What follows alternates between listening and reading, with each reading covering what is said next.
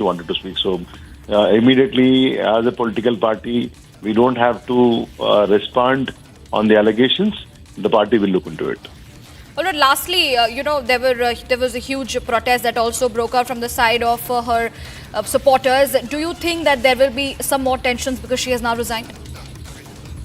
No, I mean, her supporters might definitely would have done something, but in what way BRS party is connected to it? They might, anybody in the party, if they are working against the party interests, if their activities are tarnishing the image of the party, definitely the party has the right to take a decision, and party supremo, KCR has taken a decision yesterday to suspend her. So now whatever activity she takes up, whether it is resigning from the MLC position or any other resignation for the primary membership, and her supporters are raising voice and all, part of their activity. There is nothing much we have to comment on that. All right, Mr. Reddy, appreciate you joining us and speaking to us on that very, very important issue that we are tracking on Republic. But viewers, Kavitha has resigned from the BRS day after her suspension. Moving on now, we have some more news coming in on the broadcast. The Assam Police STF carried out an overnight operation during which a drug nexus Bharat 1 Minute brought to you by Canara Bank. Together we can. The Assam Police STF carried out an operation last night during which a drug nexus worth crores was busted from a vehicle coming in from Manipur. The drug was transported from Churachandpur to Assam. A vehicle and 74 soap boxes were recovered during the operation. 3 people were killed and 22 injured after a speeding uncontrolled Bolero vehicle entered a Ganesh idol immersion procession in Jashpur last night, crushing devotees. The collector, SP and SDM were present at the spot and they have also informed the car driver had been apprehended. Union Home Minister Amit Shah will chair the Bihar Bharatiya Janata Party Core Committee meeting in the national capital to discuss the strategy with the top state leaders of the party for Bihar Assembly election. BJP sources say party leaders will take guidance from Amit Shah to work hard on the ground to win the election.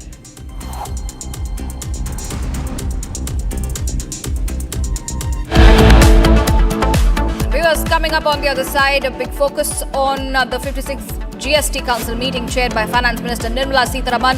Slashes in the tax slabs are expected. And also, developments flowing since days after his recognition as a Karnataka Minister K.N. Rajanna in the middle of a political storm. Congress is claiming that he may join the BJP soon. So we will be keeping a close eye on all the developments, but after this short break.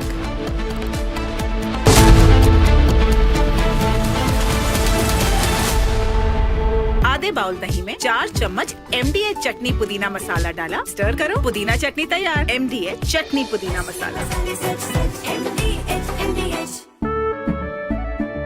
केसरिया से मन जोगी हुआ रे, दिल झूमे देखो मतवारा हुआ रे, केसरिया से मन जोगी हुआ। हर पल मनाओ केसरी त्योहार। विमल, बोलो जुबान केसरी। थोड़े में ज्यादा स्वाद, यही तो है इसकी खास बात। वाओ मामा, क्या स्वाद है? अरे मेरे राजा। Here we didn't want to bring out the big charts because it had no chance of standing. Fortunately, we came armed with a little smaller chart. So it's 67%, so we're going to be charging a discounted reciprocal tariff of 34%, I think. Trump से बात हमेशा visit करता आया, सीखता आया।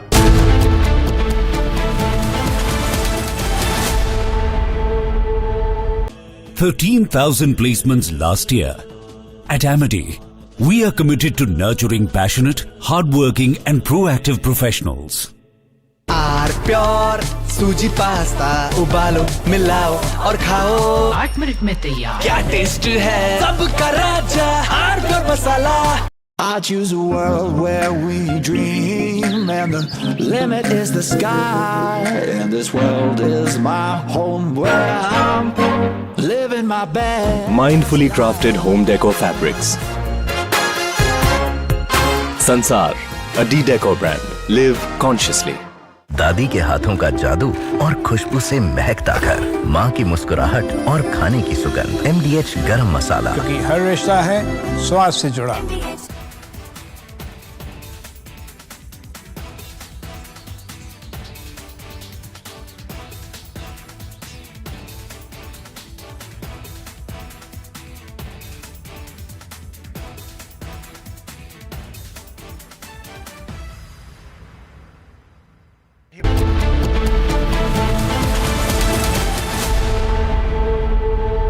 MDH की हल्दी मिर्ची धनिया करे कमाल, ये रंग दे, ये खुशबू दे, ये तीखा, ये कम पड़े। क्या निराला MDH masala.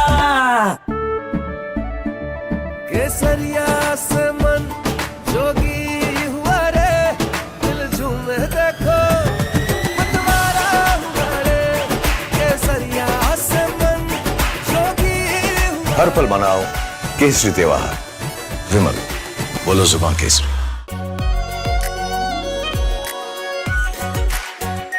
Are pure shahi paneer masala, delicious, healthy everyday. I choose a world where we dream, and the limit is the sky. And this world is my home where I'm living my best. Mindfully crafted home decor fabrics. Sansar, a D-Decor brand. Live consciously. I'm headed to the northern port city of Tianjin in China to cover the largest ever SEO summit. From Asia's largest news headquarters, setting the agenda for Bharat.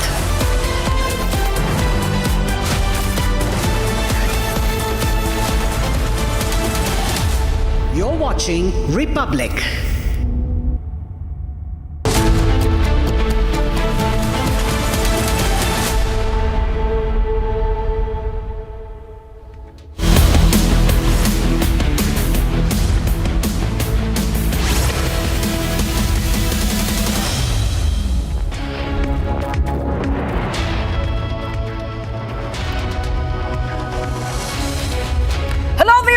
We are live and breaking. I'm Shivangi Shukla getting you the latest coming in. Rain and flood fury has paralyzed many parts of North India.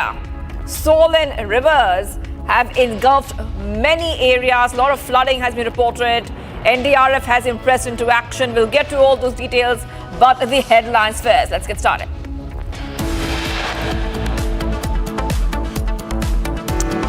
Big CAA relief by Modi government.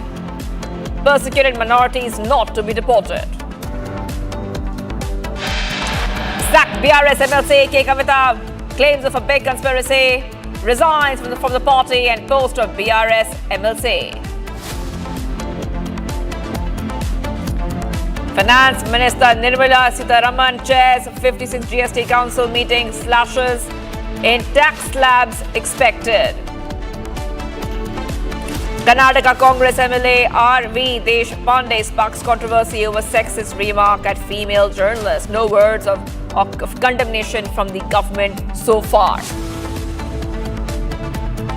Just days after his resignation as Karnataka Minister K.N. Rajanna in the middle of the political storm brewing in Karnataka, Congress claims he may join the BJP soon.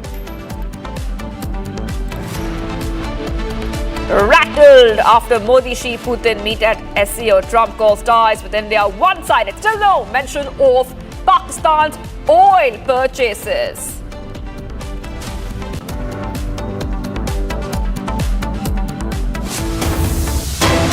Getting some big updates coming in right now, viewers. Breaking news coming in. Germany backs FTA with India, says will push EU for deal at the earliest. This statement comes when Germany Foreign Minister is on a 2-day India visit and he met with External Affairs Minister S. Jaishankar. This is huge statement coming in, stressing India and Germany have a long history of multilateral cooperation. Jaishankar said that he looks forward to holding these in-depth discussions with his German counterpart. Germany backs FTA deal with India. This is a huge update coming in right now, viewers, on Republic TV. And remember that this is coming in as Jaishankar said that India counts on Germany's support to deepen its ties with the EU and expedite the FTA, the Free Trade Agreement. Remember that Jaishankar is also saying that, as you noted before your departure from Germany, we are marking 25 years of strategic partnership, 50 years of scientific cooperation, almost 60 years of cultural agreements, and huge update coming in. Germany backs FTA with India. Let's go and play out the entire statement. And for me personally, it was really very interesting to spend the whole day in Bangalore to see what we are really doing already together. Economically and culturally, really, that was astonishing for me to see how many students are learning German. And that shows us that the potential is really, really high for the two of our countries. And economically, you already mentioned the FTA. Germany is a full supporter of getting this agreement negotiated as soon as even possible. We are a free trade nation, and of course you know that after or similar to the Mercosur agreement, the EU is working on the one with India is the most important to us. And I hope really that we can be successful. I already learned today, the meeting with the economic minister, that he is very optimistic for the forthcoming time. And you can be assured that we will use all arguments we have with the Commission to push this forward and to reach a new level between our countries and between the EU and India on this. So thank you so much for having us. I'm looking forward to our conversation today. Thank you. And viewers, breaking news coming in. BJP leader Arnab has shared a incident from Tamil Nadu where a Dalit employee is being publicly shamed by the DMK leader. He says that a public servant belonging to the scheduled caste community in Tindivanam was cornered continuously by DMK councillors and was made to apologize by falling at the feet of the DMK councillor Ramya. Annamalai has slammed the DMK social justice model on this. Okay, so big update coming in right now. Annamalai alleges humiliation of a scheduled caste employee. It's caught on camera. Public humiliation. BJP says employee was made to fall at DMK leader's feet. This is Tamil Nadu BJP President K. Annamalai accusing the ruling DMK of humiliating a scheduled caste government employee in Tindivanam and shared the video of the alleged incident on social media. So that is posted by Annamalai. So we are putting that video out for you. This has been posted by Annamalai. And in the footage, it shows the local DMK councillors cornering the employee and forcing him to fall at the feet of the councillor Ramya as an apology. That's right, viewers. So this is what we see right now. He says, Annamalai says that this is an act as an insult. It's an insult not only to the individual but to the scheduled caste community as a whole. So this is what he says. This is not the first time. Annamalai says is that this is not the first time that DMK has humiliated public servants. And he further claimed that earlier DMK Minister Raja Kannappan had abused a government servant using caste slurs.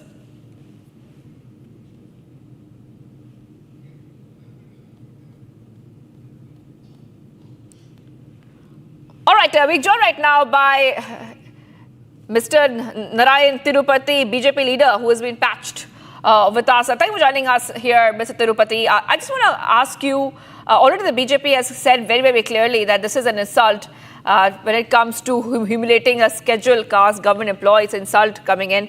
Your first reaction? Yeah, this is what the DMK does. Every time we have been saying that in the last 4.5 years, DMK has been an anti-Hindu, anti-Dalit party. Because we have seen in many places, whether it is in Tiruvallur or in Sivaganga, so many places, now we have seen this arrogance. The arrogance that a government worker was called and forced to kneel down. This is what the DMK does. This is what the DMK will do if again voted to power. Hello? Hear you. Yes, go ahead. Yeah. Yeah. So, see, there is absolutely, first of all, What is it is illegal to occupy one room where the municipal commissioner should sit. He was not there. So that itself is illegal. And what is the need for a councillor's, municipal chairman's husband to go into that room and force this government employee? That is illegal and that is punishable. I think the government immediately, the municipal commissioner has to suspend these people. The police has to arrest all these corporators who were there. If not, the DMK government will definitely be branded as anti-Dalit. There, Mr. Tirupati, BJP leader, on this video which has been shared by Arnab Goswami, where he alleges humiliation of a scheduled caste employee. And this is a video which he has put up accusing the DMK of humiliating a scheduled caste government employee in Tindi Vanam. Okay, there is a BJP press conference happening, so let's go straight across to that now. Rahul Gandhi ji को, तेजस्वी जी को पता चल जाएगा, जिन्होंने अभी तक इस पर माफी नहीं मांगी है। धन्यवाद।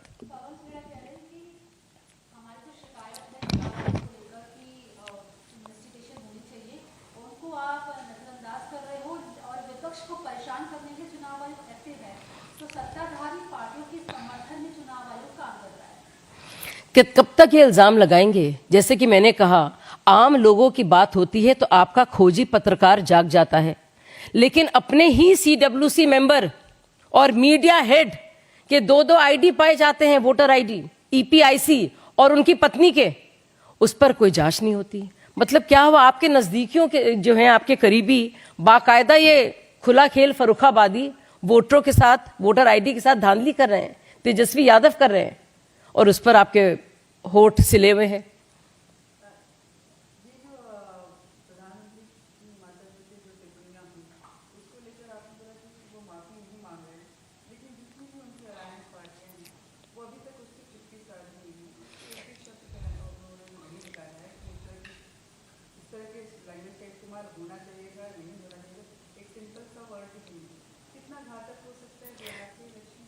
ये बहुत ही घातक है और सबसे ज्यादा तकलीफ की बात है, प्रधानमंत्री जी को कितना अफसोस हुआ होगा, कितने उनके दिल में पीड़ा होगी, उस पीड़ा का एहसास लोगों को है और इसका असर जरूर पड़ेगा। और बिहार का एक एक नागरिक, पूरे देश का, मैं बता रही हूं, उन आंसुओं का बदला जरूर लेगा। They will avenge this. आप किसी की दिवंगत माँ को नहीं छोड़ रहे हैं और आप उनका अपमान कर रहे हैं जो इस दुनिया में नहीं है। उनका लेना देना राजनीति में से नहीं था। तो ये चिराग पासवान की माता जी के साथ भी किया गया और इनका नाम और उनका वास्ता राजनीति से कभी जुड़ा नहीं था। इसके बावजूद इतनी गलीज गालियां ये क्यों दी गई? ये इसलिए क्योंकि राहुल गांधी जी ने और तेजस्वी यादव ने अपने वोटरों में, अपने कार्डर्स में इतना ज्यादा जहर भर दिया है कि। All right, BJP news conference which is coming in there, especially BJP speaking about the vote chori allegations, and once again the BJP talking about Sonia Gandhi being an Italian resident when she was registered in the voter list. Also speaking about Rahul Gandhi's claims which were made.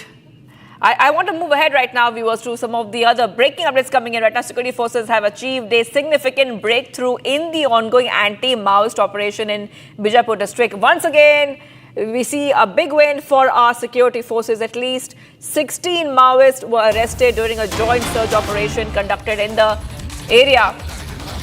And explosive materials and the Maoist propaganda, all of them recovered from the arrested individuals. The operation was carried out by a team of District Reserve Guard, DRG, police as well as the Cobra. So back-to-back is coming in right now. Viewers, remember that there is a war declared when it comes to Maoist terror, and Union Home Minister Amit Shah has made it very, very clear that India will win against the menace of Maoist terror. One more big update coming in, big success for our security forces in Bijapur.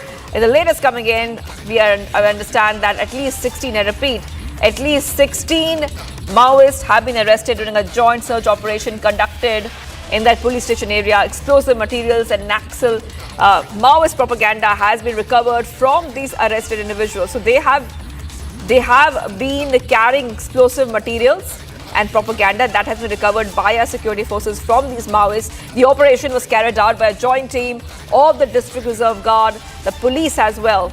Huge update coming in right now. Explosives, arms and ammunition has been seized. Those pictures coming in right now. Remember that this is not the first time we have seen our security forces arrest Maoists and recover, I repeat, recover ammunitions from them.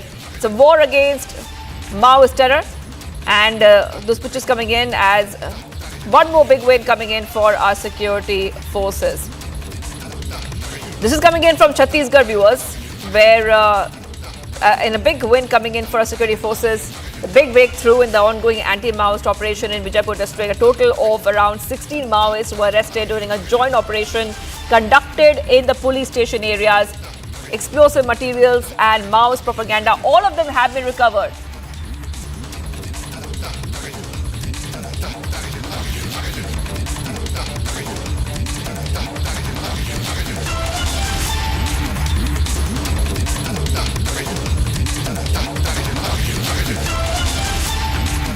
So big success coming in for our security forces in Bijapur. 16 Maoists arrested in Bijapur, viewers. A big win for our security forces as the war against Maoist terror continues. However, what we see right now is that our security forces have arrested 16 Maoists in the last 24 hours. In this operation, 2 Maoists were apprehended from the Basaguda area, 6 from Gangalore, 8 from the Jangla region. For more, let's go across to my colleague who's joining us. We have Durgam joining us from Bijapur. Durgam, I'm coming across to you right now. We know that explosive materials has been recovered from their possession and 16 Maoists have been arrested from different locations in Bijapur district in the past 24 hours. देखिए मैं बिल्कुल आपको बता दूंगा जिस तरीके से जो गिरफ्तारी पुलिस के जवानों ने किया है, लगातार हम देख रहे हैं कि 31 मार्च 2026 का जो डेडलाइन अमित शाह ने तय किया, देश के जो गृह मंत्री उन्होंने तय किया है, जिसके तर्ज पे जिस तरीके से ऑपरेशन बीजापुर के अंदरूनी इलाके पे, यूं कहें कि नक्सलियों के कोर इलाकों पे कराया जा रहा है, उसका एक नतीजा भी कहा जा सकता है कि एक नहीं, दो नहीं, 16 माओवादियों को पुलिस के जवानों ने गिरफ्तार किया है। और एक ही जगह से गिरफ्तार उन्होंने नहीं किया। अगर बात की जाए जांगला की, अगर बात की जाए तो वहां के जो संयुक्त बल है उनकी एक तरीके से जो कार्रवाई है वो देखी गई है। तो दूसरी तरफ अगर बात की जाए तो बासागुड़ा थाना क्षेत्र के अंतर्गत अगर बात की जाए वहां से या फिर गंगालूर थाना क्षेत्र, अलग अलग जगह से कुल जो माओवादी हैं उनको गिरफ्तार किया गया है। एक नहीं 16 माओवादियों को पुलिस के जवानों ने गिरफ्तार किया गया। जिन माओवादियों को गिरफ्तार किया गया उनके साथ अगर सामग्री की बात की जाए तो जेलेटिन वायर, कार्डेक्स वायर, जो फिट टूल्स होते हैं, जो इलेक्ट्रॉनिक्स गैजेट्स होते हैं, उन तमाम चीजों के साथ उन माओवादियों को गिरफ्तार किया गया। कहीं ना कहीं इनकी गिरफ्तारी से जो बाकी जो माओवादी हैं उनकी जो रेड की अगर बात की जाए उसमें एक तरीके से जो कमजोरी है वो देखी जा सकती है, क्योंकि लगातार हम देख रहे हैं कि किस तरीके से कार्रवाई पुलिस के जवानों के द्वारा किया जा रहा है। एक तरीके से जिस तरीके से पुलिस के जवानों ने कार्रवाई की है, इस कार्रवाई से पुलिस को एक तरीके से बड़ी सफलता देखी जा रही है, क्योंकि लगातार इस तरीके की अगर कार्रवाई होती है तो कहीं ना कहीं जो इनपुट्स है, जो सोर्स है, पुलिस को और मजबूत मिल जाती है, जिसके तर्ज पे आने वाले जो रणनीति पुलिस की होती है उस पे कहीं ना कहीं जो कामयाबी जो इनको मिलती है उसमें एक बड़ी तरीके से बड़ी जो राहत और बड़ी जो सफलता है उनको देखी जाती है। जी। All right, Durgam, thank you for getting those details. I'll be coming back to you. Big win for security forces. 16 Maoists have been arrested in the past 24 hours. Viewers, let's move ahead right now. From Jammu and Kashmir, the wrath of monsoon has reached neighboring Punjab. Our colleague Lalit Sharma brings you the ground report from Gurdaspur district. Let's take a look. 1 month, if you talk about in Punjab, majority all the 23 districts have been badly affected because of the flooding of water from the hills. Apart from that, if you talk about, more than 30 deaths have been reported in the past 1 month, while more than 3.5 lakh have been evacuated by the Indian Army, Air Force and the SDRF, NDRF and the local administration, while lakhs of hectares crops have been destroyed in the past 1 month.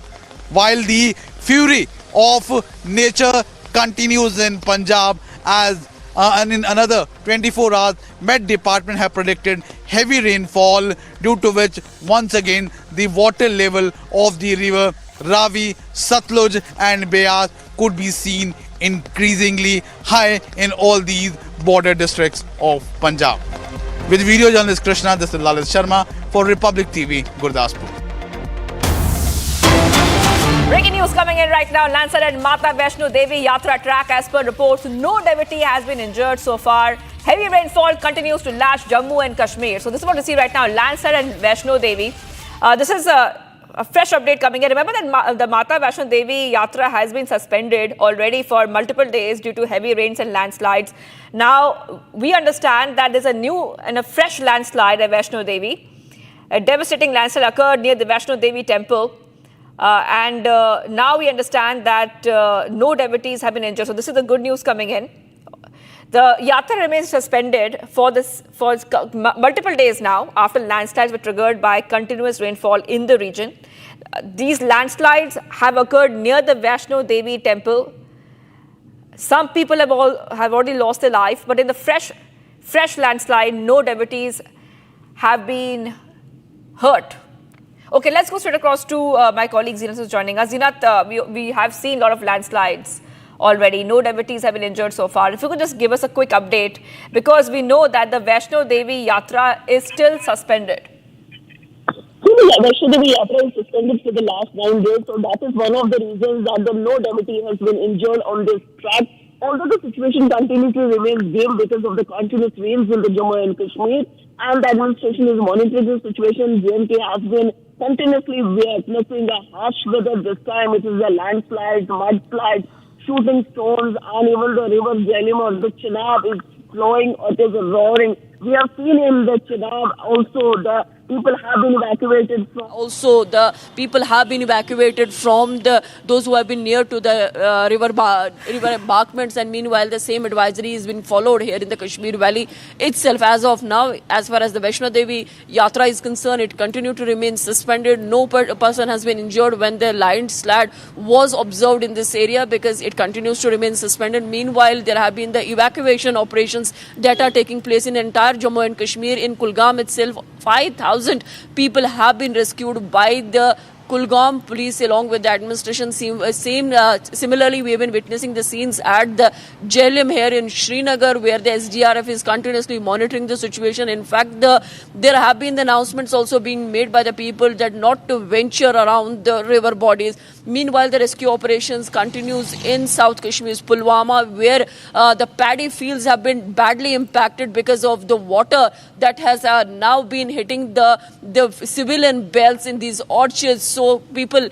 those who deal with the agriculture and the horticulture, they too are suffering the huge losses. There have been the government of Delhi, union government that has already announced that the relief is being provided. Meanwhile, JNK administration is monitoring. CM has also chaired a meeting, high-level meeting a while back about the rescue operations in the Jammu and Kashmir. Divisional administration is monitoring the situation in Kashmir, and similarly in Jammu, the divisional administration Jammu is monitoring the situation. There have been multiple places where the landslides and the mudslides have been with. In fact, this time has been a very harsh August as well as the September, where the cloud burst has also consumed lives in both regions like Jammu as well as in Kashmir.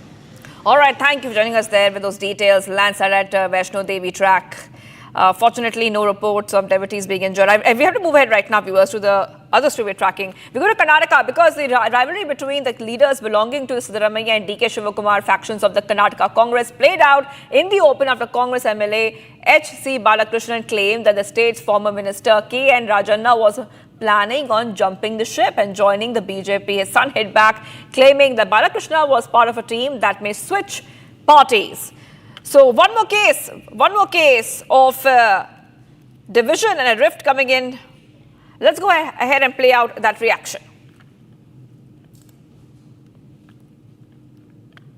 ಅವ್ರು ಮಂತ್ರಿ ಆಗಿದ್ದಾಗ ಅವ್ರು ಯಾವ ರೀತಿ ನಡ್ಕೊಂಡ್ರು ಅಂತೇಳಿ ಅದು ಜಗಜ್ಜಾಹಿರವಾಗಿರ್ತಕ್ಕಂಥ ಅವರ ಭಾಷೆಗಳು ಯಾವ ರೀತಿ ಇತ್ತು, ಅವ್ರ ನಡವಳಿಕೆಗಳು ಯಾವ ರೀತಿ ಇತ್ತು ಅಂತಕ್ಕಂಥದ್ದು. ಈಗ ಮಾತು ಮನೆ ಕೆಡಿಸ್ತು, ತೂತು ಒಲೆ ಕೆಡಿಸ್ತು ಅಂತ ಗಾದೆ ಇಲ್ಲ. ಹಂಗ ಅವ್ರ ಮಾತಿನಿಂದ ಅವ್ರು ಕೆಟ್ಟಿರ್ತಕ್ಕಂಥದ್ದೇ ವಿನ ಬೇರೆ ಯಾವ ಷಡ್ಯಂತ್ರನೂ ಇದರಿಂದ ಇಲ್ಲ. ಈಗೇನ್ ಮಾಡಕ್ ಹೊಂಟವ್ರೆ ನನಗೆ ಗೊತ್ತಿರಂಗೆ ಅವ್ರು ಬೇರೆ ಪಕ್ಷಕ್ಕೆ ಹೋಗಿ ಹೊಂಟವ್ರೆ. ರಾಜಣ್ಣ ಬಿಜೆಪಿ ಪಕ್ಷಕ್ಕೆ ಈಗಾಗಲೇ ಅರ್ಜಿ ಹಾಕೊಂಡವ್ರೆ, ಹೊರಡಕ್ ಹೊಂಟವ್ರೆ. ನಮ್ಮ ಮೇಲೆ ಗೂಬೆ ಕುಂಡಿಸ್ಬೇಕು, ನಮ್ಮ ನಾಯಕರ ಮೇಲೆ ಗೂಬೆ ಕುಂಡಿಸ್ಬೇಕು. ಇದು ನಮ್ಮ ನಾಯಕರ ಷಡ್ಯಂತ್ರ ಇಲ್ಲವೇ ಇಲ್ಲ ಇದರಲ್ಲಿ. ಇದು ಹೈಕಮಾಂಡ್ ನೇರವಾಗಿ ಇಂಟರ್ಫಿಯರ್ ಆಗಿ ಹೈಕಮಾಂಡ್ ವಿರುದ್ಧ ಇವರು ಆಡಿರತಕ್ಕಂಥ ಮಾತುಗಳಿಂದ ಅವ್ರನ್ನ ವಜಾ ಮಾಡಿರ್ತಕ್ಕಂಥದ್ದು. ರಾಜಣ್ಣ ಅವರು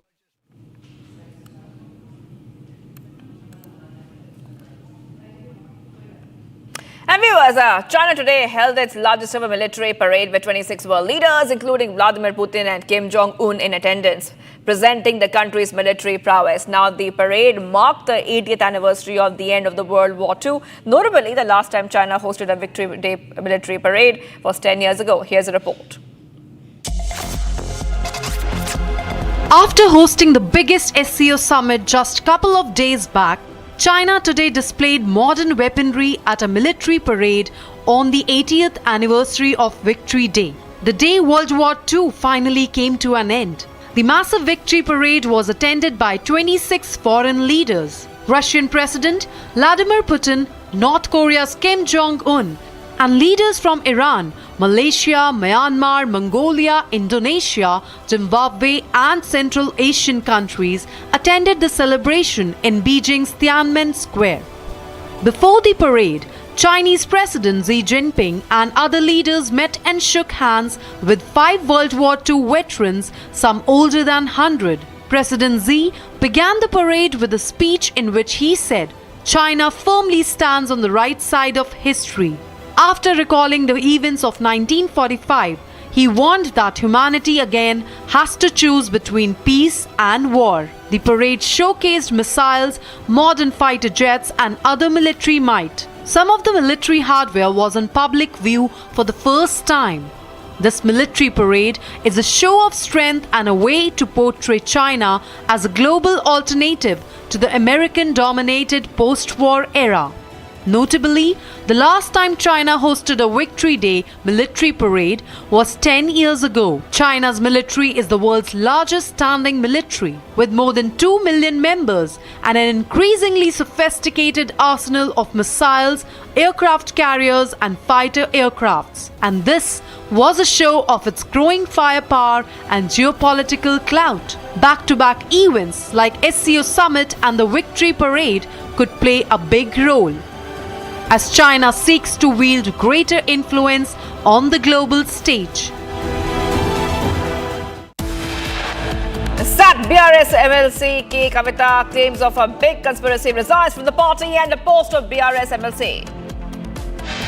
And days after the resignation as Karnataka Minister K. Rajanna in the middle of the political storm, Congress claims he may join the BJP soon.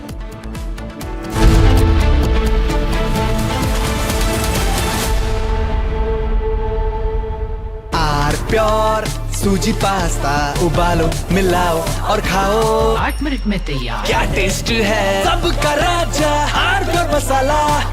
13,000 placements last year. At Amity, we are committed to nurturing passionate, hardworking and proactive professionals. ये है secret recipe MDH का जीरा SIP जल जीरा मसाला। SIP SIP जीरा SIP MDH का जल जीरा सिप MDH का जल जीरा SIP.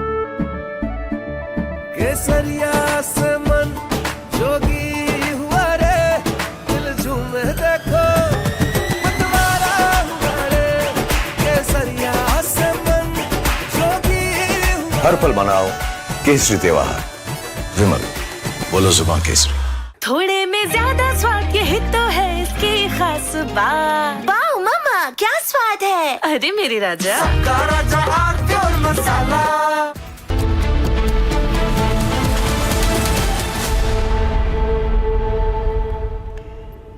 Welcome back, viewers. Union Home Minister Amit Shah met and felicitated all personnel who successfully carried out Operation Black Forest and in fact, this happened early this year. And Chhattisgarh CM Vishnu Deosai and Deputy CM Vijay Sharma were also present. Let's take a look at this report.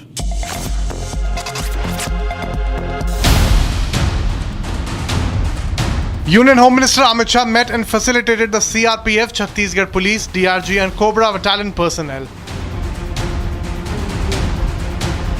These brave hearts successfully carried out Operation Black Forest on Karagattalur Hill. Operation Black Forest was a major 21-day anti-Maoist operation conducted from April 21st to May 11th this year. The operation took place in a known Maoist stronghold on the Karagattalur Hills on the Chhattisgarh-Telangana border. The operation successfully eliminated top Maoist leaders, disrupted their networks, and resulted in destruction of numerous hideouts and explosive caches. Union Home Minister during the event also interacted with the security personnel. Chhattisgarh Chief Minister Vishnu Devasai and Deputy Chief Minister Vijay Sharma were also present at the event.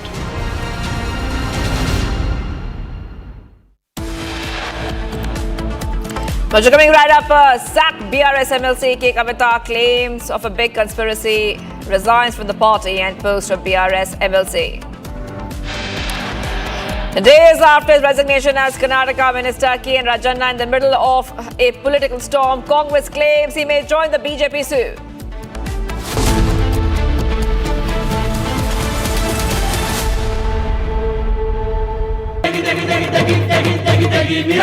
MDH की देगी मीरज, देगी मिर्च का तड़का, अंग अंग फड़का। MDH की देगी Miraj. I choose a world where we dream and the limit is the sky, and this world is my home where I'm living my best. Mindfully crafted home decor fabrics. Sansar, a D-Decor brand. Live consciously. Pure सूजी pasta उबालो मिलाओ और खाओ 8 minute में तैयार. क्या taste है सबका राजा R pure masala. I'm headed to the northern port city of Tianjin in China to cover the largest ever SCO summit in history. This would be the Prime Minister's first visit in 7 years since the border clashes began. Will the global South solidarity reset the equation with the West? Will there be a trilateral between India, Russia and China? Answers to all these questions and much.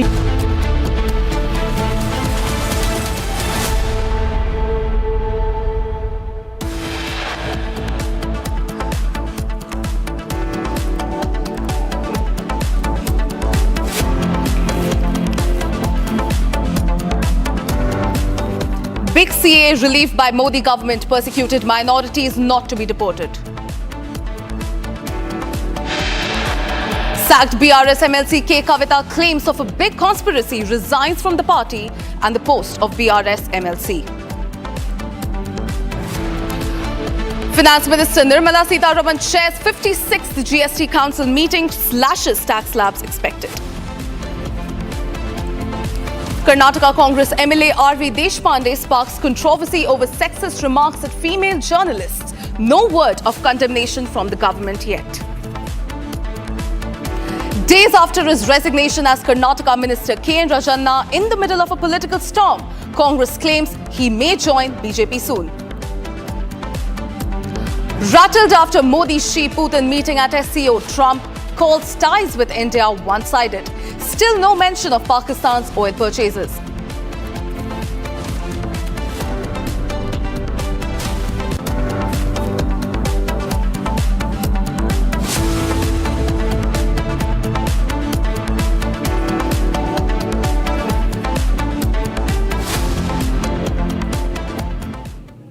Ladies and gentlemen, IMD has issued a heavy rainfall alert for Delhi NCR, including Noida, Gurugram and Ghaziabad, as relentless monsoon showers continue to lash North Indian states.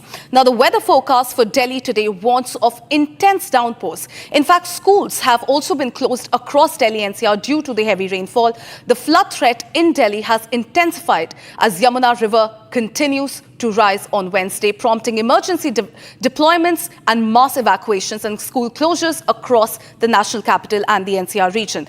Now, the river has already crossed the evacuation mark, viewers, on Tuesday when it rose to 206.03 meters, and the situation has worsened since then. All right, so viewers, the Indian Meteorological Department has now issued a heavy rainfall alert for Delhi NCR, including Noida, Gurugram and Ghaziabad. Remember, viewers, relentless monsoon showers continue to lash the northern states. In fact, the weather forecast for Delhi today warns of intense downpours as well. All right, I'm being joined by Akhil, who joins me live on this bulletin. Akhil, we are getting to know that the IMD has issued a heavy rainfall alert for Delhi NCR region. In fact, we are continuing to watch the visuals on the screen. The roads are inundated, vehicles are completely marooned. What are the current updates that you're picking up on your end, Akhil?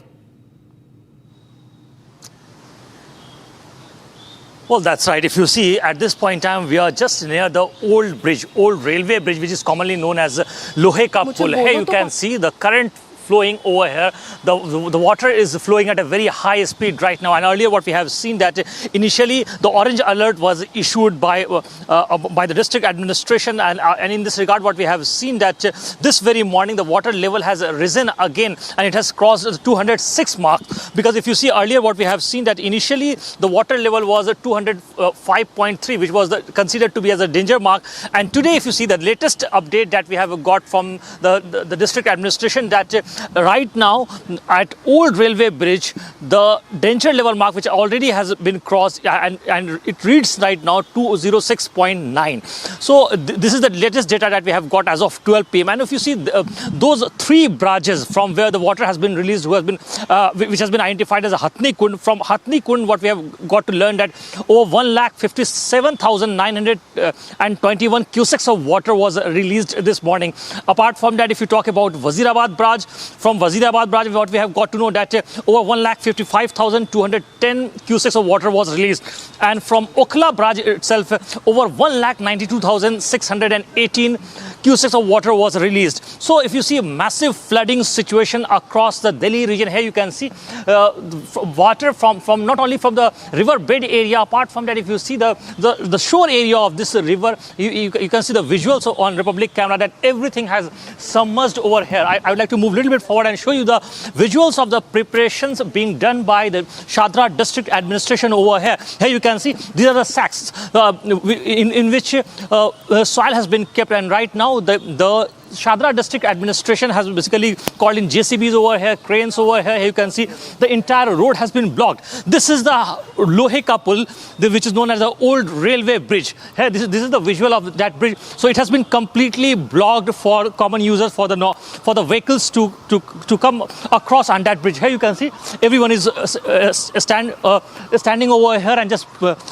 watching the visuals at this point. I would like to move a little bit forward and show you the visuals from this very pull. So this is the very bridge. Here you can see earlier when we arrived over here in the morning, at that point in time, on that pillar, if you see that there's a nearby pillar, so water was at that point itself. So right now what we have been seeing that the water has risen to approximately 1 feet above over here, and it has come a little bit closer towards the side of the city. So it is very likely that by evening the water level will again rise, because if you see when we arrived over here at that point in time, we can certainly see the bridge over there, and there was a much gap between the water level and the bridge.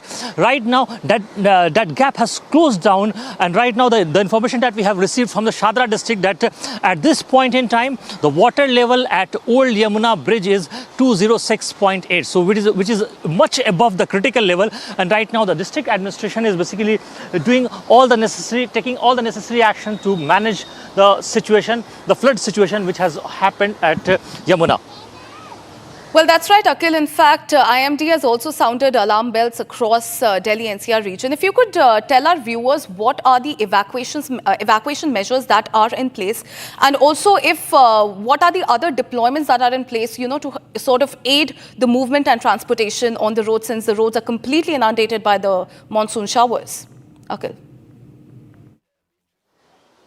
Well, absolutely. If you see what we have seen, that over 10,000 people have been evacuated. I would like to show you the visual over here. Here you can see these are the tents. These are temporary tents, and in such kind of tents people used to live. And here I would like to also show you towards my left. I would like to request my VJ Anil to show towards the left. Here you can see underneath that flyover there are several, approximately 500 people living over there. Approximately 200 to 300 families living in the shelter of that over bridge flyover.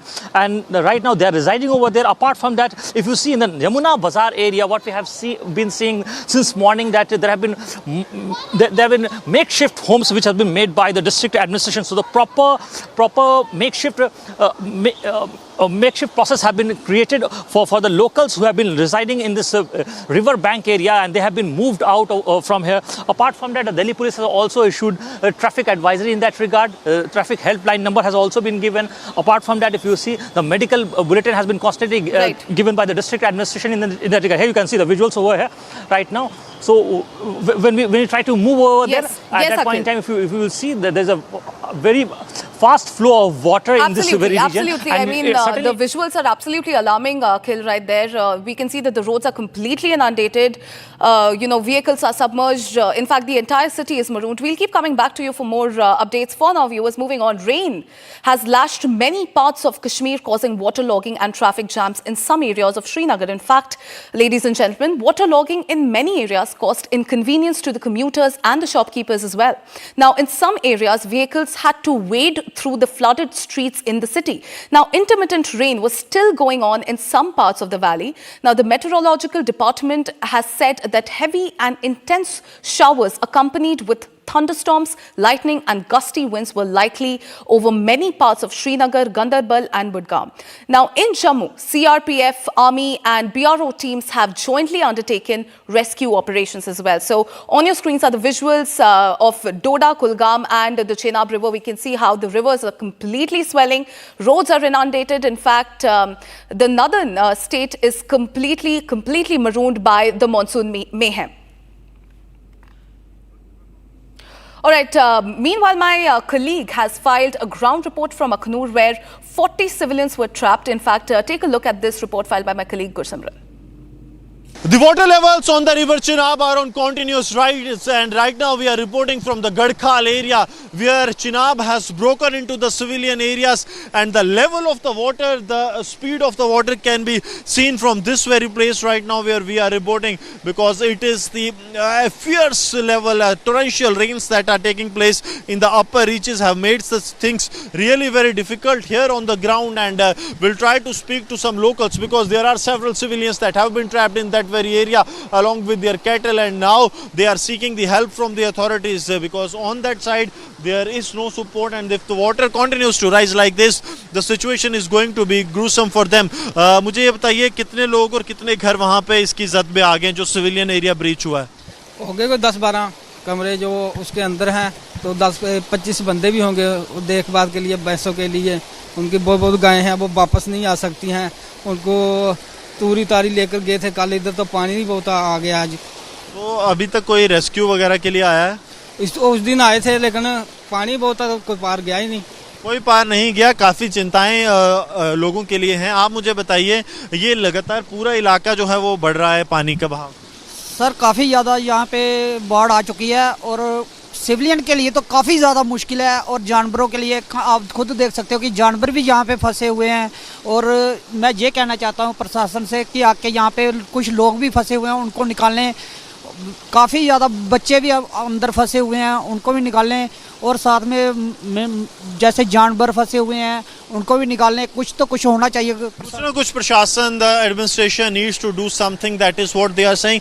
But look at the flow of the water, like it is when it is actually having a hit at my leg, then the way it is flowing, it clearly speaks volumes about the pressure of the river Chenab that is here, and that is why the locals are concerned. The locals are very much concerned about what lies next for them, because the announcements are regularly being made by the administration that the water levels are going to rise. That is the place from where the river Chenab has broken into the civilian areas. It was the breach of the barrage that was there, the bun that is locally known as, that was breached by river Chenab, and now it has entered into the civilian areas in the Gadkhal. And the people of the Gadkhal, they are really very much concerned about what is happening.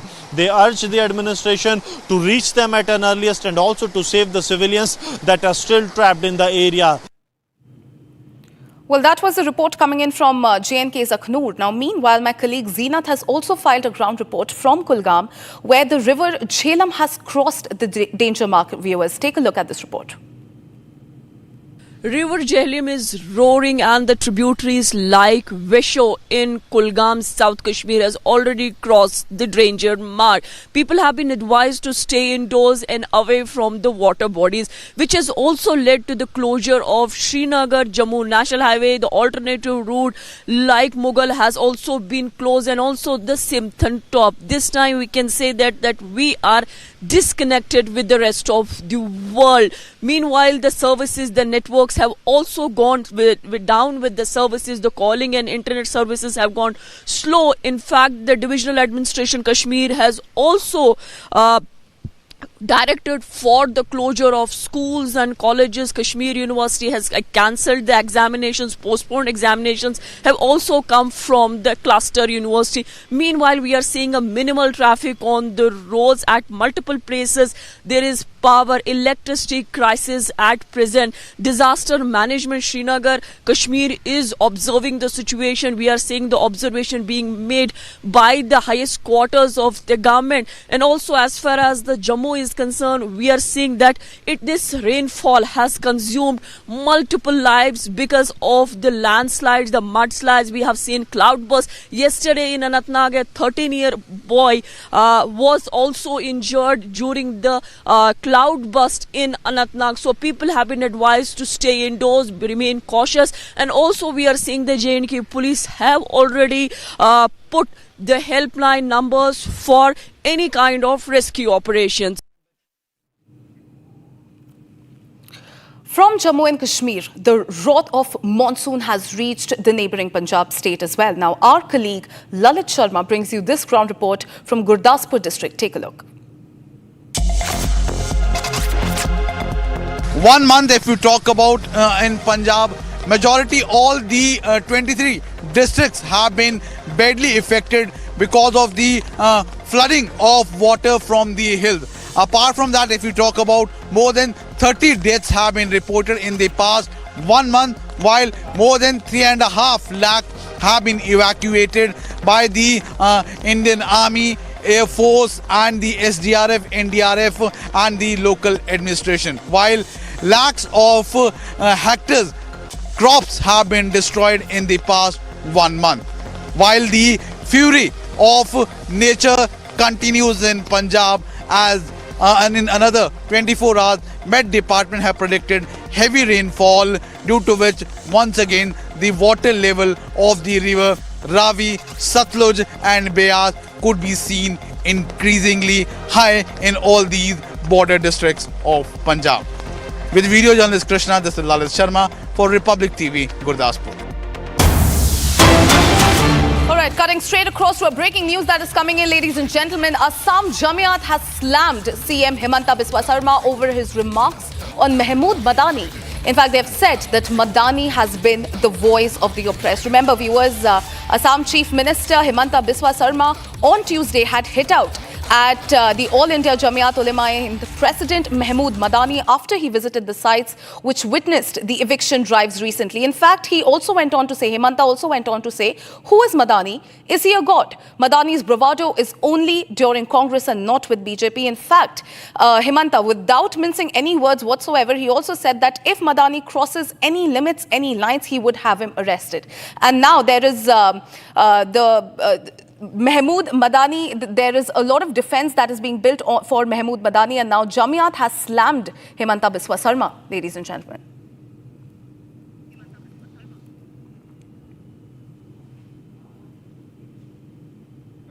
কোন হয় মাদানি কি ভগবান নেকি তো মাদানির বাহাদুরি কংগ্রেস থাকিলে চলে BJP থাকিলে মাদানি ফাদানির একো বাহাদুরি নাই তেখেতে গ্ৰেপ্তাৰ কৰা দাবী উত্থাপন কৰিছে বেছি কৰিলে মই মাদানিক ভৰাই দিম তেওঁ স্যার তিনি গগৈৰ লগত ফৰ্মুলাই কৈছে মাদানি বেছি কৰিলে ময়ে ভৰাই দিম সিএম মইহে সিএম মাদানি নহয় নহয় উচ্ছেদ কৰি মাটি দখল কৰিলে কিমান বেয়া হ'ব পাৰে তেওঁ নিজে চাই আহিছে না কালি গতিকে বেলেগক আৰু নকয় যে মাটি দখল কৰ বুলি কাৰণ এই মানুহবিলাকে চালেহে সিহঁতি কপিব যে বিজেপি কেনেকুৱা হয় যে বিজেপিয়ে যে কাকো ভয় নকৰে অচিনাকি মানুহ ফৰেষ্টত ভিজিআৰ পিজিআৰত থাকিলে এভিকশন হ'বই All right, I'm being joined by Anirudh. Anirudh, we are getting to know that Himanta has now been slammed by Jamiat, and their defense is straight up that Mahmood was apparently a voice of the oppressed. And now Himanta had come out earlier saying that if Mahmood crosses any line whatsoever, he will have him arrested. What are the current developments that you're picking up on your end? Yes, Mahmood Madani was on a 2-day visit to the state of Assam, and he had visited a few sites where eviction drives were carried out, particularly the Hasila Bill in Gwalpara district and parts of Bilasipara as well.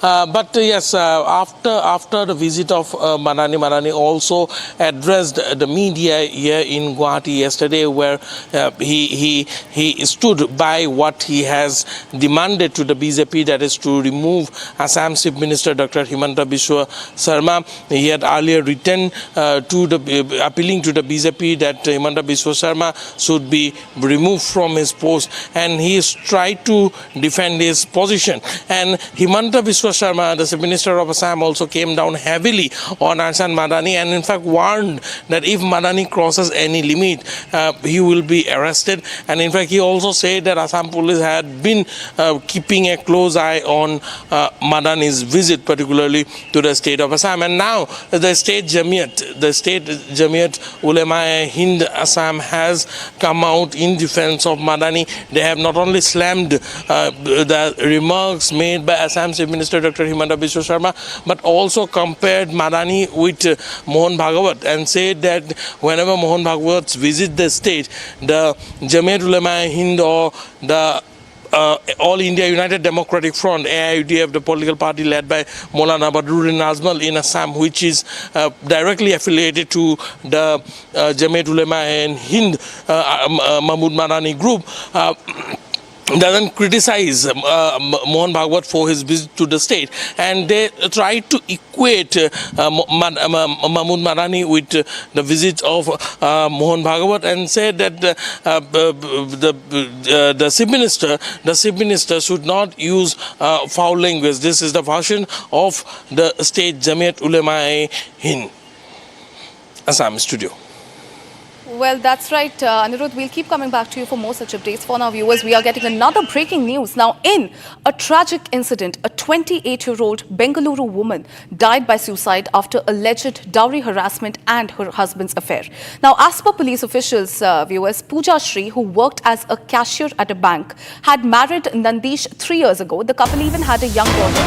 Now, investigators say that when she confronted her husband over his alleged relationship, he demanded dowry money and frequently quarreled with her.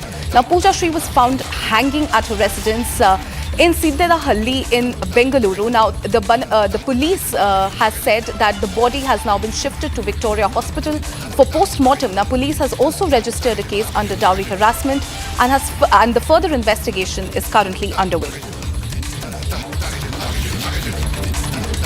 Remember, viewers, this is the story of a Bengaluru woman that we are tracking. She was 28. She died by suicide over dowry harassment. It's another tragic case of dowry harassment that has led to this woman taking her own life.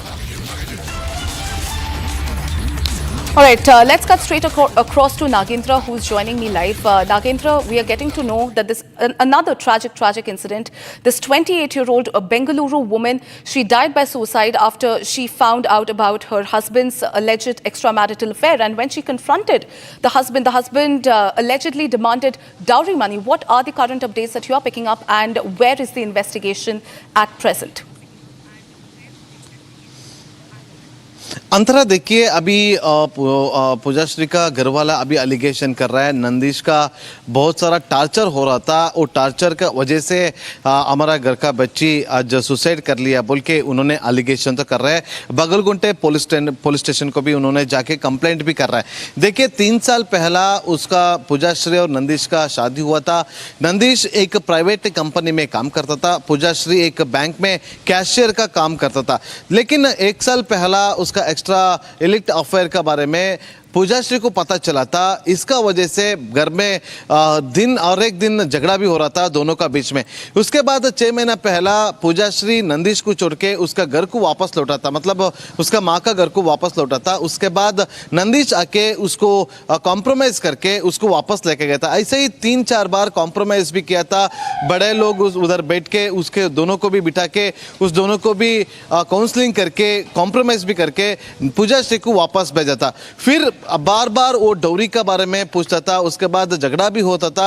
ये illicit affair के बारे में पूजाश्री बोला तो उसका भी वजह से नंदीश पूजाश्री को मारता था बोल के खुद वो पूजाश्री का माँ ने अभी एलिगेशन कर रहे हैं। देखिए 3 दिन पहला फिर पूजाश्री उसका माँ के घर को गया था, उसके बाद नंदीश आके उसको कॉम्प्रोमाइज करके मैं ऐसा कुछ नहीं करता हूँ बोल के वापस नंदीश को लेके गया था। नंदीश पूजाश्री को लेके जाने के बाद कल वो घर में पूजाश्री हैंगिंग जैसा उसका बॉडी मिला है। अभी उसका बॉडी को बगलगुंटे पुलिस वालों ने विक्टोरिया हॉस्पिटल को पोस्टमार्टम के लिए भेजा है। 28 इयर्स का पूजाश्री का मौत हुआ है, उसके बारे में अभी इन्वेस्टिगेशन को चालू रखा है। अंतरा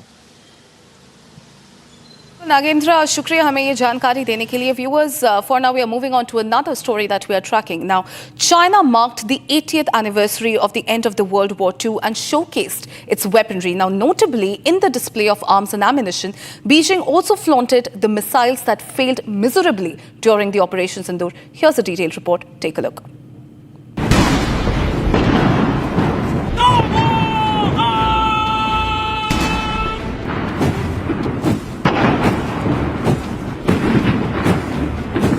China displayed its missiles, fighter jets and other military hardware in public view for the first time, marking the 80th anniversary of the end of World War II.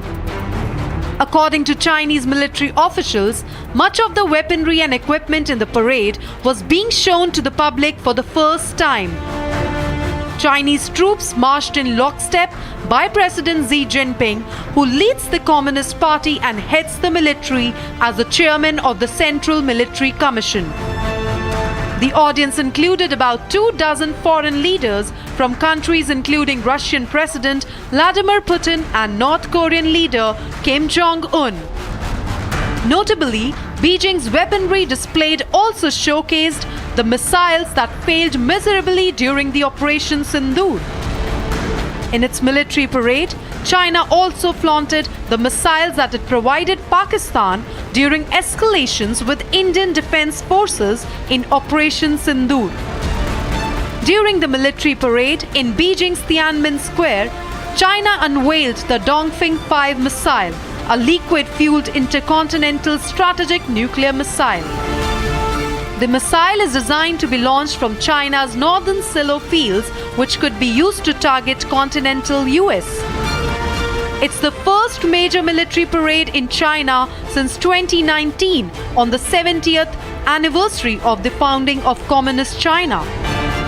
The parade commemorates the end of World War II, a conflict that devastated China. All right, ladies and gentlemen, time to slip into a very short break. On the other side, Karnataka Congress MLA R.V. Deshpande sparks controversy over sexist remarks at a female journalist. No words of condemnation from the government yet. Not just this, we are also tracking big CAA relief by Modi government. Persecuted minorities not to be deported. We'll be tracking this and a lot more. Don't go anywhere. Stay tuned. We'll be right back.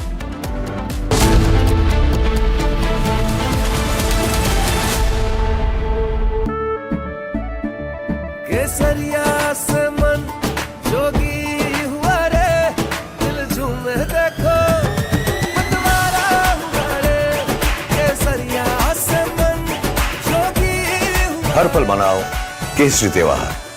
विमल, बोलो जुबान Kesari.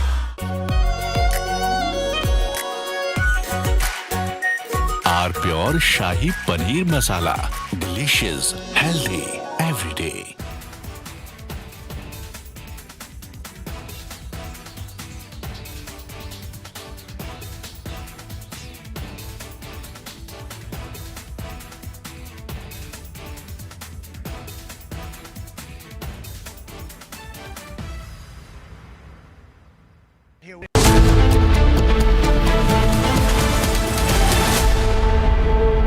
I choose a world where we dream, and the limit is the sky. And this world is my home where I'm living my best. Mindfully crafted home decor fabrics. Sansar, a D-Decor brand. Live consciously. R pure सूजी pasta उबालो मिलाओ और खाओ 8 minute में तैयार। क्या taste है सबका राजा R pure masala.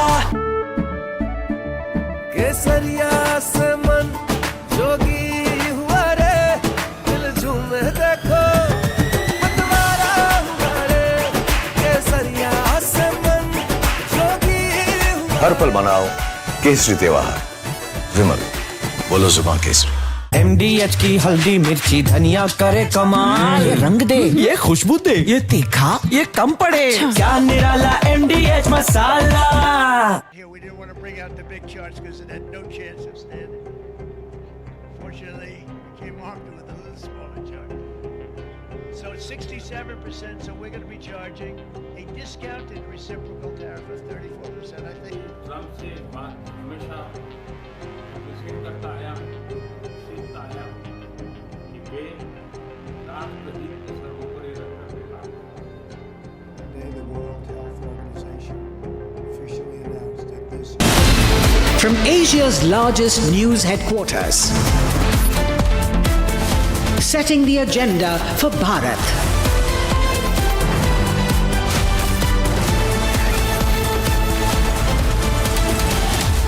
You're watching Republic.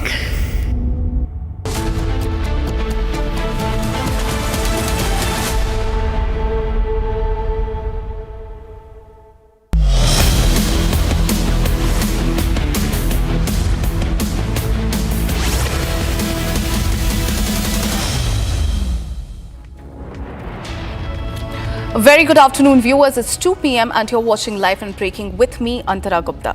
The North Indian states are completely inundated, ladies and gentlemen, and we'll be getting you all the latest visuals of the sinking cities. But first, as always, a quick check of the headlines.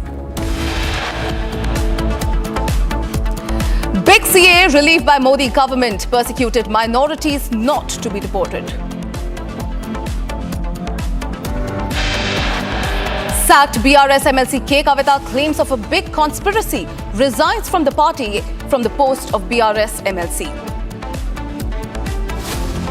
Finance Minister Nirmala Sitharaman chairs 56th GST Council meeting, slashes in tax slabs expected. Karnataka Congress MLA RV Deshpande sparks controversy over sexist remark at female journalist. No words of condemnation from the government yet.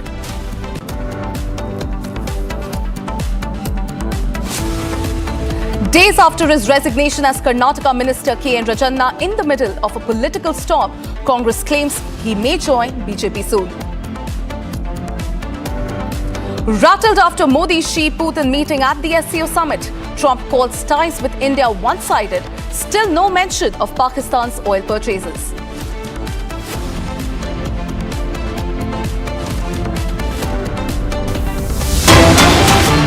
Ladies and gentlemen, big breaking news coming in top of the hour. Finland President Alexander Stubb has warned Trump on India. Stubb said, and I quote, "My message, not only to my European colleagues, but especially to the United States, is that if we don't derive a more cooperative and dignified foreign policy towards the global south, the likes of India, we are going to lose this game." Well, of course, this is a global embarrassment for Donald Trump, right there, ladies and gentlemen. We saw with the Shanghai Cooperation Group is what we have been seeing in the sidelines for a longer time. There's an attempt to undermine the unity of the global West. And my message, not only to my European colleagues, but especially to the United States, is that if we don't drive a more cooperative or dignified foreign policy with especially the global South, the likes of India, we're going to lose this game. So I think this meeting in China on Sunday and Monday is a good reminder to all of us in the global West what is at stake. We're trying to preserve the remnants of the old order, and that's what it's all about. All right, I'm being joined by Captain Alok Bansal on this edition. So thank you for speaking to Republic. Of course, this is a global embarrassment for Donald Trump, and this time it's the Finland president, Alexander Stubb, who has in fact warned Trump. And he has said that what Trump has been doing is nothing but berating the relations with India. Your first take on this, sir? The Finnish president, as an important European leader, has actually warned President Trump that this sort of actions that he has taken against India, antagonizing India, the West will lose the plot, because what has happened is that the SCO summit was a grand success, and which saw coming together of India, China, Russia, and many second-rung countries which joined, including Iran, Turkey, etc. So it's very clear that India was the key if West had to succeed. So if Trump actually antagonizes and pushes India to the other side, the West is losing the game. And that is what his warning is. I think he's trying to tell President Trump that you can't be transactional all the time. You have to go beyond transactional like a real estate agent and look at international relations more dispassionately, and need to understand the significance of a major democracy like India, which also is the largest country in the world today. Well, that's right. So also, this is clear that Trump is extremely rattled. In fact, Stubb has also said that the entire, the global gaze is on the SCO bloc. In fact, they have also pointed out how Trump's policy has not just berated ties with India, but globally. That's what is the problem, that the Trump, because of his transactional nature of his leadership, has antagonized not only India, but many other countries in the world, including European Union, in fact, many other countries, Canada, Mexico, and many of them may not have come out openly. But India, being a large country, has taken a position.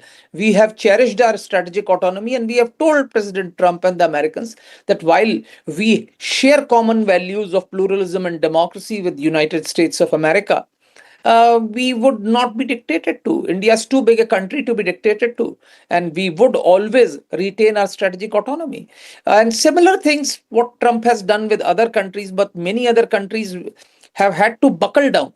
They may have fallen by the wayside, but they are harboring a grudge against him. And I think if this sort of a thing continues, then US will find itself increasingly isolated in days to come.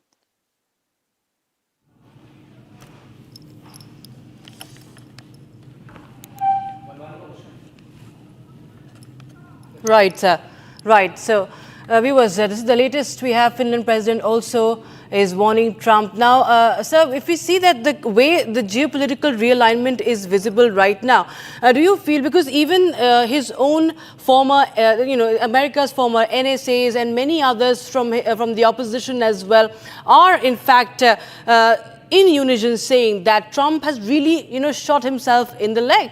And this is in fact going to only affect United States in a more negative way in the longer run? There is no doubt. I think he may gain something in the short term by probably gaining some tariffs as he's trying to proclaim. But it would eventually lead to the downfall of the US. The trade with the US will decline. People will start moving away from dollar as far as trading and transactions will concerned. And I think US will start getting isolated. I think the Wilsonian policies that existed in the United States prior to World War I, when they actually followed an isolationist policy, US could be reverting to that. And if that happens, the huge loss, it will be a huge loss and setback to the US economy. Right, sir. Okay, thank you so much, sir, for joining us on Republic TV with your reading of the situation and your insights. Viewers, we shift our focus now to other stories. So breaking news, in fact, that's coming in right now from Karnataka. This is from Mangaluru, viewers, where a college student was allegedly gang raped after befriending the accused. The video of the horrific crime has been recorded and it has been circulated. 7 people have been arrested by Mangaluru police in relation to the sexual assault of a minor college student whose ordeal was filmed and distributed online. The accused are identified as Karthik, Rakesh, Saldana, Jeevan, Sandeep, Rakshit, Shravan and Suresh. Police are indicating that the victim first connected with Karthik on Instagram around 2 months prior, a connection that developed into a romantic relationship, and just last Saturday of June this year, Karthik invited the teenager out for lunch at a hotel in Valachil, and then he took her to a wooded location where there were Adyar Falls, near Adyar Falls, where he sexually assaulted her. And during the assault, Karthik's friend Rakesh Saldana also raped the victim. And Karthik filmed this incident, shared the footage with others. And following the victim's complaint, the authorities apprehended those involved, including individuals who circulated the video online. Viewers, this is a shocker coming in from Mangaluru. And Nagendra Babu joins us on the broadcast. Nagendra, हमें बताएं कि क्या कुछ और जानकारी आपके पास है? It's a shocking incident that is being reported from Mangaluru. रक्षिता, देखिए अभी एक कॉलेज स्टूडेंट का गैंग रेप का वजह से अभी केस फाइल हो चुका है। मंगलुरु पुलिस ने उसको सीरियस एक्शन लेने के लिए अभी प्लानिंग भी कर रहा है।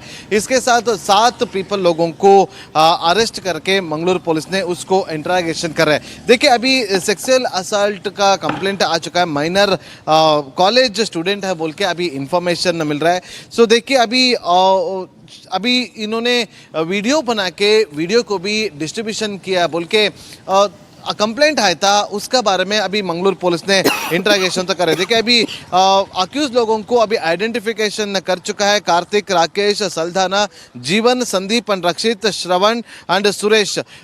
पुलिस लोग ने अभी रिपोर्ट दे रहे हैं। विक्टिम अभी बोला है कार्तिक इंस्टाग्राम में 2 महीना पहला उसको पहचान हुआ था।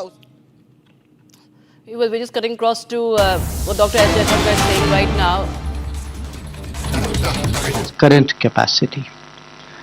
I had the honor of being his guest this May, and between May and now we have actually been regularly in touch in this intervening period. Now, I first got to know him when we met at the Munich Security Conference, which was well before he became Foreign Minister. And I must say, even then, I was impressed by his commitment to advancing the India-Germany strategic partnership. I'm very confident that that enthusiasm will now be applied by him fully in his new role. During the day today, we've had detailed discussions on various aspects of our ties. This includes our political cooperation, security and defense, economic relations, research and future technologies, climate and energy, as well as education, skilling, mobility, and people-to-people exchanges. So let me share with you some key points which came out of today's discussion. One, we greatly value the understanding that Germany has shown with regard to India's fight against terrorism. Minister Wadeful has himself been explicit about our right to defend our people against terrorist attacks.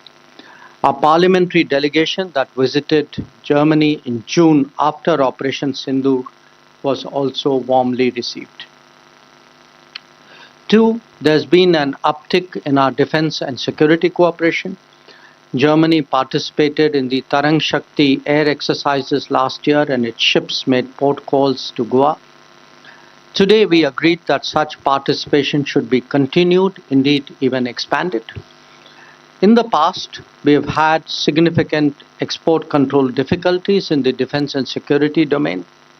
I would like to express my appreciation today for the smoothening of these processes and more expeditious clearances. We also spoke about greater industry collaboration between our two countries in this context. Three, our two-way trade last year was almost 50 billion euros. Minister Wadeful is on record. I saw one of his interviews where he said that he was very confident we will be doubling our trade. Let me assure him that India fully reciprocates that sentiment. It looks forward to working with the government, with the German government. And last year, I recall, we had a very successful conference in Delhi of APK, the German Industry Association. And I want to reiterate that we remain fully committed to continuously improving the ease of doing business in this country. And I assured the minister today that any concerns that German companies may have in India, coming to India, establishing themselves, working here, we would be prepared to give it special attention. For in the semiconductor manufacturing area, that has actually emerged as a particularly promising domain. We welcome German investments and GCCs. Indian talent can make a significant contribution to Germany's own expanding capabilities here. And I must say that the model of talent preparation and flow that Germany has evolved has been particularly effective. I would really commend our German colleagues for that. And we hope to see that scale up further. 5, we have just marked 50 years of our scientific collaboration. Intensifying that and linking it to industry is the task that we have set for ourselves. Our cyber and digital dialogues are also important. Minister Vadeful visited the Indian Institute of Science in Bengaluru and also ISRO. And I'm very glad he did, because I think space cooperation has a lot of potential, and we again today agreed that it should be more aggressively explored. 6, on climate and energy, we have been working for the last few years on what's called the Green and Sustainable Development Partnership. Now, some of you would be aware that projects under this have included the Nagpur Metro Rail, green energy corridors in 5 states, and the integrated water transport project in Kochi. Our discussions today also covered green hydrogen, green energy financing, and biofuels. 7, we have seen good progress in education and mobility. I believe that the largest number of foreign students in Germany are now from India. On my last 2 visits to that country, I heard praise for our community's contribution from across the political spectrum in Germany. The skilled labor strategy released by the German government offers a very good framework for mutual benefit.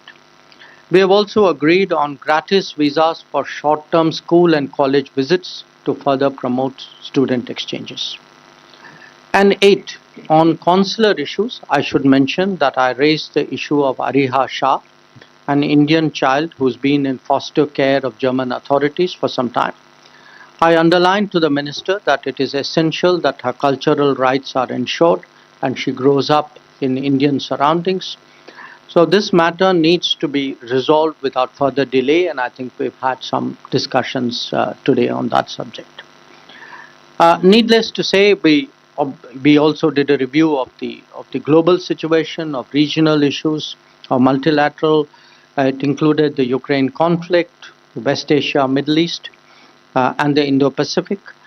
These were very, very useful, and I must say I really appreciated Minister Vadeful's insights on many of these subjects. So let me conclude by stressing today that we see the world facing the twin challenges of economic volatility and political uncertainty. We believe that a multipolar world with strategic autonomy can best respond through more intensive consultations and cooperation among key member states. It is in that spirit that I welcomed Minister Vadeful and his delegation today, and I must again thank him for a very open, constructive and positive approach to intensifying our strategic partnership. Thank you. Thank you, sir. May I now invite His Excellency Dr. Johann Vadeful, Federal Minister of Foreign Affairs of the Federal Republic of Germany, to give his remarks to the media. Herzlichen Dank, meine sehr verehrten Damen und Herren, lieber Herr Kollege, lieber Chai. Vielen herzlichen Dank für das herzliche Willkommen hier. Thank you very much for this very cordial welcome with which you've greeted me. It was a pleasure for me to come here. We've actually met in a very short period of time for the third time. And that is a sign of the close friendship we've been able to set up. Reliability, friendship, predictability are in times like these, in times of uncertainty, in times where we witness wars and conflicts, are of invaluable value in these times. And I personally acknowledge and consider it a strong signal of friendship and cooperation of both our countries that we can engage in this spirit of trust and friendship, and that we can look back on a 25-year period of strategic cooperation cooperation between both our countries, and that we've been able to expand it at the personal level. I share your analysis completely, 100%, that this partnership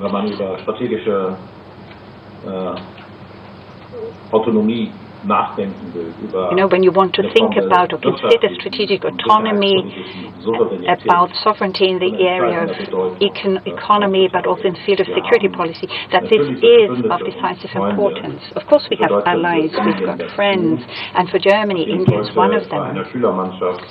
I had the pleasure today of play hockey for a few minutes with a team of pupils. I wasn't very successful, though, I hasten to add. But it is a team sport, and I would like to make that point. And I believe that India and Germany are playing in the same team. And that is something that I welcome and think is good in these uncertain and turbulent times. And this is reflected in the fact that we look back on 50 years of science cooperation and 60 years since we signed the bilateral cultural agreement. And it is reflected in so many other areas. We have the biannual intergovernmental conference, and we strengthen that team spirit, and I hope that we will also have the Federal Chancellor visit India soon, because we want to tackle the challenges both our countries are confronted with together and to strengthen our cooperation. As a rising economic powerhouse and the most populous country and biggest democracy in the world, India has a special importance in a world region that is of strategic importance. Our economies in particular have a lot to gain, I believe, if we are to further expand our cooperation. I was in Bangalore yesterday and I saw for myself what an innovative powerhouse and technology center India has become. In the area of AI and aerospace, but in other areas too, India wants to and will be at the forefront, among the front runners in a whole host of areas. Today we talked about the potential for further enhancing our cooperation, be it in the area of strengthening cooperation in the field of aerospace and space, be it in the area of AI, where we both believe the need to set up norms, rules and values that we also adhere to. With the EU AI Act, the EU has presented an important first building block in that regard. That India is going to host the next AI summit is a demonstration of India's ambition and claim to be in the vanguard and amongst the frontrunners in the area of new technology too. With regard to bilateral trade, India and Germany are already playing in the Premier League. Germany, with little under 31 billion euros of trade, has India as its most important trading partner. As I said to my colleague, we aim to double that. And I'm pleased to see that India takes a similarly positive and optimistic view of the chances for that. And this is why Germany strongly supports the EU-India Free Trade Agreement. And we hope that this can be speedily negotiated so that it can be concluded before the end of this year, in autumn this year, and hopefully lead to a ratification process. If others set up impediments to trade, we should respond by us lowering these impediments and hurdles. We believe that this fosters understanding amongst peoples and their prosperity. Today already we have more than 2,000 German companies that are active on the Indian subcontinent, and India is gaining increasing weight whenever we talk about diversifying supply chains, be it chemical products, pharmaceuticals, textiles, electronics or IT services. The fact that I have with me a large business delegation is a demonstration of Germany's great interest in India's market. Now we also have to make sure that market access restrictions are being reduced in order to tap that enormous potential of enhanced economic relations. We must, however, not lose sight of climate change as we strive to increase growth. Germany's contribution to India's Indo-Pacific Oceans Initiative equals to 20 million euros, the aim being to make Pacific island states resilient to climate-induced loss and damage. We both also agreed that we want to create more. So that was the joint statement in New Delhi. External Affairs Minister also Importantly speaking about raising the issue of baby Aria's custody with Germany, as the German foreign minister is in the national capital and issuing a statement. We'll shift our focus now, viewers, to other stories that we're tracking for you from Jammu and Kashmir. The wrath of monsoon has reached neighboring Punjab, and our colleague Lalit Sharma brings you this ground report from Gurdaspur district. 1 month, if you talk about in Punjab, majority all the 23 districts have been badly affected because of the flooding of water from the hills. Apart from that, if you talk about, more than 30 deaths have been reported in the past 1 month, while more than 3.5 lakh have been evacuated by the Indian Army, Air Force and the SDRF, NDRF and the local administration, while lakhs of hectares crops have been destroyed in the past 1 month. While the fury of nature continues in Punjab, as and in another 24 hours, Met Department have predicted heavy rainfall, due to which once again the water level of the river Ravi, Satluj and Beas could be seen increasingly high in all these border districts of Punjab. With video journalist Krishna, this is Lalit Sharma for Republic TV, Gurdaspur. Bharat 1 Minute brought to you by Canara Bank. Together we can. Prime Minister Narendra Modi will inaugurate the Bairavi-Sairang railway line in Aizawl on the 13th of September. The foundation of this project was laid in 2014. This 51.38-kilometer railway link connectivity will revolutionize the connectivity in Mizoram for the first time after independence, as it will connect Aizawl to the mainstream Indian railways. Delhi Minister Parvesh Verma visited the ITO barrage to inspect the situation, as the water level of the Yamuna River is flowing above the danger level following heavy rainfall. The minister assured the people that there is no need to panic over the possible flooding. The situation is under control. Traders of the woolen industry have asked for support from the central government and demanded its immediate intervention, as the industry faces severe uncertainty after Trump imposed 50% tariff on India.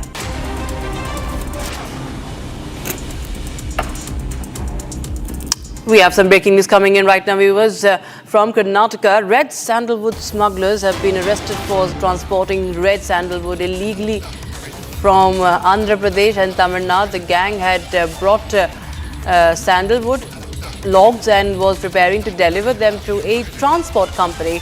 The arrested accused have been identified as Ijaz Sharif, Payaz Sharif and Sadeh Khan. The smugglers have been nabbed with those red sandalwood logs. The crackdown on sandalwood smuggling, viewers, continues there. You can see on your screens the seizure of those big, it's a huge seizure if you see. These are several of these red sandalwood logs that have been seized. Dozens of them have been seized, and the smugglers have also been nabbed.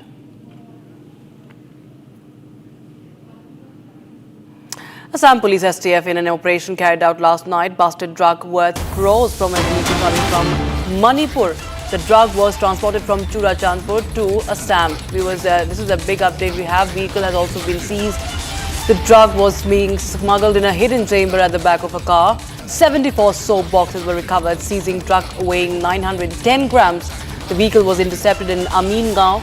Two carriers named Gogo Swantak and Selun Vape have been arrested. Assam Chief Minister Himanta Biswa Sarma lauded the efforts of the Special Task Force officials as well.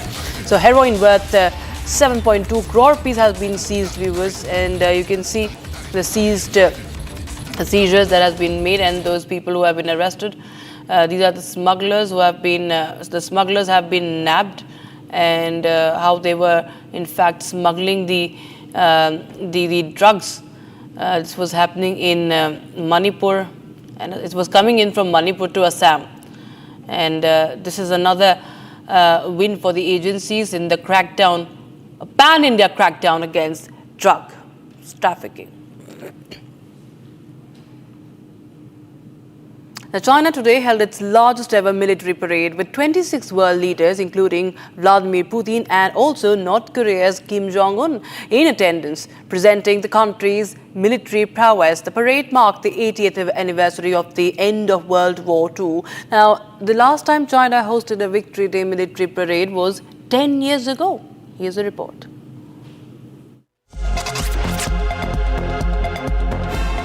After hosting the biggest SCO summit just a couple of days back, China today displayed modern weaponry at a military parade on the 80th anniversary of Victory Day, the day World War II finally came to an end. The massive victory parade was attended by 26 foreign leaders: Russian President Vladimir Putin, North Korea's Kim Jong-un, and leaders from Iran, Malaysia, Myanmar, Mongolia, Indonesia, Zimbabwe and Central Asian countries attended the celebration in Beijing's Tiananmen Square.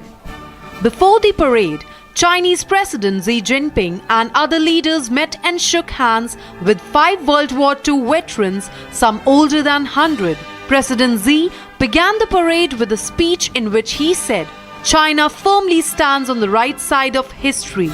After recalling the events of 1945, he warned that humanity again has to choose between peace and war. The parade showcased missiles, modern fighter jets, and other military might. Some of the military hardware was in public view for the first time. This military parade is a show of strength and a way to portray China as a global alternative to the American-dominated post-war era. Notably, the last time China hosted a Victory Day military parade was 10 years ago. China's military is the world's largest standing military, with more than 2 million members and an increasingly sophisticated arsenal of missiles, aircraft carriers and fighter aircrafts. And this was a show of its growing firepower and geopolitical clout. Back-to-back events like SCO Summit and the Victory Parade could play a big role as China seeks to wield greater influence on the global stage. But we get you the latest on the sacking of Kavitha. BRS MLC is sacked, and she now claims of a big conspiracy, resigns from the party and post of BRS MLC.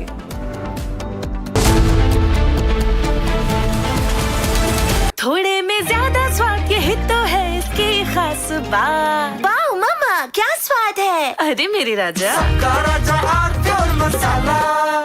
13,000 placements last year. At Amity, we are committed to nurturing passionate, hardworking and proactive professionals.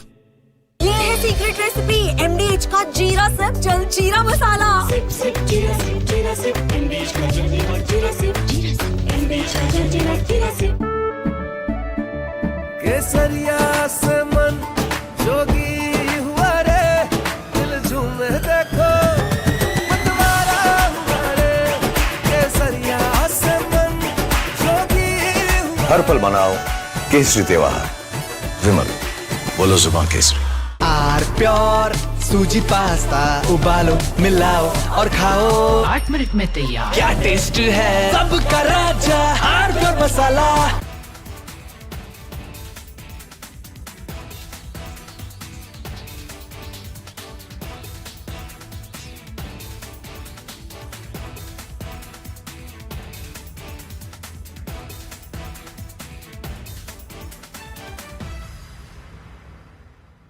Yesterday, a coward decided to take our 8-year-old son Fletcher away from us. Because of their actions, we will never be allowed.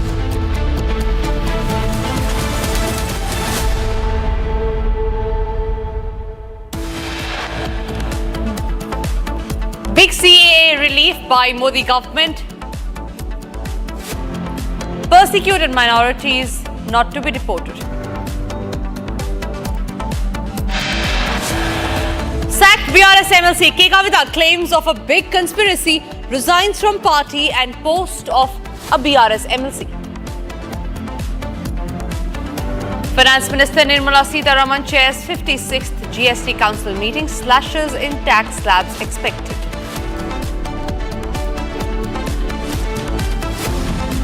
Monsoon mayhem across North India, floods disrupt normal life in Jammu and Kashmir, Punjab, Himachal and Delhi NCR.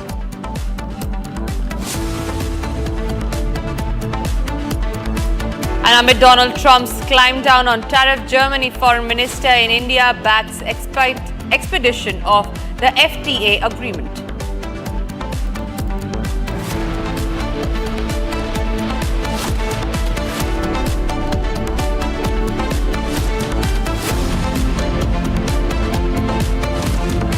All right, Germany has backed the FTA deal. This comes amid Donald Trump's escalating tariff war.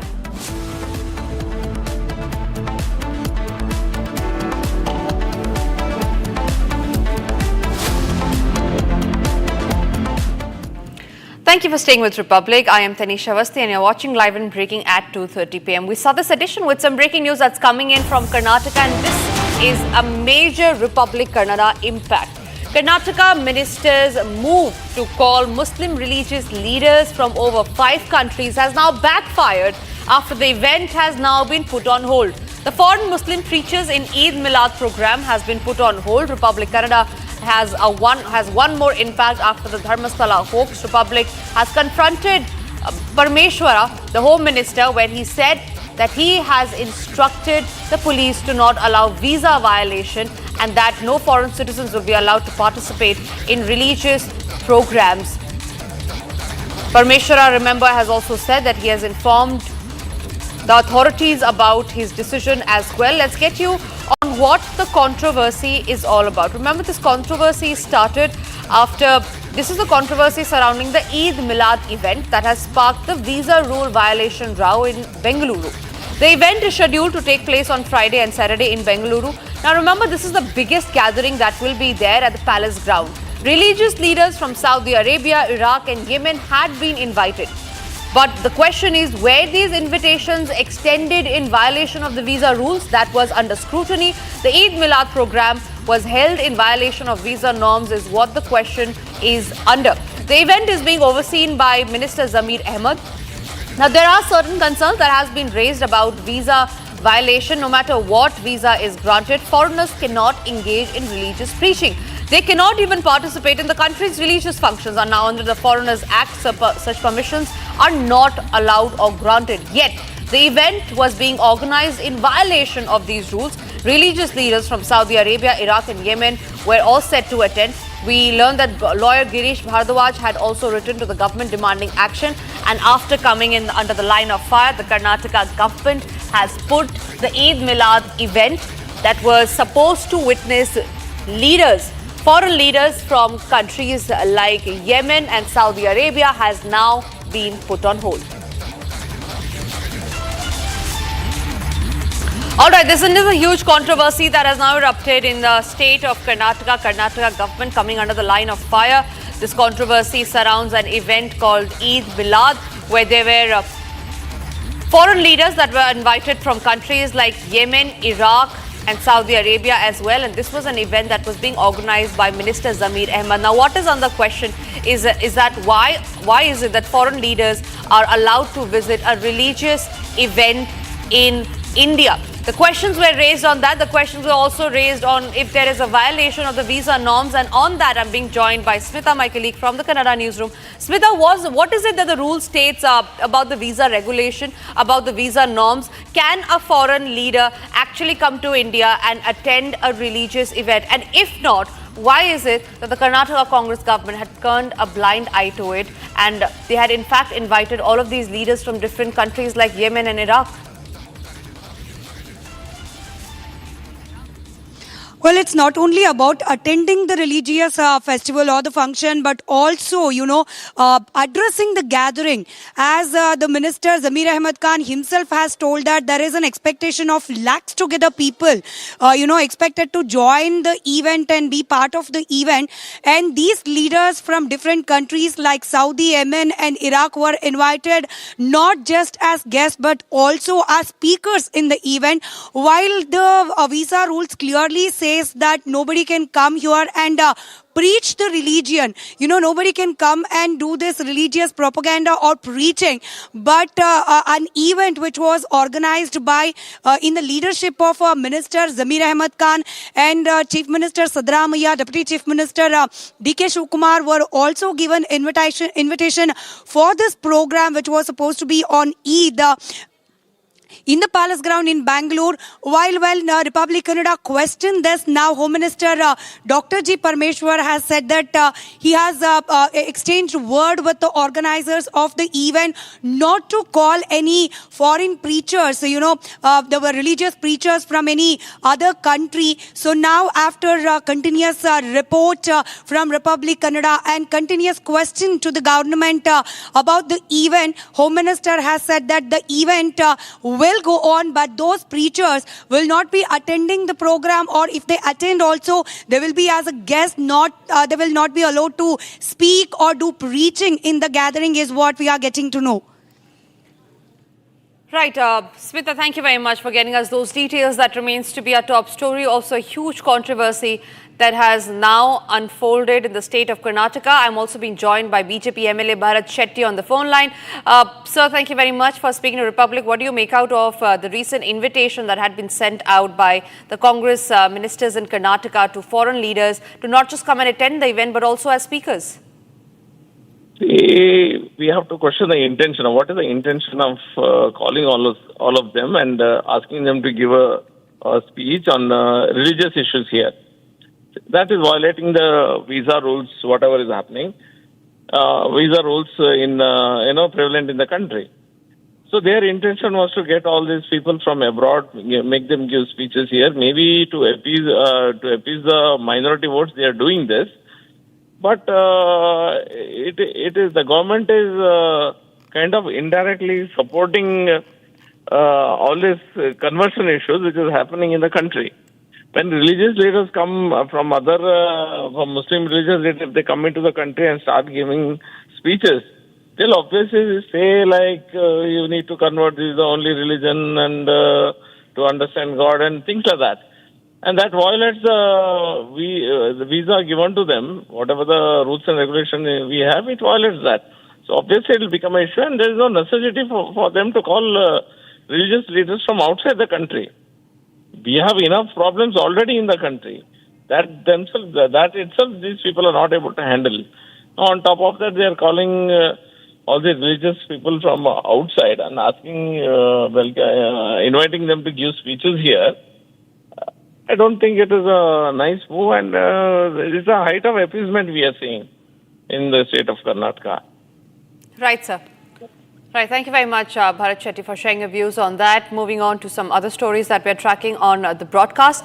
Rain lashed many parts of Kashmir, causing waterlogging and traffic jams in some areas of Srinagar. The waterlogging caused many inconvenience to commuters and shopkeepers as well. In some areas, vehicles had to wade through flooded streets in the city. Now, we learned that the Indian Meteorological Department has issued a red alert for several areas. Doda, Kulgam and Chenab River, 3 places that you see on your screens are heavily flooded. Areas have been inundated. And remember, all of this is happening at a time when it is the whole of North India that is experiencing the flood situation. The water levels on the river Chenab are on continuous rise, and right now we are reporting from the Gadkhal area where Chenab has broken into the civilian areas, and the level of the water, the speed of the water can be seen from this very place right now where we are reporting, because it is the fierce level torrential rains that are taking place in the upper reaches have made such things really very difficult here on the ground. And we'll try to speak to some locals, because there are several civilians that have been trapped in that very area along with their cattle, and now they are seeking the help from the authorities, because on that side there is no support, and if the water continues to rise like this, the situation is going to be gruesome for them. मुझे ये बताइए कितने लोग और कितने घर वहाँ पे इसकी जद में आ गए जो सिविलियन एरिया ब्रीच हुआ है? हो गए कोई 10-12 कमरे जो उसके अंदर हैं, तो 10-25 बंदे भी होंगे देखभाल के लिए, भैंसों के लिए। उनकी बहुत गायें हैं, वो वापस नहीं आ सकती हैं। उनको तूरी तारी लेकर गए थे कल, इधर तो पानी नहीं बहुत आ गया आज, तो अभी तक कोई रेस्क्यू वगैरह के लिए आया है? उस दिन आए थे लेकिन पानी बहुत था तो कोई पार गया ही नहीं। कोई पार नहीं गया। काफ़ी चिंताएं लोगों के लिए हैं। आप मुझे बताइए, ये लगातार पूरा इलाका जो है वो बढ़ रहा है पानी का बहाव? सर काफ़ी ज़्यादा यहाँ पे बाढ़ आ चुकी है और सिविलियन के लिए तो काफ़ी ज़्यादा मुश्किल है और जानवरों के लिए आप खुद देख सकते हो कि जानवर भी यहाँ पे फंसे हुए हैं। और मैं ये कहना चाहता हूँ प्रशासन से कि आके यहाँ पे कुछ लोग भी फंसे हुए हैं उनको निकालें। काफ़ी ज़्यादा बच्चे भी अंदर फंसे हुए हैं उनको भी निकालें और साथ में जैसे जानवर फंसे हुए हैं उनको भी निकालने कुछ तो कुछ होना चाहिए। कुछ ना कुछ प्रशासन, the administration needs to do something, that is what they are saying. But look at the flow of the water, like it is when it is actually having a hit at my leg, then the way it is flowing, it clearly speaks volumes about the pressure of the river Chenab that is here, and that is why the locals are concerned. The locals are very much concerned about what lies next for them, because the announcements are regularly being made by the administration that the water levels are going to rise. That is the place from where the river Chenab has broken into the civilian areas. It was the breach of the barrage that was there, the bun that is locally known as, that was breached by river Chenab, and now it has entered into the civilian areas in the Gadkhal, and the people of the Gadkhal, they are really very much concerned about what is happening. They urge the administration to reach them at an earliest and also to save the civilians that are still trapped in the area. Meanwhile, my colleague Zenith has also filed a ground report from Kulgam, where River Jhelum has crossed the danger mark. Take a look. River Jhelum is roaring and the tributaries like Vesho in Kulgam, South Kashmir has already crossed the danger mark. People have been advised to stay indoors and away from the water bodies, which has also led to the closure of Srinagar-Jammu National Highway. The alternative route like Mughal has also been closed, and also the Simthon Top. This time we can say that we are disconnected with the rest of the world. Meanwhile, the services, the networks have also gone down with the services. The calling and internet services have gone slow. In fact, the Divisional Administration Kashmir has also directed for the closure of schools and colleges. Kashmir University has cancelled the examinations. Postponed examinations have also come from the cluster university. Meanwhile, we are seeing a minimal traffic on the roads at multiple places.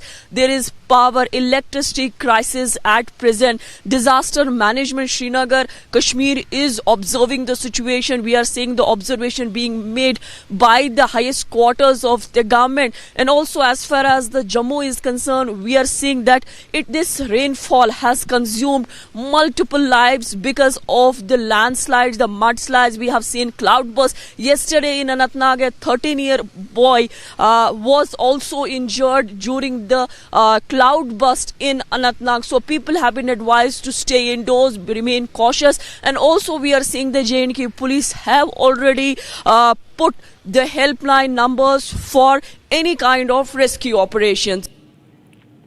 The Indian Meteorological Department has issued a heavy rainfall alert for Delhi NCR, including Noida, Gurugram and Ghaziabad, as relentless monsoon showers continue to lash northern India. The weather forecast for Delhi today warns of intense downpour. Schools have been shut across Delhi NCR due to heavy rainfall.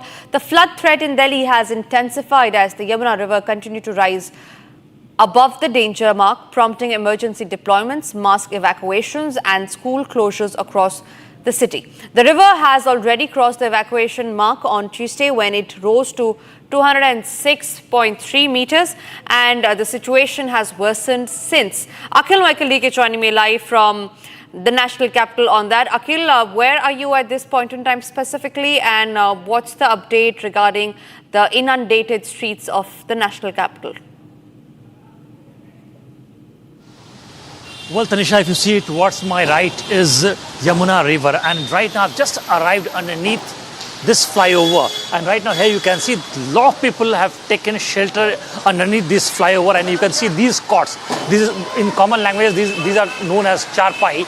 So you can see several charpais over here, and I would like to move forward and try to speak to some of the locals over here. अच्छा, मुझे ये बताइए, ये जो नीचे का इलाका है, वहाँ से जहाँ पर यमुना बहती है, उसके आसपास आप लोग रहते थे, वहाँ से उठ करके एक जो परिवार है, एक दो परिवार नहीं आया, बहुत सारे, कितने परिवार हैं लगभग यहाँ पे? यहाँ तो कम से कम 1000-2000 परिवार होंगे। 1000-2000 परिवार। हाँ। फिर आप लोगों का खाना पीना कैसे हो रहा है, कितनी परेशानी हो रही है? खाना पीना का यहाँ जो अभी तो अपना जो है राशन पानी पास में था उसी से खा पी रहे हैं। कितने दिनों का राशन पानी आमतौर पर आप लोग रखते हैं अपने साथ? वही अपना 2-4 दिन 5 दिन का लमसम।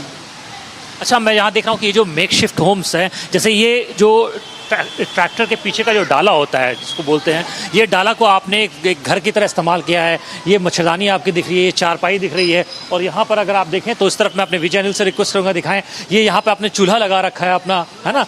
हाँ, कि कैसे खाने का इंतजाम होता है? इतने सारे बच्चे हैं यहाँ पर भी है अभी, जैसे कि हमारा चूल्हा रखा हुआ है यहाँ से।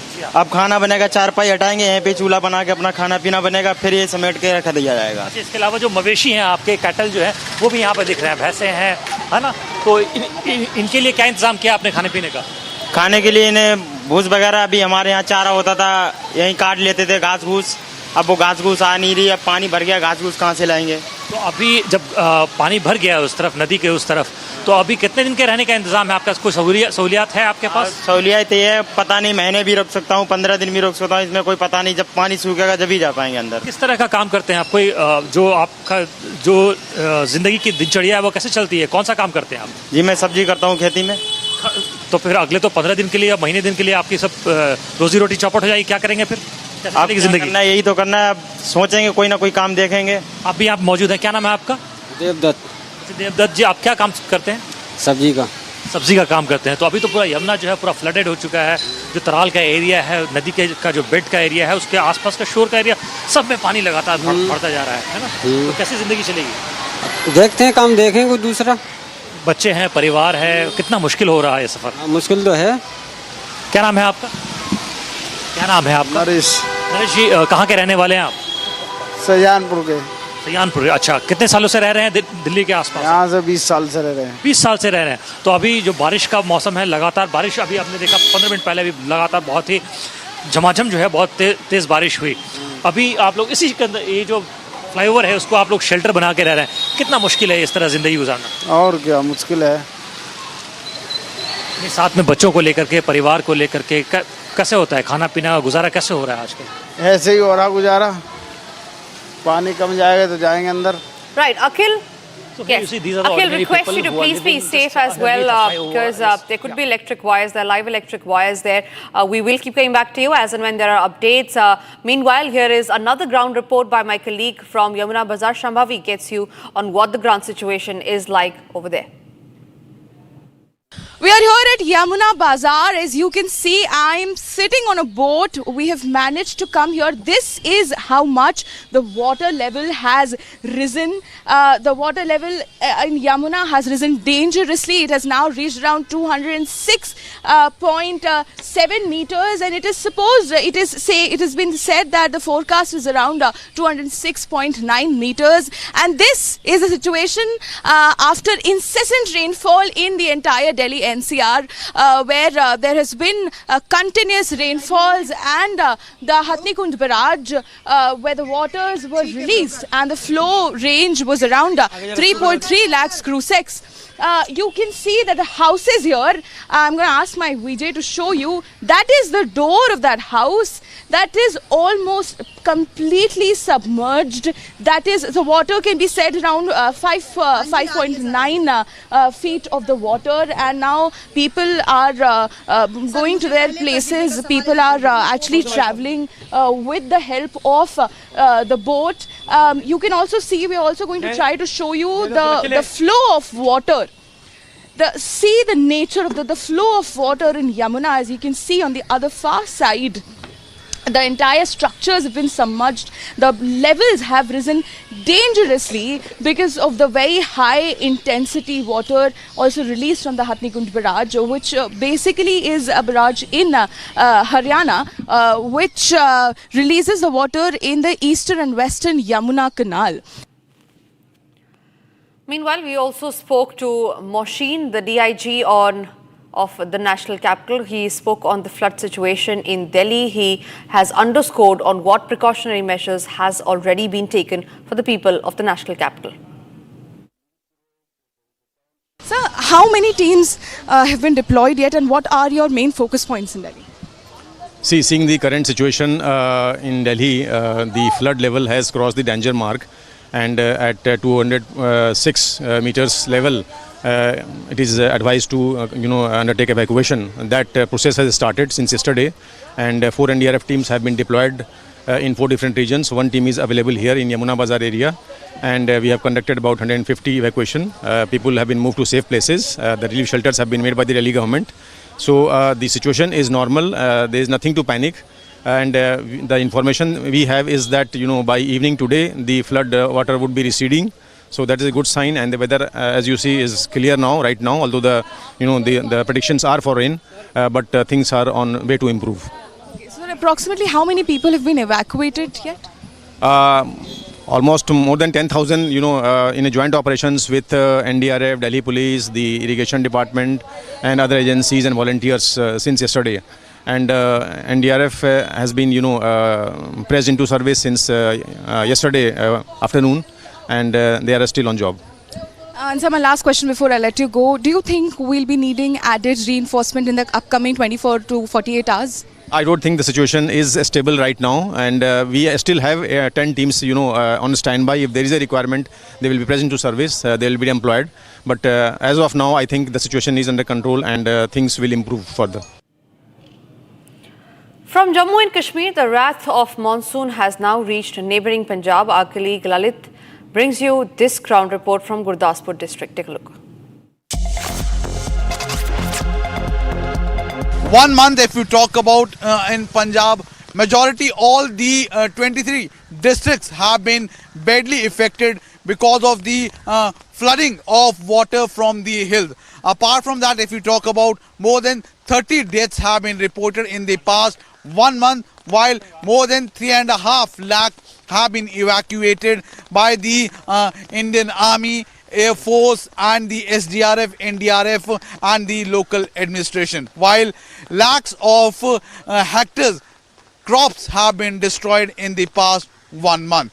While the fury of nature continues in Punjab, as and in another 24 hours, Met Department have predicted heavy rainfall, due to which once again the water level of the river Ravi, Satluj and Beas could be seen increasingly high in all these border districts of Punjab.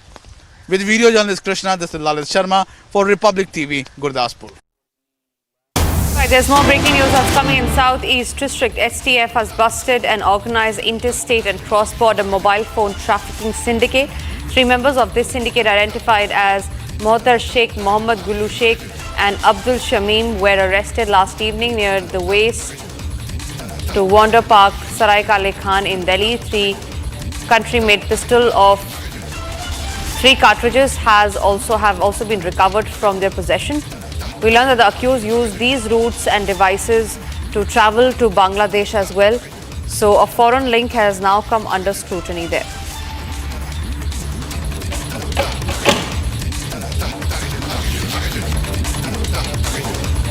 All right, moving on to some more breaking news that's coming. Security forces have achieved a significant breakthrough in the ongoing anti-Maoist operation in Bijapur district. A total of 16 Maoists were arrested during a joint search operation conducted in the Gangular, Jangla and Basaugoda police station areas. Explosive materials and Naxal propaganda have been recovered from the arrested individuals.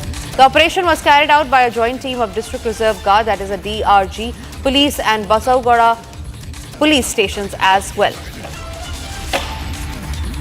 Big success for security forces there coming in from Bijapur.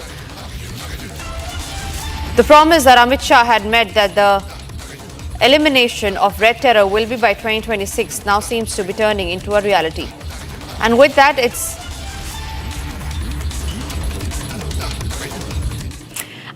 time for us to now slip into a short break. But after the break, we'll get to the details of how Finland has completely snubbed Donald Trump, where they have said that Donald Trump must back India and that losing ties with India is not an option.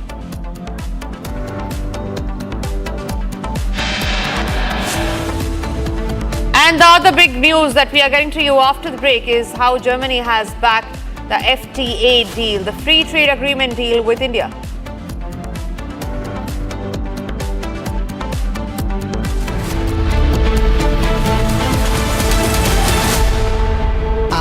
Pure सूजी pasta उबालो मिलाओ और खाओ 8 minute में तैयार। क्या taste है सबका राजा हार्डवेयर मसाला।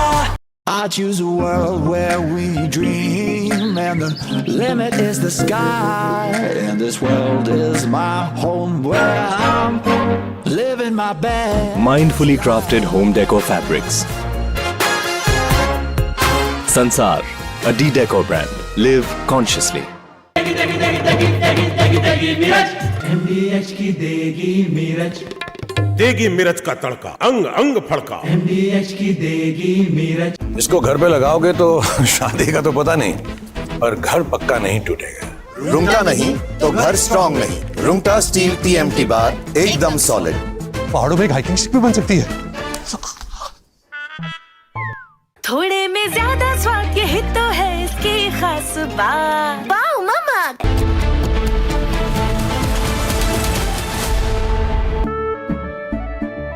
केसरिया से मन जोगी हुआ रे, दिल झूमे देखो मतवारा हुआ रे। केसरिया से मन जोगी हुआ। हर पल मनाओ केसरी त्योहार। विमल, बोलो जुबान Kesari.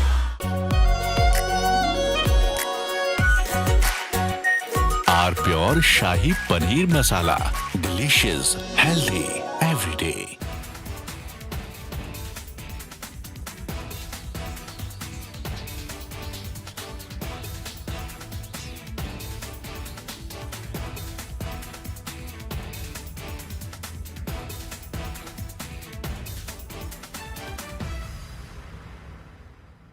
Here we didn't want to bring out the big charts because it had no chance of standing. Fortunately, we came armed with a little smaller chart. So it's 67%, so we're going to be charging a discounted reciprocal tariff of 34%, I think.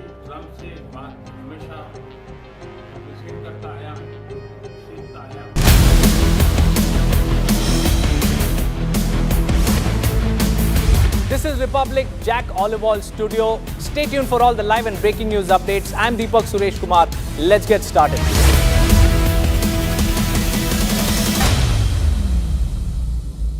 थोड़े में ज्यादा स्वाद यही तो है इसकी खास बात। वाओ मामा, क्या स्वाद है। अरे मेरे राजा। सबका राजा hardware masala.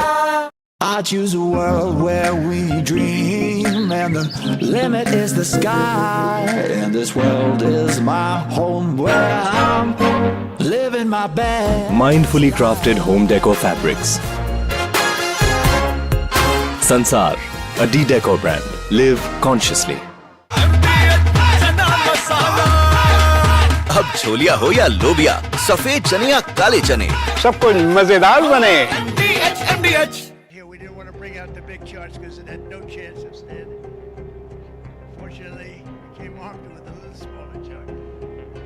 So it's 67%, so we're going to be charging a discounted reciprocal tariff of 34%, I think.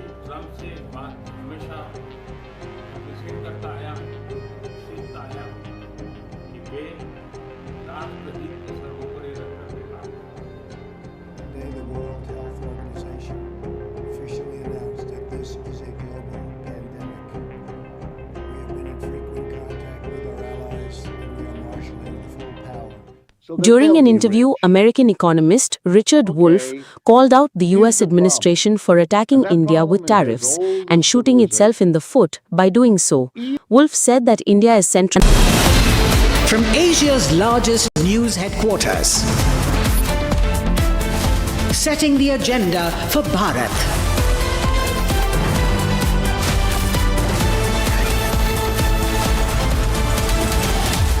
You're watching Republic.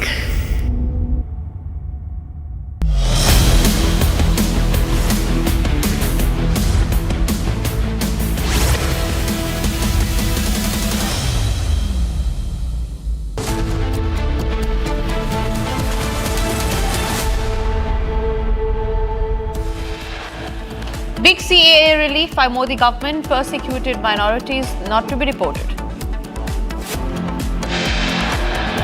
Sacked BRS MLC, K. Kavitha claims of a big conspiracy, resigns from the party and post of BRS MLC. Finance Minister Nirmala Sitharaman chairs the 56th GST Council meeting. Slashes in tax slabs expected. Monsoon mayhem across northern India. Floods disrupt normal life in Jammu and Kashmir, Punjab, Himachal and Delhi NCR.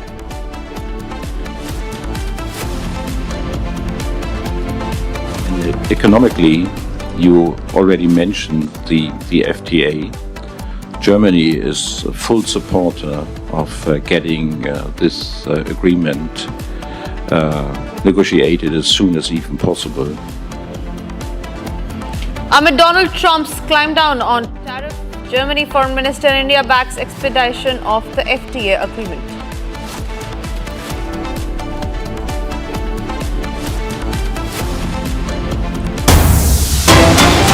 And getting in a big breaking news that's coming in amid the Trump tariff tirade. Chief economist at Moody's Analytics tells media that the United States economy could slip into a recession by the end of 2025.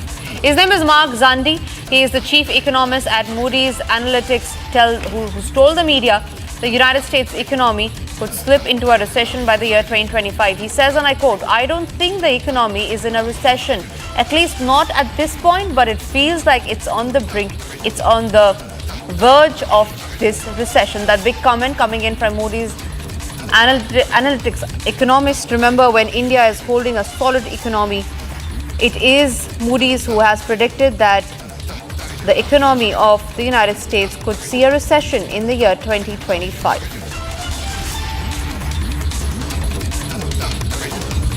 This could also be a fallout, remember, of, ladies and gentlemen, of the tariff war that has been escalated by United States. Trump hiding behind the disguise of tariff, behind the disguise of India aiding Russia by buying the Russian oil. He's not focusing on his own country, where there are analysts, there are economists that have predicted that the United States could likely go under recession in the year 2025. Remember, now this is a claim, this is analysis that has always been rejected by the United States President Donald Trump.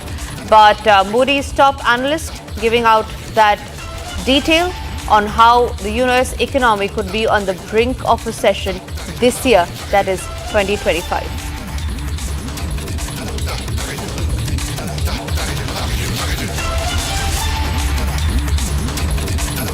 All right, so that's the breaking news we have right now. Remember, there were several of the economists earlier also have in fact premonitioned that what's been happening here is something that will do no good to any country, even the United States. And now this statement by economist of the Moody Analytics has once again warned that the United States economy, it has been suffering, and now it is going into further deep recession.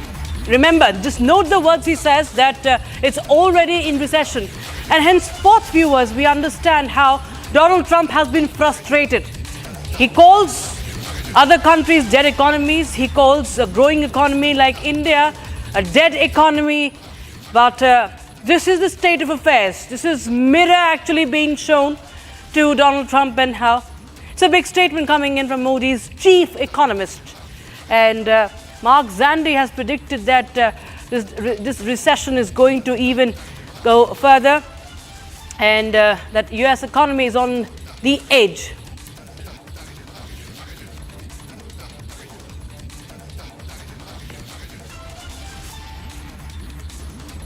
Now, Finland President Alexander Stubb warned Trump on India's warned Trump on over tensions with India. In fact, he has said that it should adopt a cooperative foreign policy towards global south.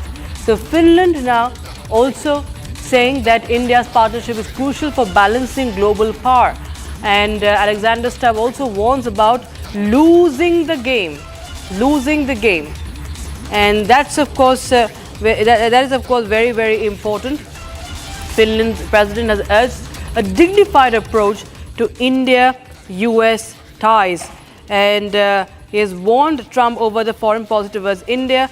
He has also pointed to last week's SCO summit in China, saying that the gathering of leaders of the global south have underscored how the bloc is positioning itself against the Western influence. So, there are so many people who are trying to make Donald Trump understand, viewers, very clearly, sending out a very, very clear message that he needs to really introspect. He needs to pause for a cause, take a pause for a cause and understand what you're doing, because it's going to do no good to him or, in fact, to United States' future or even the global order.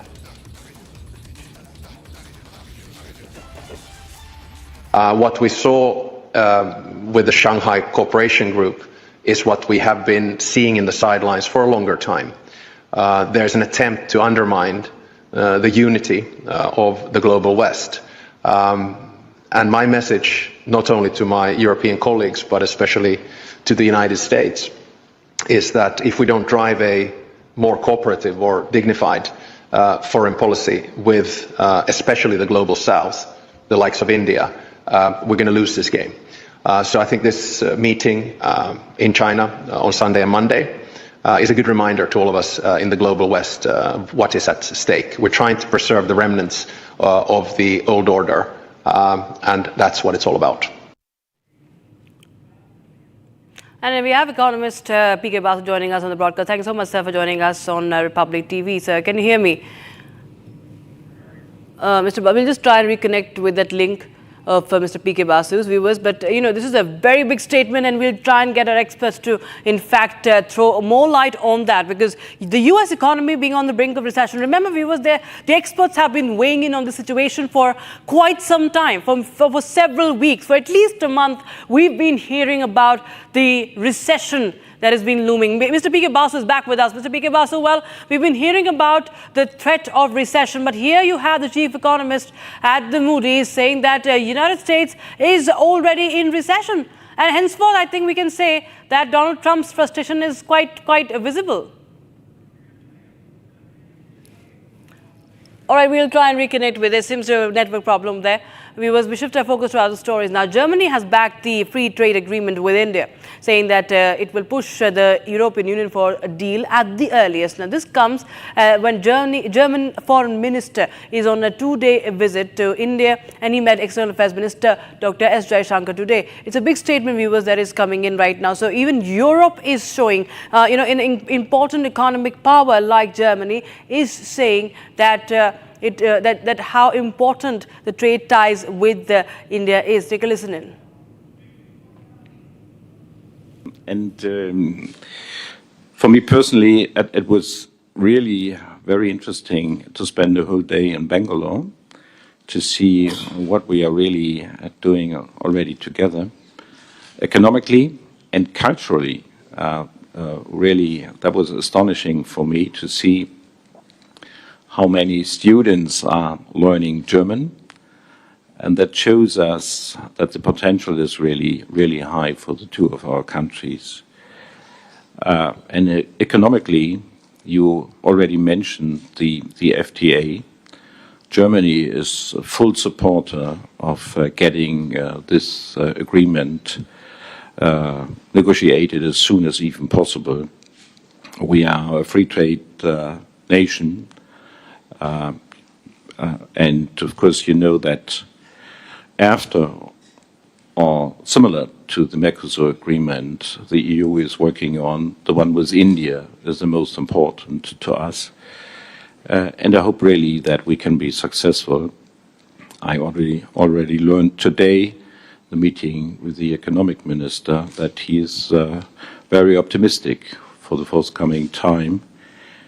And you can be assured that we will use all arguments we have with the Commission to push this forward and to reach a new level between our countries and between the EU and India on this. So thank you so much for having us. I'm looking forward to our conversation today. Thank you.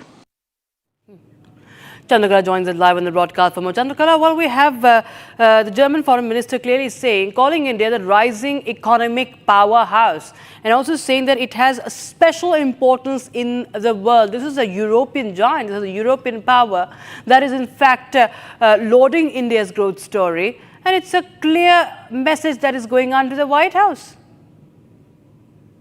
Yes, absolutely. A very, very important message being put out by German Foreign Minister and, of course, External Affairs Minister, both coming under one roof and discussing this particular. They both have pushed for an early India-EU FTA, which, and of course, External Affairs Minister has already made a mention about that.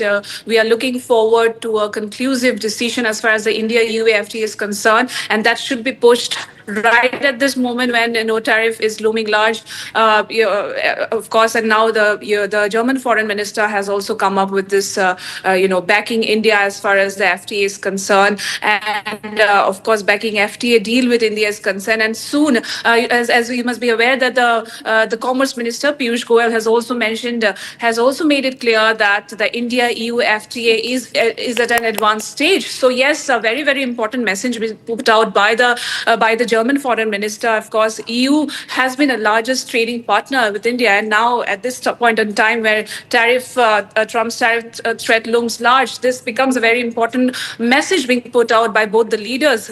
He is on a visit to India right at this moment, and he'll be meeting Prime Minister Narendra Modi, where definitely this particular issue will be discussed. And of course, India-EU FTA is very much on card, and External Affairs Minister has made it clear that, of course, there will be a big push to India-EU FTA. There will be a different, another round of talks to be taking place. He has mentioned clearly that another round of talks will be taking place very soon.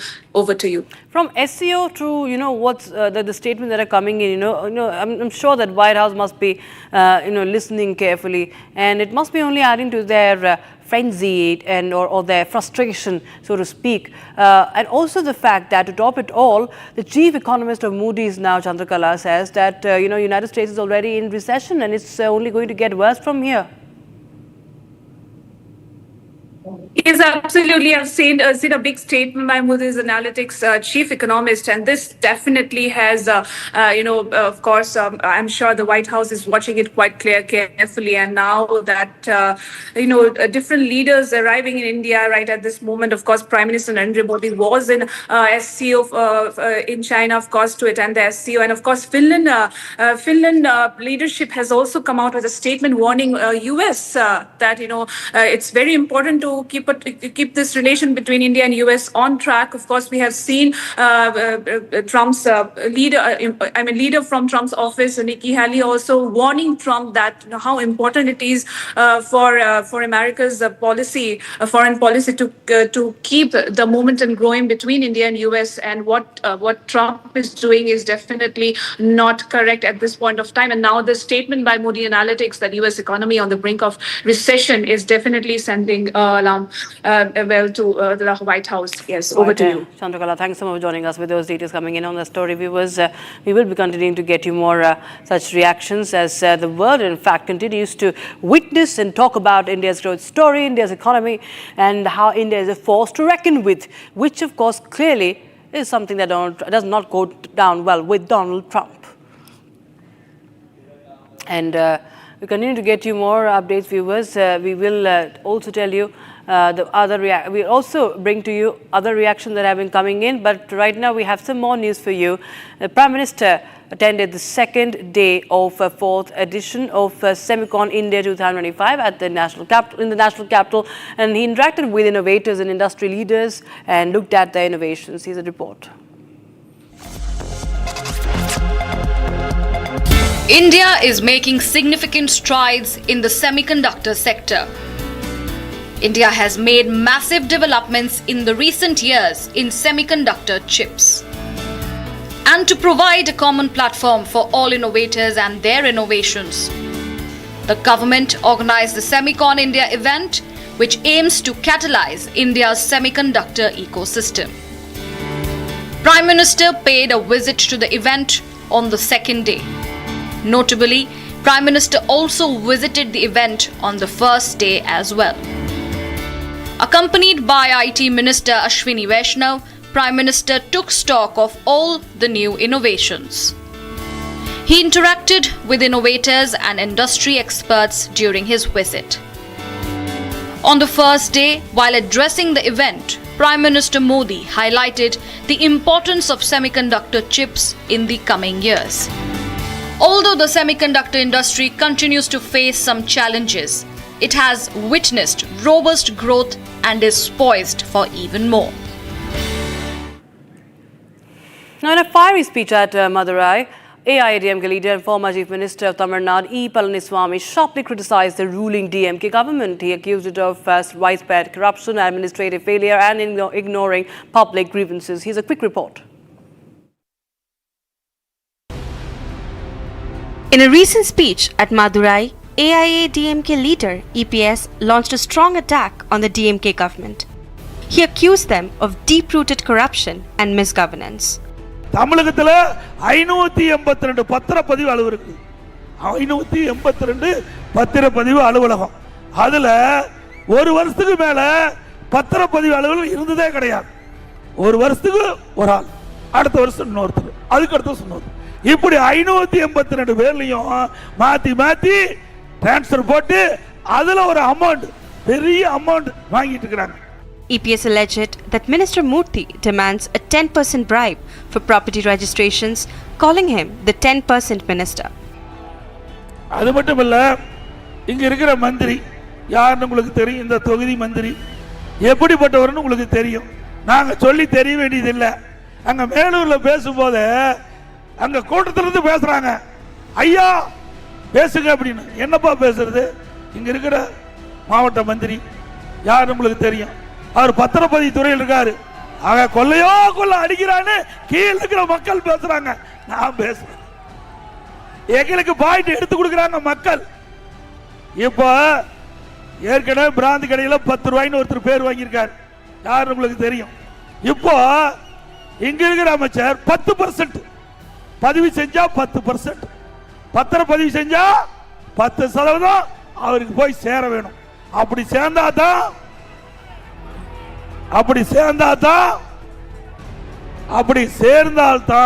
அந்த பத்திரப்பதிவு நடக்கும். நடக்குதுல உண்மைதானே? உண்மைதானுங்க. He further criticized frequent registrar transfers. 582 offices see yearly reshuffles, claiming it's a tactic for collecting illicit money. EPS highlighted that people already face severe economic distress and additional bribes worsen their situation. He mocked Stalin's half-communist comment, suggesting DMK is trying to dominate alliance parties. EPS accused the government of ignoring public grievances, claiming petitions are discarded in rivers or garbage bins. He concluded that once AIADMK returns to power, today's ministers will be held accountable.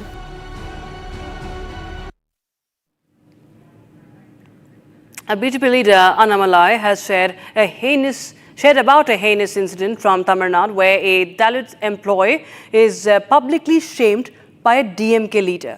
He said that a public servant belonging to the scheduled caste community in Tindivanam was cornered continuously by DMK councillors and was made to apologize by falling at the feet of the DMK councillor Ramya. Annamalai slammed DMK's social justice model as he shared this video where the Dalit employee is being humiliated by the DMK leader. And this is a public servant who was made to apologize, and he was asked to, in fact, bend to the feet of the DMK councillor. And you can see the video also. This man who goes and touches the feet. You can see he bends down to DMK councillor Ramya, and he bends down and touches her feet, and he's there for quite some time, and he's being humiliated and assaulted. All right, time for a short break, viewers, but we get you more updates. Sacked BRS MLC Kavitha claimed of a big conspiracy as she resigned from the party and the post of BRS MLC. Monsoon mayhem across North India. Floods disrupt normal life from Jammu Kashmir to Punjab to Himachal and Delhi NCR as well. We get you more updates from Ground Zero on that.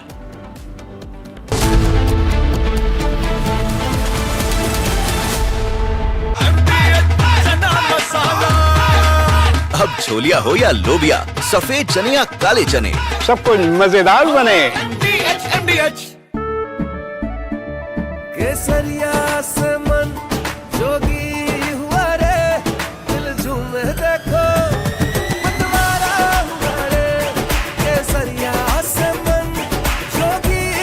हर पल मनाओ केसरी त्योहार।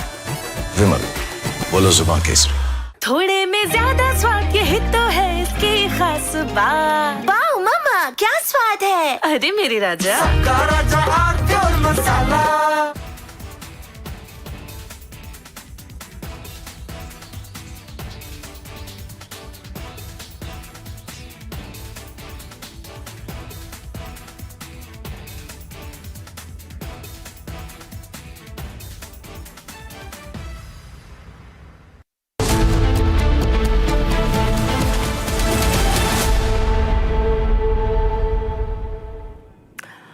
Welcome back. China marked the 80th anniversary of the end of World War II and showcased its weaponry. And notably in the display of arms and ammunition, Beijing flaunted the missiles that failed miserably during Operation Sindoor that it in fact had supplied to Pakistan. Here's a detailed report on that.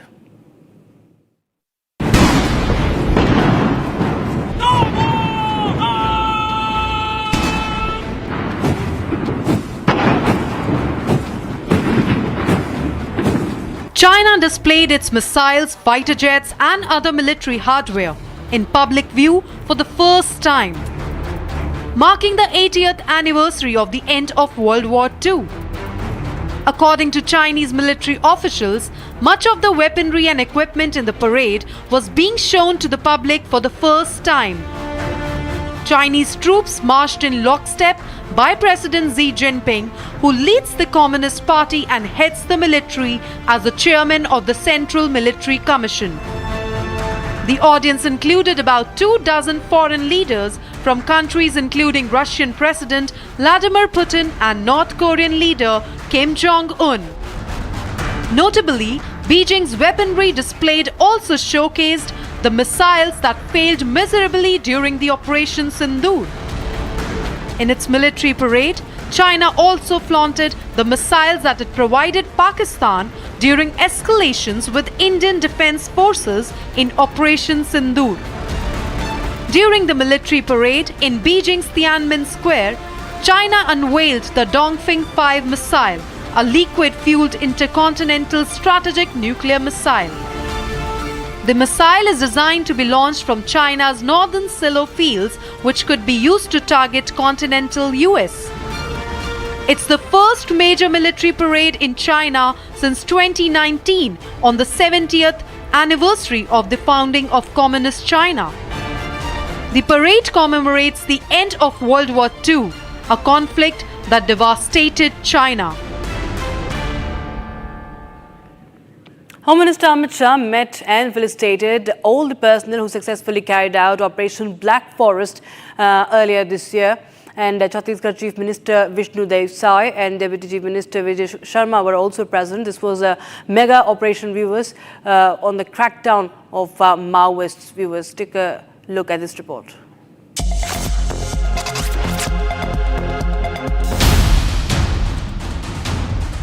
Union Home Minister Amit Shah met and facilitated the CRPF, Chhattisgarh Police, DRG and Cobra Battalion personnel.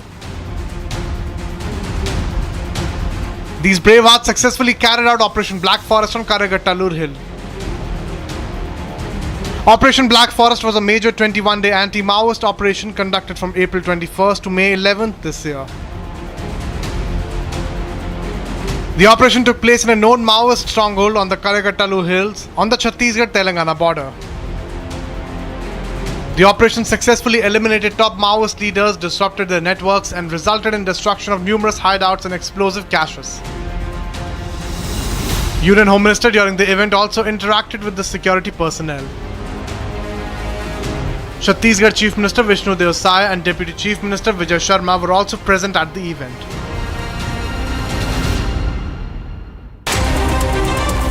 Bharat 1 Minute brought to you by Canara Bank. Together we can.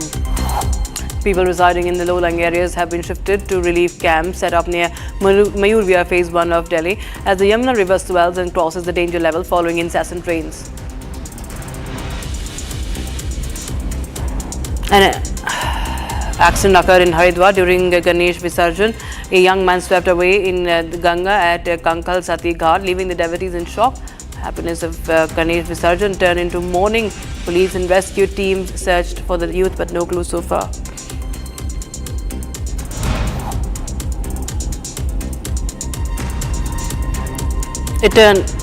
Eternal-owned food delivery giant Zomato increased its platform fee on orders to 12 rupees from the earlier 10 rupees.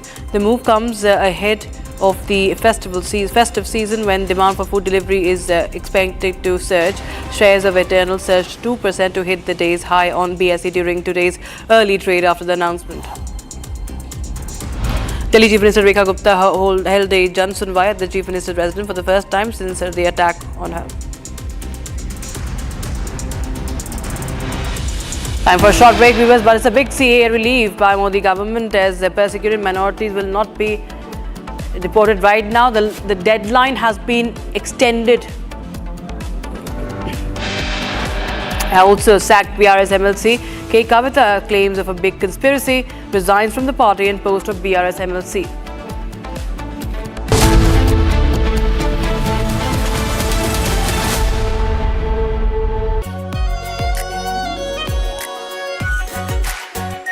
Our pure Shahi Paneer Masala. Delicious, healthy, every day. 13,000 placements last year. At Amity, we are committed to nurturing passionate, hardworking and proactive professionals. आधे bowl दही में 4 चम्मच MDH चटनी पुदीना मसाला डाला, stir करो, पुदीना चटनी तैयार। MDH चटनी पुदीना मसाला। I choose a world where we dream and the limit is the sky, and this world is my home where I'm living my best. Mindfully crafted home decor fabrics. Sansar, a D-Decor brand. Live consciously. थोड़े में ज्यादा स्वाद ये हित तो है इसकी खास बात। वाओ मामा क्या स्वाद है? अरे मेरे राजा। सबका राजा आर्थिक मसाला। From Asia's largest news headquarters, setting the agenda for Bharat.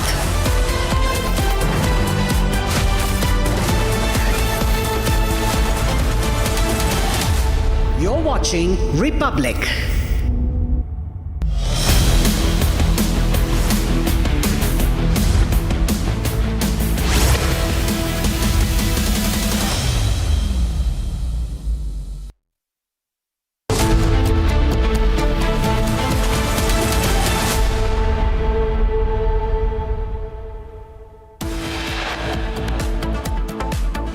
It's a big CAA relief by the Modi government. Persecuted minorities. The deportation date has been extended.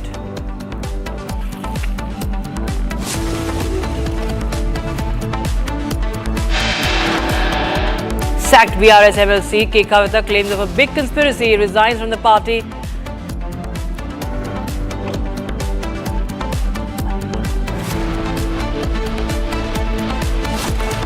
Finance Minister Nirmala Sitharaman chairs 56 GST Council meeting. Clashes in tax slabs expected.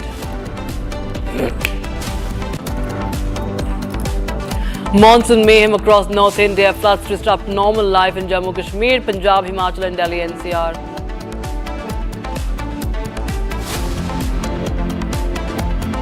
And economically, you already mentioned the FTA. Germany is a full supporter of getting this agreement negotiated as soon as even possible. Amid Trump climbed down on tariff, German Foreign Minister in India backs the expedition of the FTA agreement.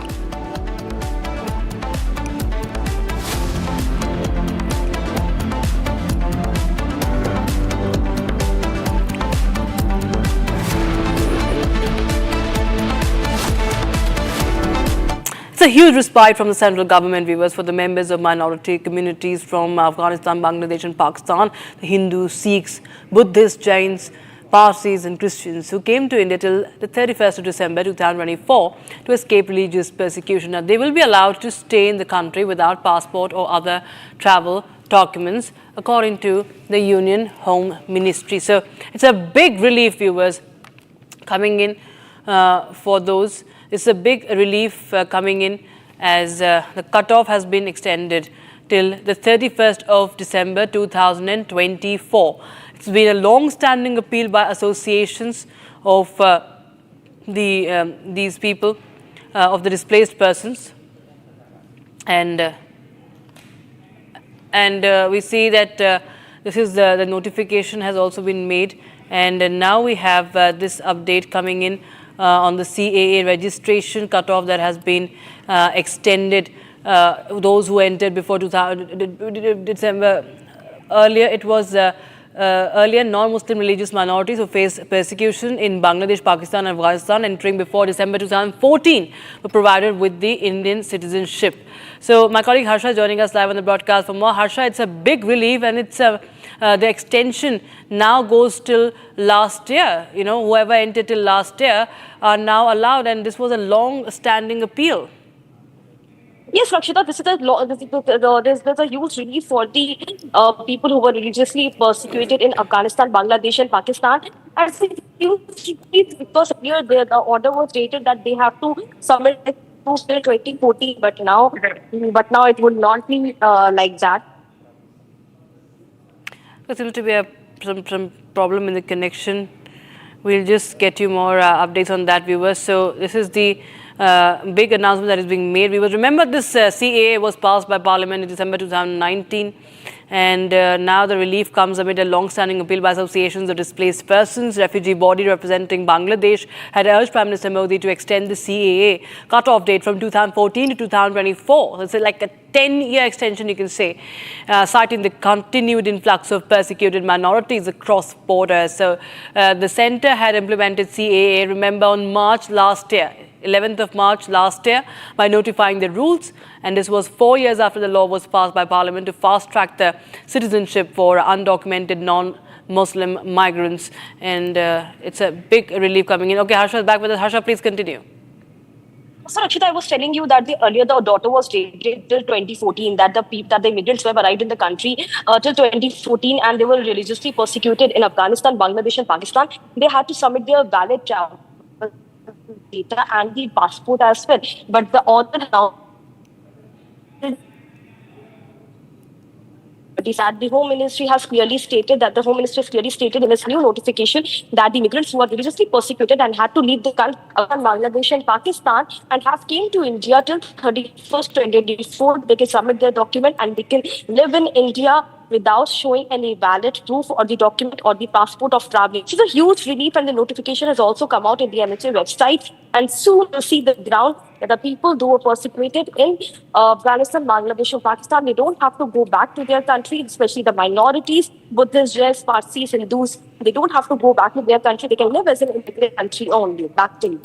Absolutely. It's a huge development coming in, viewers, a big relief for the persecuted minorities as the centre has extended the cut-off entry under CAA till December 2024. It's widened the protection for the migrants fleeing persecution.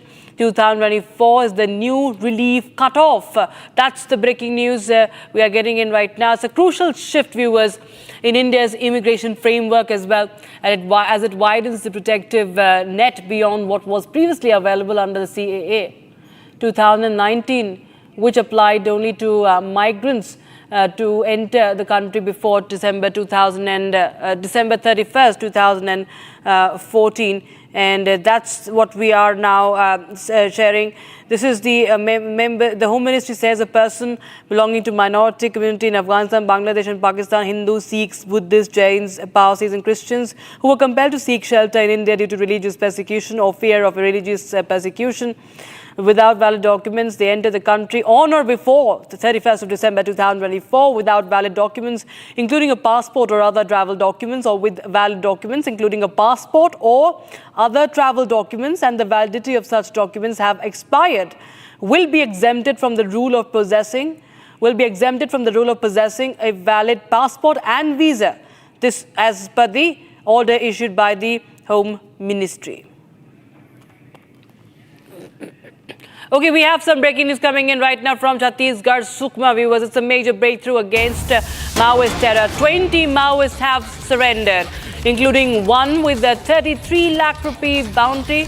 And Sukma police and the CRPF have achieved a major breakthrough with the surrender of 20 Maoists. Among the 20 who surrendered, 9 are women, 11 are men, and the most notable surrender is that of Sodi Masa, a senior Maoist carrying a reward of 33 lakh rupees on his head. His surrender considered a significant success for the security forces operating in this area. And of course, this comes after a coordinated effort by the Sukma police, the District Reserve Guard, that is the DRG, and several CRPF battalions. Okay, let's take a listen to the reaction coming in. जिला police और CRPF द्वारा नक्सल निर्मूलन के लिए जो लगातार प्रयास किए जा रहे हैं, उससे प्रभावित होकर आज 20 नक्सलियों ने आत्मसमर्पण किया है। 20 नक्सलियों में 9 महिला नक्सली और 11 पुरुष नक्सली है। इन पे सब मिला के 33 लाख का इनाम रखा गया है। इनमें 2 नक्सलियों पे 8 लाख का इनाम है, 1 नक्सलियों के 5 लाख का इनाम है। इसके अलावा 4 नक्सलियों के पे 4-4 लाख का इनाम है और बाकी अन्य नक्सली अग्र संगठन के सदस्य है। सभी नक्सलियों को शासन द्वारा जो आत्मसमर्पण पॉलिसी है उसके अनुसार सभी बेनिफिट्स मिलेंगे, उनको रिवॉर्ड मिलेगा। मैं इसी मौके पे सभी नक्सलियों से ये अपील करता हूं कि जल्द से जल्द सरेंडर करके मुख्य धारा में शामिल हो जाए। सर, कोई बड़ी घटनाओं में शामिल नक्सली मिनपा, टेकलगुडम, उसके अलावा बुरकापालम ऐसे बड़ी बड़ी घटनाओं में शामिल रहे हैं। इसके अलावा ग्रामीण नगरियों की हत्या, रोड काटना, आईडी लगाना, ऐसी घटनाओं में नक्सली शामिल थे। Now, Home Minister Amit Shah met and felicitated all the personnel who successfully carried out Operation Black Forest earlier this year. This was, of course, a mega crackdown, a mega operation as in line with the crackdown against the Maoist viewers. Take a look.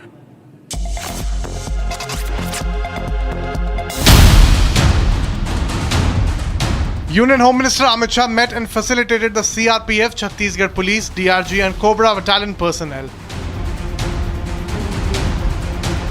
These brave hearts successfully carried out Operation Black Forest on Karagattalur Hill.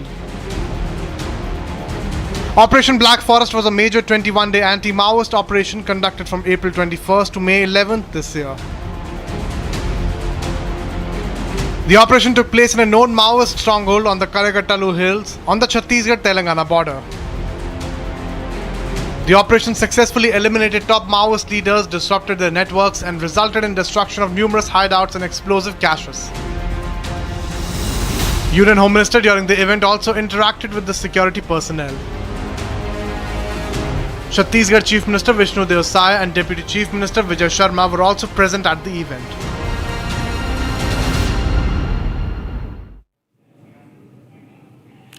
Now, rain continues to lash several parts of Kashmir, causing waterlogging and traffic jams in several areas of Srinagar. The waterlogging in many areas caused inconvenience to commuters and shopkeepers. In some areas, vehicles had to wade through the flooded streets in the city. Intermittent rain also continues in several parts of the valley from Doda to Kulgam. You can see the Chenab River swelling, and the Met Department says that heavy and intense showers accompanied with thunderstorms, lightning and gusty winds were likely over many parts of Srinagar, Ganderbal and Budgam. And in Jammu, CRPF, Army and BRO teams jointly have undertaken the rescue operations. And my colleague Gursimran Singh has filed a ground report from Akhnur, where 40 civilians are trapped. The water levels on the river Chenab are on continuous rise, and right now we are reporting from the Gadkhal area where Chenab has broken into the civilian areas, and the level of the water, the speed of the water can be seen from this very place right now where we are reporting, because it is the fierce level torrential rains that are taking place in the upper reaches have made such things really very difficult here on the ground. And we'll try to speak to some locals, because there are several civilians that have been trapped in that very area along with their cattle, and now they are seeking the help from the authorities, because on that side there is no support, and if the water continues to rise like this, the situation is going to be gruesome for them. मुझे ये बताइए कितने लोग और कितने घर वहाँ पे इसकी जद में आ गए जो सिविलियन एरिया ब्रीच हुआ है? हो गए कोई 10-12 कमरे जो उसके अंदर हैं, तो 10-25 बंदे भी होंगे देखभाल के लिए, भैंसों के लिए। उनकी बहुत गायें हैं, वो वापस नहीं आ सकती हैं। उनको तूरी तारी लेकर गए थे कल, इधर तो पानी नहीं बहुत आ गया आज। तो अभी तक कोई रेस्क्यू वगैरह के लिए आया है? उस दिन आए थे, लेकिन पानी बहुत था तो कोई पार गया ही नहीं। कोई पार नहीं गया, काफ़ी चिंताएं लोगों के लिए हैं। आप मुझे बताइए, ये लगातार पूरा इलाका जो है वो बढ़ रहा है पानी का बहाव? सर काफ़ी ज़्यादा यहाँ पे बाढ़ आ चुकी है और सिविलियन के लिए तो काफ़ी ज़्यादा मुश्किल है और जानवरों के लिए आप खुद देख सकते हो कि जानवर भी यहाँ पे फंसे हुए हैं। और मैं ये कहना चाहता हूँ प्रशासन से कि आके यहाँ पे कुछ लोग भी फंसे हुए हैं उनको निकालें, काफ़ी ज़्यादा बच्चे भी अंदर फंसे हुए हैं उनको भी निकालें, और साथ में जैसे जानवर फंसे हुए हैं उनको भी निकालने, कुछ होना चाहिए। कुछ ना कुछ प्रशासन, the administration needs to do something, that is what they are saying. But look at the flow of the water, like it is when it is actually having a hit at my leg, then the way it is flowing, it clearly speaks volumes about the pressure of the river Chenab that is here, and that is why the locals are concerned. The locals are very much concerned about what lies next for them, because the announcements are regularly being made by the administration that the water levels are going to rise. That is the place from where the river Chenab has broken into the civilian areas. It was the breach of the barrage that was there, the bun that is locally known as, that was breached by river Chenab, and now it has entered into the civilian areas in the Gadkhal, and the people of the Gadkhal, they are really very much concerned about what is happening. They urge the administration to reach them at an earliest, and also to save the civilians that are still trapped in the area.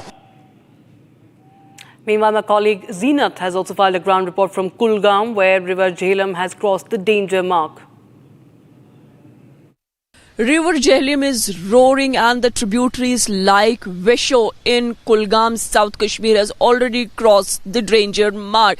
People have been advised to stay indoors and away from the water bodies, which has also led to the closure of Srinagar Jammu National Highway. The alternative route like Mughal has also been closed, and also the Simthon Top. This time we can say that we are disconnected with the rest of the world. Meanwhile, the services, the networks have also gone down with the services. The calling and internet services have gone slow. In fact, the Divisional Administration Kashmir has also directed for the closure of schools and colleges. Kashmir University has cancelled the examinations. Postponed examinations have also come from the cluster university. Meanwhile, we are seeing a minimal traffic on the roads at multiple places. There is power, electricity crisis at present. Disaster management Srinagar, Kashmir is observing the situation. We are seeing the observation being made by the highest quarters of the government. And also, as far as the Jammu is concerned, we are seeing that this rainfall has consumed multiple lives because of the landslides, the mudslides. We have seen cloudburst. Yesterday in Anantnag, a 13-year boy was also injured during the cloudburst in Anantnag. So people have been advised to stay indoors, remain cautious. And also we are seeing the J&K police have already put the helpline numbers for any kind of rescue operations.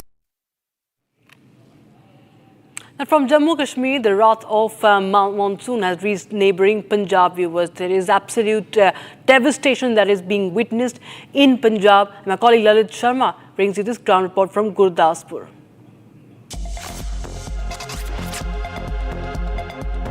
One month, if you talk about in Punjab, majority all the 23 districts have been badly affected because of the flooding of water from the hills. Apart from that, if you talk about, more than 30 deaths have been reported in the past 1 month, while more than 3.5 lakh have been evacuated by the Indian Army, Air Force and the SDRF, NDRF and the local administration. While lakhs of hectares crops have been destroyed in the past 1 month. While the fury of nature continues in Punjab, as and in another 24 hours, Met Department have predicted heavy rainfall, due to which once again the water level of the river Ravi, Satluj and Beas could be seen increasingly high in all these border districts of Punjab. With video journalist Krishna, this is Lalit Sharma for Republic TV, Gurdaspur.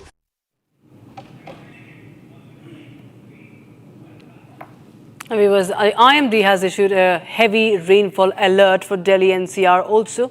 NCR that includes Noida, Gurugram, Ghaziabad, as relentless monsoon showers continue to lash North India.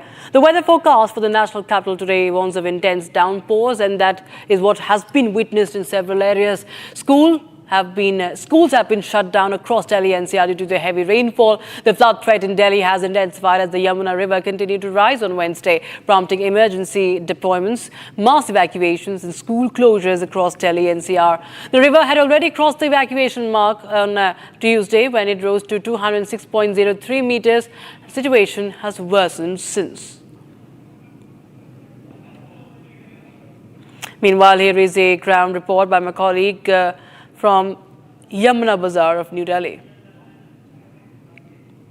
We are here at Yamuna Bazaar. As you can see, I am sitting on a boat. We have managed to come here. This is how much the water level has risen. The water level in Yamuna has risen dangerously. It has now reached around 206.7 meters, and it has been said that the forecast is around 206.9 meters. And this is a situation after incessant rainfall in the entire Delhi NCR, where there has been continuous rainfalls, and the Hatnikund barrage, where the waters were released and the flow range was around 3.3 lakhs crucex.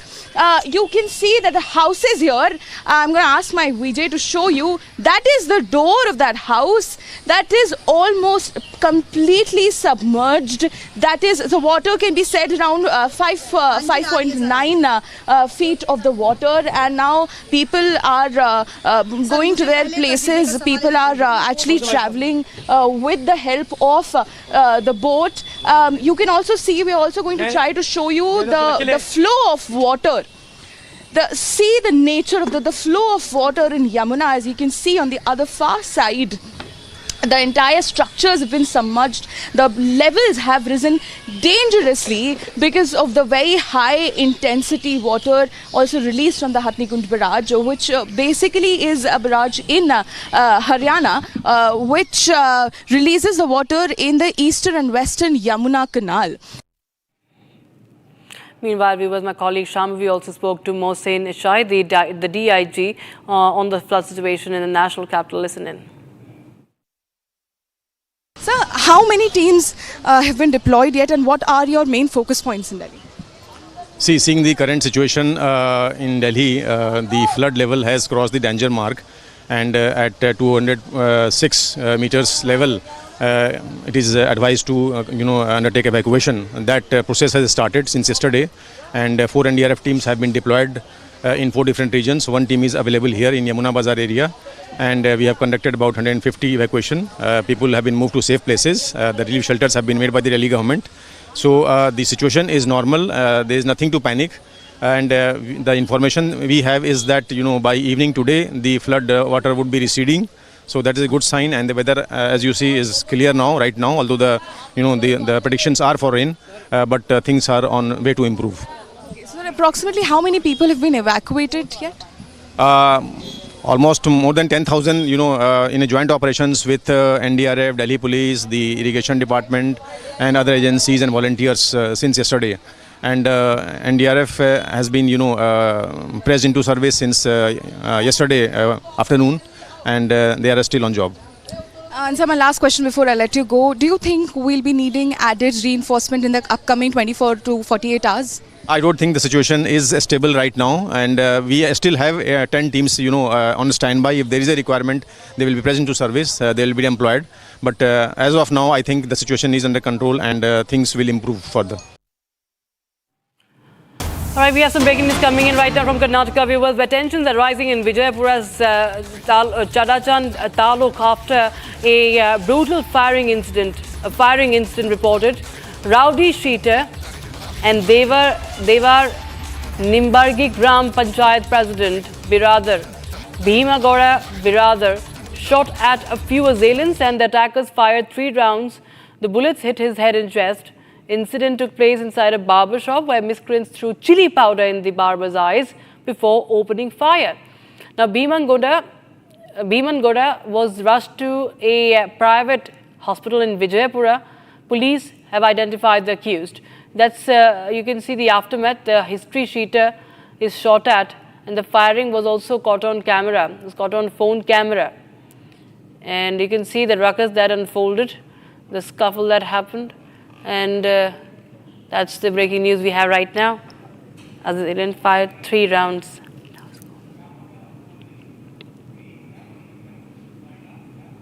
All right, shifting focus. Dr. S. Jaishankar, the External Affairs Minister of India, and German Foreign Minister Johann Wadephul met at the Hyderabad House in Delhi. The two leaders held a delegation-level meeting in the national capital. Discussion on a potential cooperation in technology and expedition of FTA negotiations were held. And of course, the German Foreign Minister also hailed India's growth story. Welcome you and your delegation on what is your first visit to India as the Foreign Minister of Germany. That this is happening just a few months after my own visit to Berlin in May, I think is a statement in itself. We also are aware that this is one of your early visits outside Europe, and we appreciate your coming to India very much. Now, as you noted before your departure from Germany, we are marking 25 years of strategic partnership, 50 years of scientific cooperation, almost 60 years of cultural agreements, and as you saw in Bangalore, more than a century of business interactions. I'm glad that you had an opportunity on this visit to go to Bengaluru and see the immense potential of our cooperation in technology. I'm also very pleased that you brought along with you a very strong business delegation and some members of parliament. And the Prime Minister in his Independence Day speech has announced a Diwali bonanza in the form of hinting at GST regularization. The GST Council meeting was chaired by Union Finance Minister Nirmala Sitharaman today, and some big announcements are also expected. The meeting will continue tomorrow as well. Here's a report. Finance Minister Nirmala Sitharaman chaired 56th GST Council meeting today in the national capital. The meeting will continue for 2 days. In one of the biggest GST reform, the government is planning to do away with the 2 out of 4 GST slabs. Ganganagar से लेकर के ईटानगर तक, लेह से लेकर के लक्षद्वीप तक, one nation one tax. GST सिर्फ एक टैक्स रिफॉर्म नहीं है, आर्थिक रिफॉर्म से भी आगे एक सामाजिक रिफॉर्म का भी एक अहम कदम है.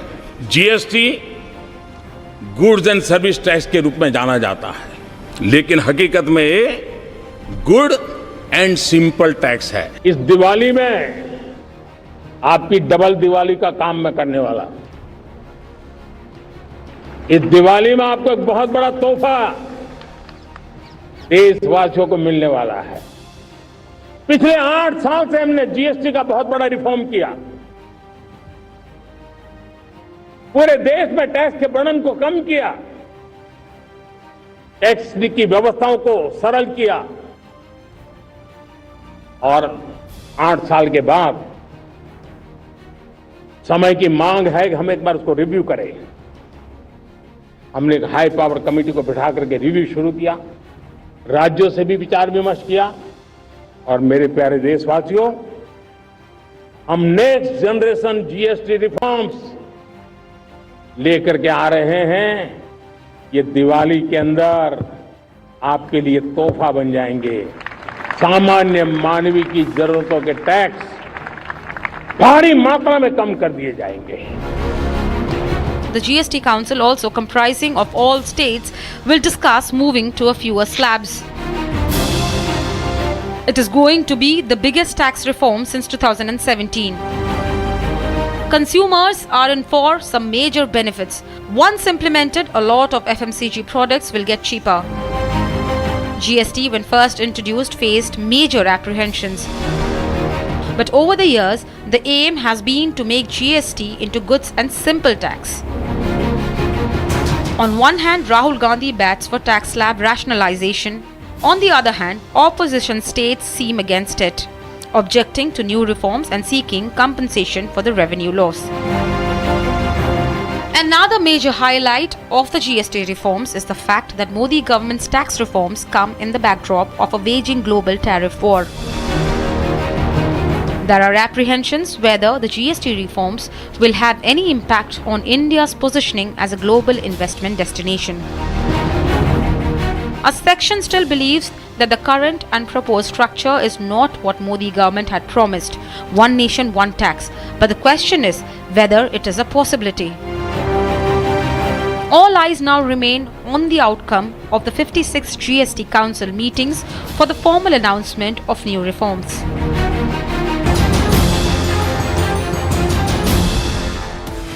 All right, viewers, we step into a short break, but we get to the latest from the BRS camp. Sacked BRS MLC Kavitha claims of a big conspiracy, resigns from the party and post of BRS MLC.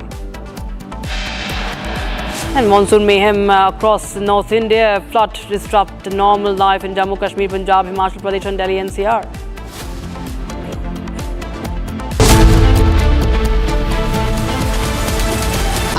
Pure सूजी pasta उबालो मिलाओ और खाओ 8 minute में तैयार क्या taste है सबका राजा R pure masala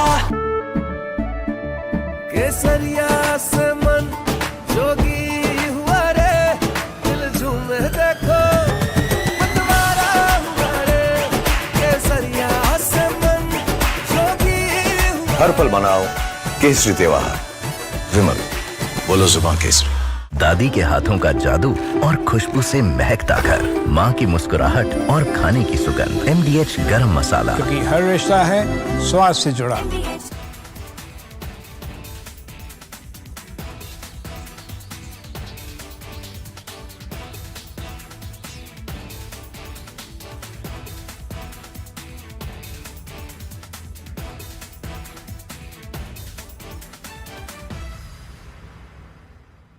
Yesterday, a coward decided to take our 8-year-old son Fletcher away from us.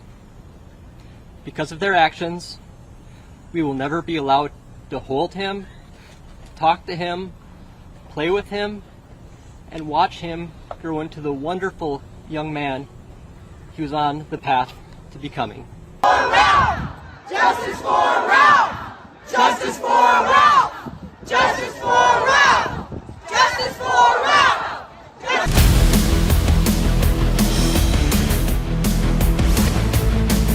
This is Republic Jack Oliver Studio. Stay tuned for all the breaking news and updates. I am Tanisha Avasthi. Let's get started.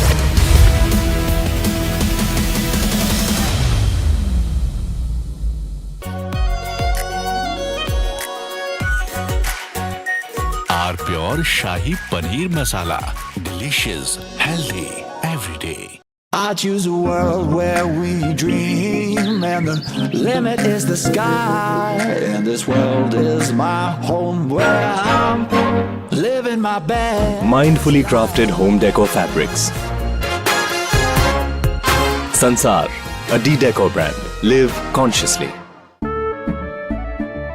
केसरिया से मन जोगी हुआ रे दिल झूमे देखो मतवारा हुआ रे केसरिया से मन जोगी हुआ हर पल मनाओ केसरी त्योहार विमल बोलो जुबान केसरी MDH की हल्दी मिर्ची धनिया करे कमाल ये रंग दे ये खुशबू दे ये तीखा ये कम पड़े क्या निराला MDH masala bring out the big charts because it had no chance of standing. Fortunately, we came armed with a little smaller chart. So 67%. From Asia's largest news headquarters, setting the agenda for Bharat.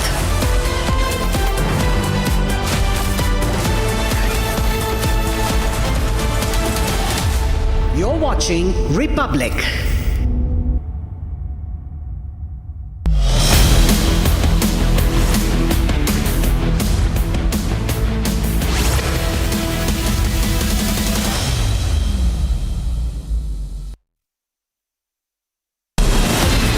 From Asia's Asia's largest news headquarters. Setting the agenda for Bharat.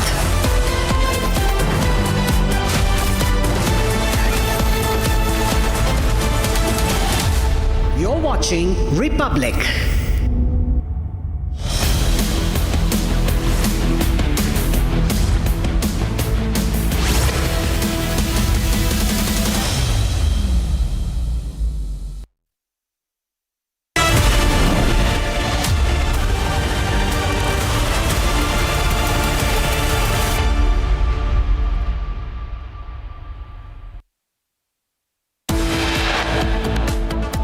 Big relief. Central government extends cut-off entry under CAA till December 2024. 2025. Sacked BRS MLC K. Kavitha claims a big conspiracy, resigns from the post of BRS MLC.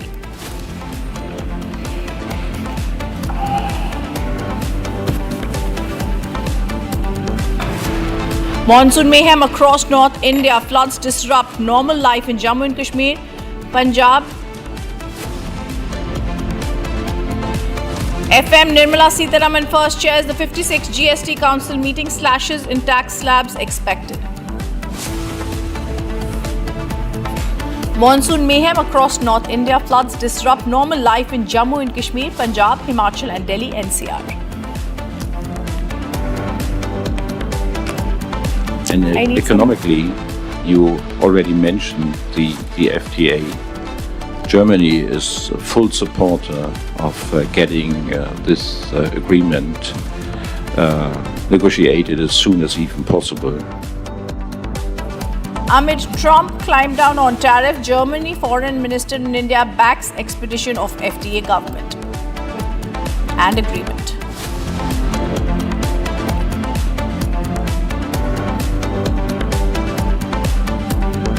Good evening, welcome to Republic. I'm Ridhima. Top focus. K. Kavitha has resigned as BRS MLA after lashing out at BRS leader T. Harish Rao and J. Santosh Rao, accusing them of planning to destroy the party and family in connivance with Telangana Chief Minister Revanth Reddy. On Tuesday, BRS had suspended Kavitha for anti-party activities a day after her outbursts against party leaders T. Harish Rao and J. Santosh Rao. Kavitha also said in today's press conference she is resigning from BRS and submitting her MLC resignation letter to the council speaker. K. Kavitha said Revanth Reddy, Harish Rao plan to destroy the family while travelling together on a flight. Revanth Reddy should be answerable for this.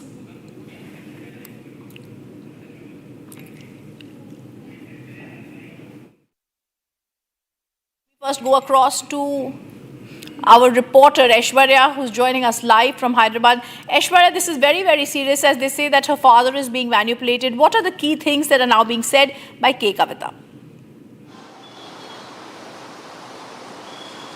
Yes, Rhythm. So Kavitha, she held a first press conference today after her suspension that was announced yesterday. She said that this suspension came as a shock for her also, saying that she was not actually expecting the suspension because she thought that her father very well knew that about this conspiracy and about all the statements that she was making publicly. She said that these two cousins of hers, that is Harish Rao and Santosh Rao, who are around her father, always have manipulated him along with her brother and forced him to initiate a suspension against her. She said that her father and her brother are under manipulation of these two cousins who are trying to take over the BRS party. She even went on to allege that they might be the same two people, the same two BRS leaders also might be against the phone tapping case that was also going on KCR for a very long time, for almost 4 months now. She said that all the conspiracies against BRS or KCR or Kavitha or KTR are being done by these two people who they should be put out, and that's what she was doing. But then because her father is manipulated by these two people, even though she's speaking truth, she's been called out and she's been suspended from the party right now. All right, thank you for giving us those details. I'll want you to stay on with us. We're also getting more breaking news on the story. Now, Speaking on this entire controversy, the breaking news coming in, Telangana Chief Minister Revanth Reddy has taken a jibe and said the party which was behind several controversies has finally found itself in hot waters, calling it karma. The TDP, they said, and he says, which opened several opportunities for several people due to conspiracies, it became unviable in Telangana. Let's listen to what he said. Telugu Desam party ఒక అద్భుతమైన party, చాలా మందికి అవకాశాలు కల్పించిన party. కొంతమంది కుట్రల వల్ల ఆ party కూడా ఈ రోజు తెలంగాణలో ఒక సమస్యను ఎదుర్కొంటుంది. మరి ఇన్ని దుర్మార్గాలు చేసిన మీరు మాత్రం ఎట్లా మనుగడ సాధిస్తారు? ప్రకృతి అనేది ఉంటుంది, ఆ ప్రకృతి శిక్షిస్తుంది. ఆ తర్వాత తెలుగుదేశం పార్టీ ఒక అద్భుతమైన పార్టీ, చాలా మందికి అవకాశాలు కల్పించిన పార్టీ. కొంతమంది కుట్రల వల్ల ఆ పార్టీ కూడా ఈ రోజు తెలంగాణలో ఒక సమస్యను ఎదుర్కొంటుంది. మరి ఇన్ని దుర్మార్గాలు చేసిన మీరు మాత్రం ఎట్లా మనుగడ సాధిస్తారు? ప్రకృతి అనేది ఉంటుంది, ఆ ప్రకృతి శిక్షిస్తుంది. As the family feud explodes, he says due to conspiracies, the TDP became unviable in Telangana. The party which was behind several conspiracies, Revanth Reddy, Chief Minister, says has finally found itself in hot waters, and he calls it karma. And this is what Revanth Reddy and Harish Rao, they say, she said, Kavitha said, had planned to destroy the family while travelling together on a flight.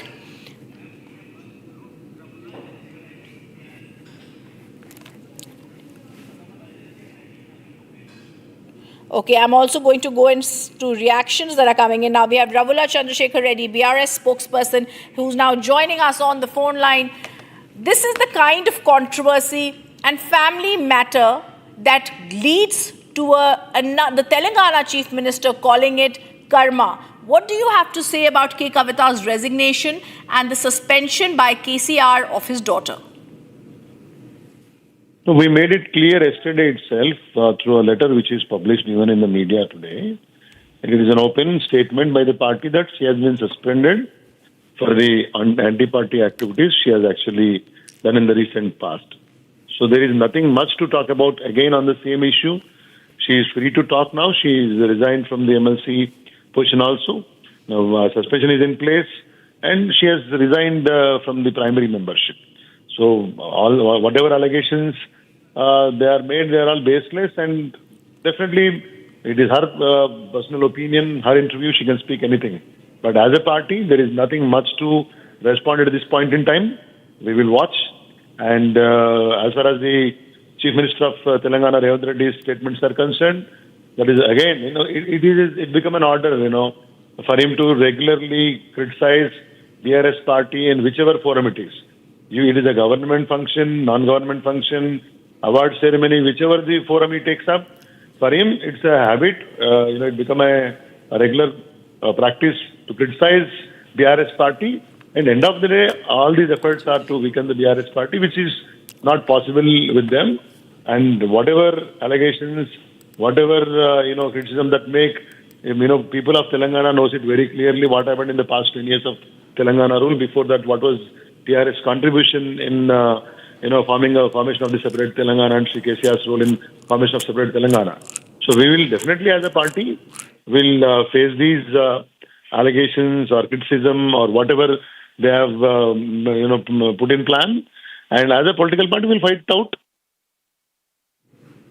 I do believe that this is a reading down, Mr. Reddy, of what has happened, because there is a storm that has broken out after KCR's daughter has been suspended. There is speculation rife that she might now form another party. She'd also gone to her brother. She'd tried to tell him what had been happening, but no one had taken accord of what she said. I thank you for what you've said and for being with us. I also want to play out a reaction of D. Raja, politician, that is coming in. Let's listen to what he has said.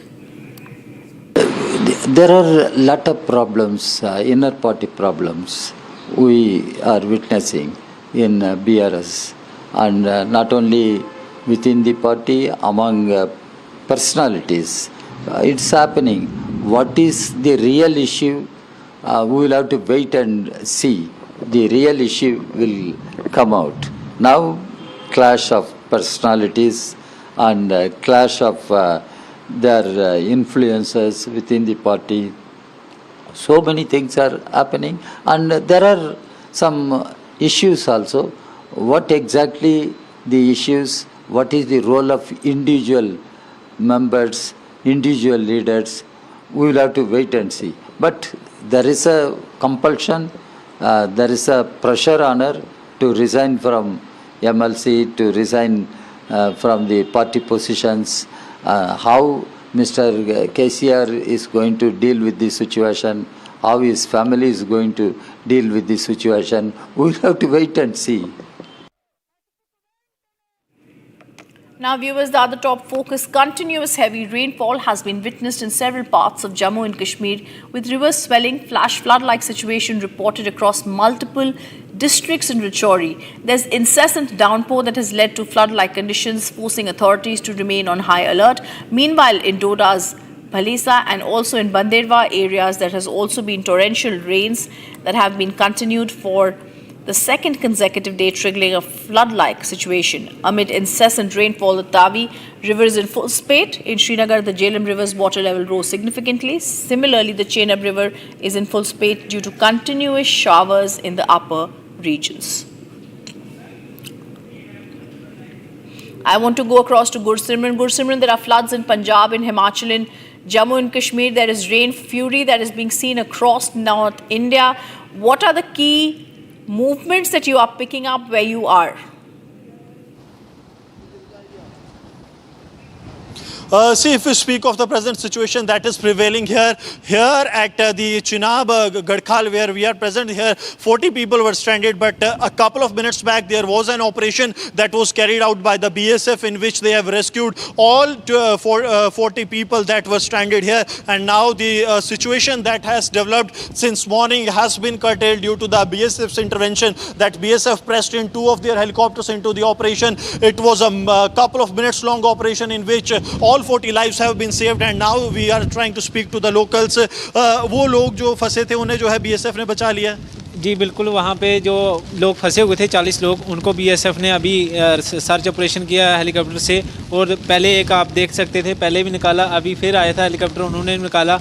अभी आप पानी भी देख सकते हो किस speed से पानी जा रहा है। अभी ये भी नहीं मालूम कि यहाँ पे कितने लोग फंसे हुए, क्योंकि उनसे अभी कोई कांटेक्ट नहीं है। जिनसे कांटेक्ट था वो 40 निकाल, हाँ वो सभी 40 निकाल दिए हैं। वो अभी घर बार पूरा तबाह है, पूरा तबाह सर। यहाँ पे कम से कम हमारे 90 घर थे, 90 घर आपको देखिए यहाँ नज़र नहीं आ रहे हैं, कुछ भी घर नहीं नज़र आ। हमारी गुज्जर कोटली बस्ती थी ये गढ़खाल की, यहाँ पे कोई नज़र नहीं आ रहा है घर यहाँ पे हमारा। So you can see the extent of damage that the river Chenab has caused, because even if Ashu is showing you the visuals here also, the level of the water is that much that it is increasing with each passing minute, and that's why the BSF was to called in for the operation, and now the BSF within a 5-minute long operation has now rescued all the civilian. It was a brave operation that was carried out by the BSF teams because it was inclement weather conditions. But in the inclement weather condition, once again, one more helicopter has been brought in. One more helicopter at the rescue site. Reason being that it is being said that there might be some more people, as this person was mentioning. I'll request Ashu to be on the visuals that these are the live visuals of the BSF rescue operation that are being conducted. The relentless operation, not only securing the borders of the country, but also BSF carrying out these relentless operations, ensuring that those civilians that are still trapped in the area, they are rescued at an earliest.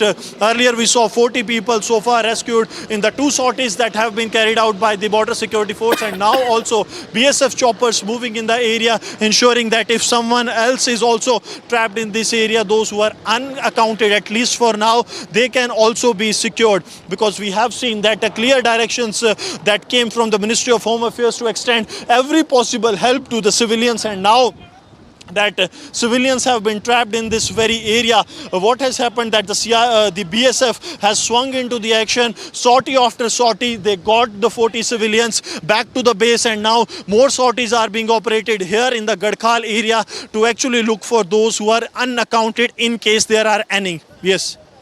All right, it's wonderful. It's the cameras where Gursimran is, and Gursimran himself with that presence of mind that has captured the BSF choppers and the BSF rescue missions that are fully, completely committed to ensuring that we do have this flood-like situation and relief in this flood-like situation for the people. Viewers, also we're going to get you a report. Amid the continuous heavy rainfall in Punjab, a flood-like situation is also witnessed at the Gago Mahal village in Anjala, Amritsar. Rainfall has also been reported in Zirakpur on Wednesday morning, leading to traffic congestion in several parts of the city. And due to this rainfall, the water level in the dams across the state has risen significantly. Repair work is underway. Habib Ke Band embankment with assistance from the Indian Army and local residents is also being used. Here's that report from my colleague Lalit, who is in Gurdaspur.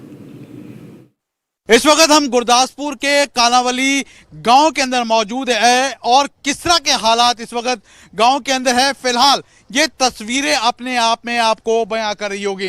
तमाम तरह से जो गुरदासपुर जिला है वो पंजाब में सबसे ज्यादा प्रभावित जिला में से एक है और लगातार जिस तरह से पिछले 24 घंटों से बारिश हो रही है उसकी वजह से जो जनजीवन है वो बुरी तरह से प्रभावित हुआ है। उसके साथ साथ आपको बता दें कि डेरा बाबा नानक और खास तौर पर जो बॉर्डर के गांव हैं वहां पर लगातार पानी बढ़ा हुआ है। लेकिन अगर हम दूसरे गांव की बात करें तो वहां से धीरे धीरे पानी है वो कम हो रहा है। लेकिन रोड कनेक्टिविटी और आवाजाही की अगर हम बात करें तो उसका सीधा व्यापक असर है वो इन गांवों में देखने को मिला है। कुछ गांव के लोग इस वक्त हमारे साथ, उनसे बात कर लेते हैं, जानने की कोशिश करते हैं कि किस तरह के हालात यहां पर बने हुए हैं। सबसे पहले तो आपका नाम जानना चाहेंगे, किस तरह के हालात बने हुए हैं? मेरा नाम सर लाडी है उर्फ अवतार सिंह। हालात बहुत बुरे हैं। जो लैंटर वाले कोठे हैं, पहले तो कच्चे कोठे हैं जो इधर गुरदासपुर साइड में आपको पता है 84 में जो हुआ है, उसके बाद में ये लैंटर वाले कोठे फट गए।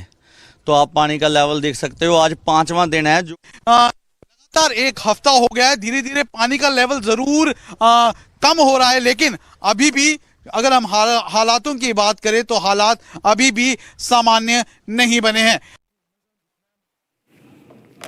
And we're also getting in breaking news that's coming in. Air India Express Trichy Shah Jahan was cancelled last minute. Yet again, another fiasco with Air India. This one had 176 passengers on board. Later, an alternate aircraft was arranged. Air India Express spokesperson said there was and admitted there was a technical snag. I want to try and go across to Harsha. Air India Express flight witnesses a tech snag. The Air India Express has now released a statement where they say one of our flights from Tiruchirappalli could not operate due to a technical issue. We regret the inconvenience. Guests have been provided meals and offered the choice of a full refund on cancellation or complimentary rescheduling. But when is this really going to stop? Let me go across to Harsha. Harsha, this is so many weeks and months after that horror that we witnessed, and yet again Air India does not seem to have made or learnt any lessons.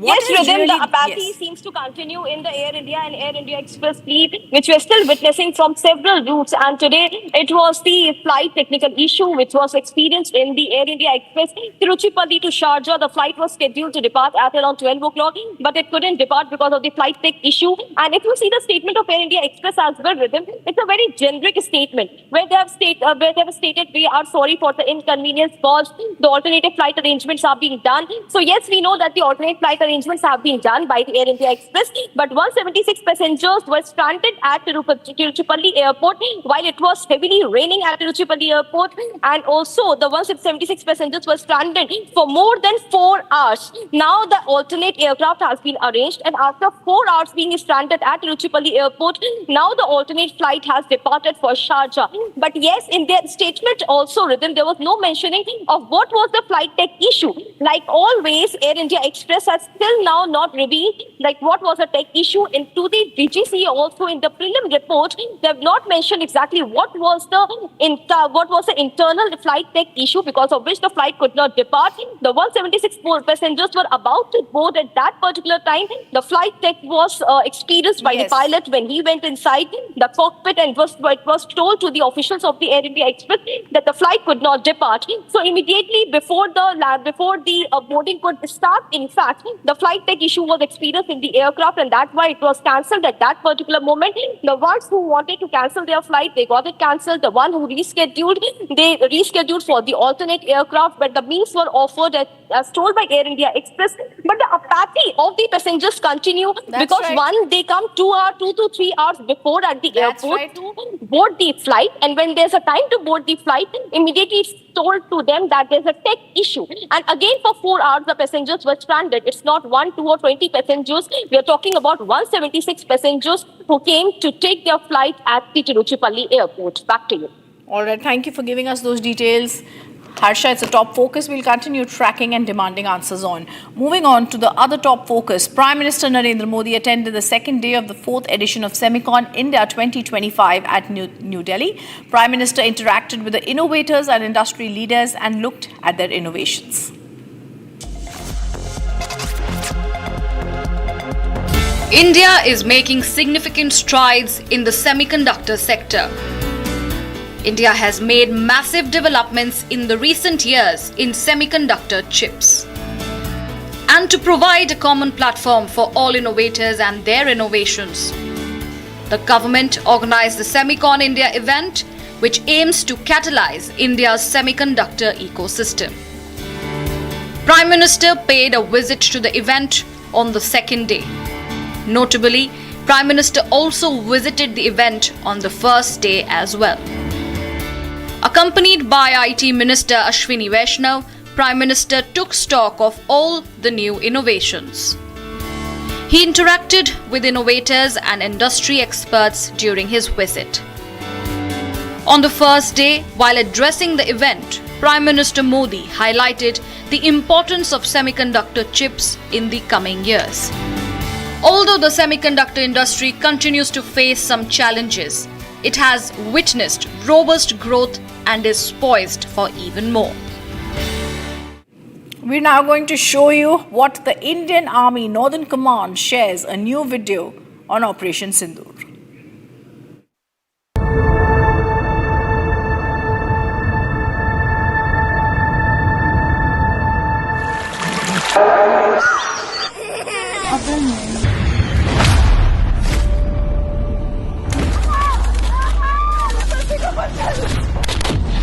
ये कश्मीर में 90 के दशक के बाद सबसे बड़ी target killing है और ऐसे में काफी भगदड़ पहलगाम इलाके में जो है वो मची हुई है।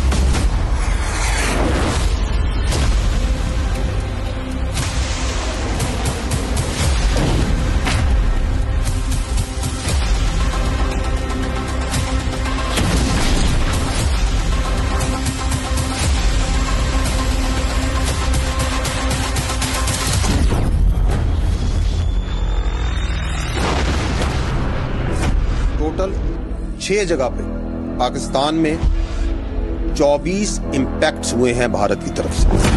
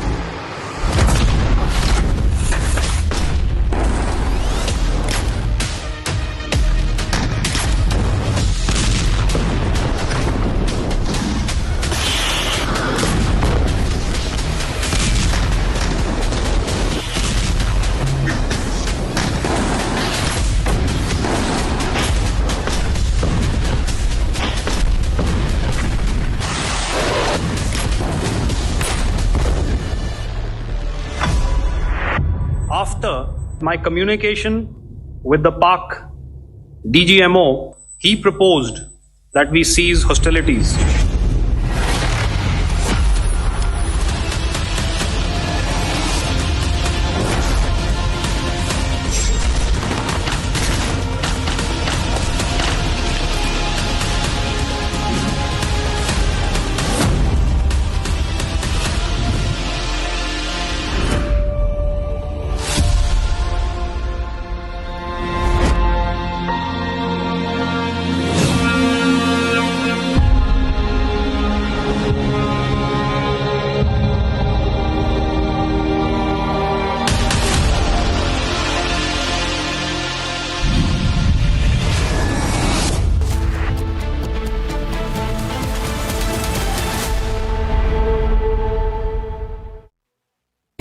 प्योर सूजी पास्ता उबालो मिलाओ और खाओ 8 मिनट में तैयार क्या टेस्ट है सबका राजा R pure masala I choose a world where we dream and the limit is the sky and this world is my home where I'm living my best. Mindfully crafted home decor fabrics.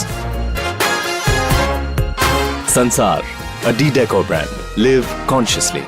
ये है secret recipe MDH का जीरा SIP जल जीरा मसाला जीरा SIP MDH का जल जीरा सिप MDH का जल जीरा SIP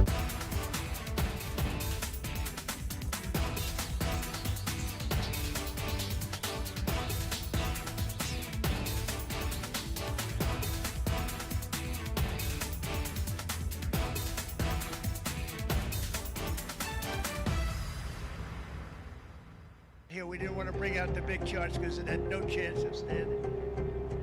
Fortunately, we came armed with a little smaller chart.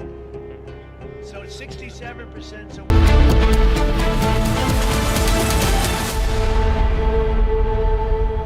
इसको घर पे लगाओगे तो शादी का तो पता नहीं, पर घर पक्का नहीं टूटेगा। रुंगटा नहीं तो घर स्ट्रॉन्ग नहीं। रुंगटा स्टील TMT बार एकदम सॉलिड। पहाड़ों में एक हाइकिंग स्टिक भी बन सकती है। आधे बाउल दही में 4 चम्मच MDH चटनी पुदीना मसाला डाला, स्टर करो, पुदीना चटनी तैयार। MDH चटनी पुदीना मसाला।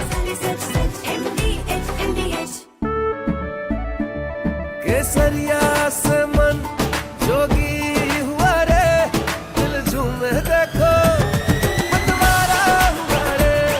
केसरिया से मन जोगी हुआ। हर पल मनाओ केसरी त्योहार। विमल, बोलो जुबान Kesari.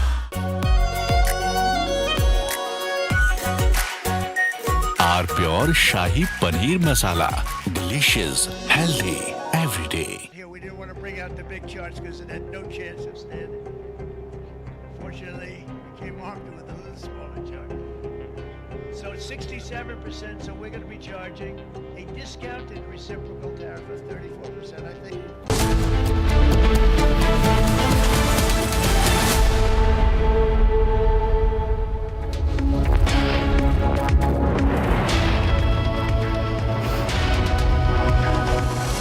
Good evening, welcome to Republic. I'm Rudum, and this is a big relief that's coming in the CAA for all those people and persecuted minorities that have come to India from Afghanistan, from Bangladesh, by extending the deadline by 10 years for Hindus, Sikhs, Buddhists, Jains, Parsis, Christians. All of these groups will now be eligible to stay in India without requiring their passports if they have arrived by December 31st, 2024. This is a new notification by the Home Ministry and a big relief to these people. First up, a look at our top headlines.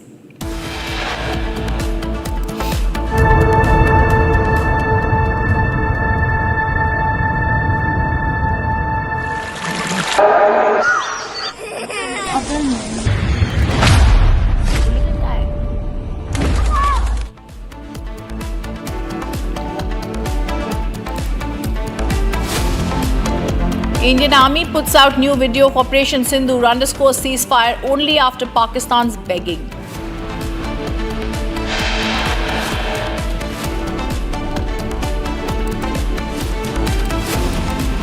In a big relief, Centre extends cut-off entry under CAA till December for those people to enter in India till December 2024.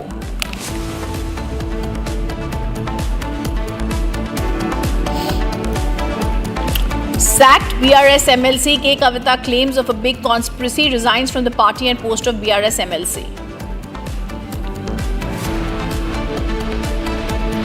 FM Nirmala Sitharaman chairs 56 GST Council meeting, slashes in tax slabs expected.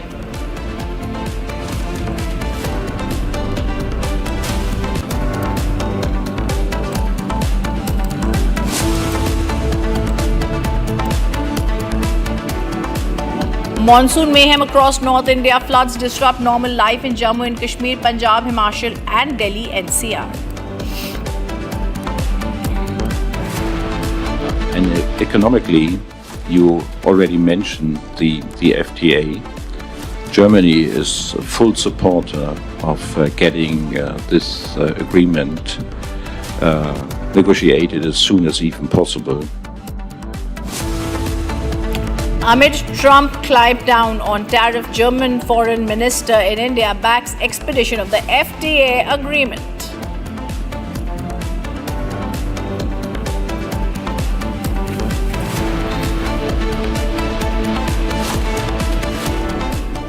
Viewers, our top focus, the Indian Army Northern Command has shared a new video on Operation Sindoor. Indian Army now underscores the ceasefire only came after Pakistan's requested and begging. Repeat message comes in from the Indian Army, a warning also to Pakistan. It's the Pakistan DGMO that called them, begged for the ceasefire.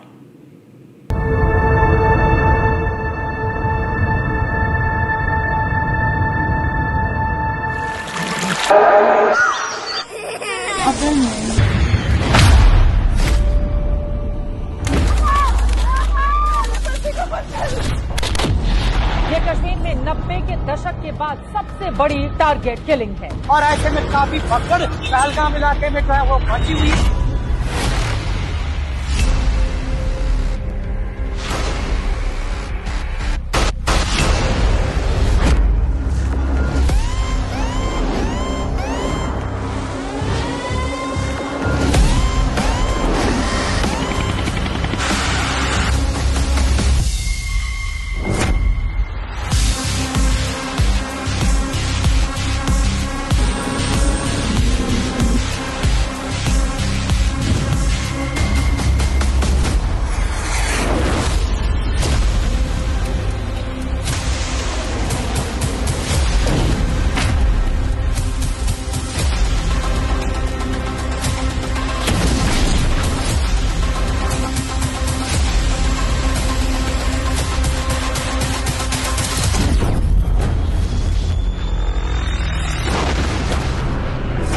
Total 6 जगह पे पाकिस्तान में 24 impacts हुए हैं भारत की तरफ से।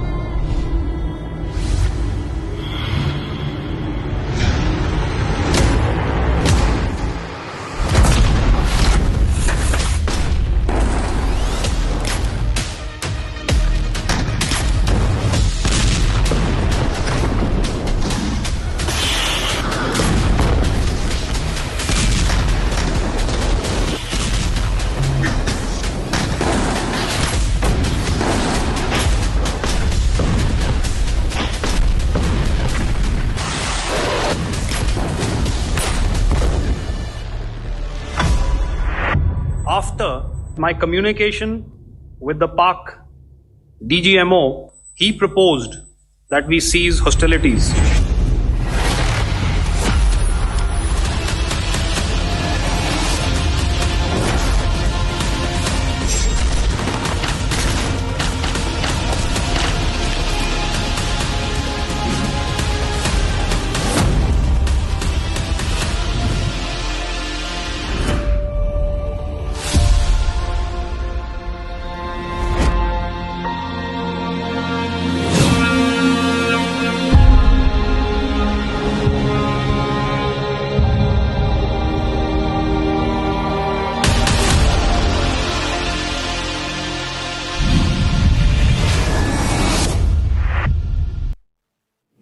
Also now joined by Colonel Shailendra Singh. Colonel Shailendra Singh, we are seeing how nation first, no compromise continues to be what the Indian Army has said. This video that has now been put out is also a very clear reminder to Pakistan not to indulge in terrorism.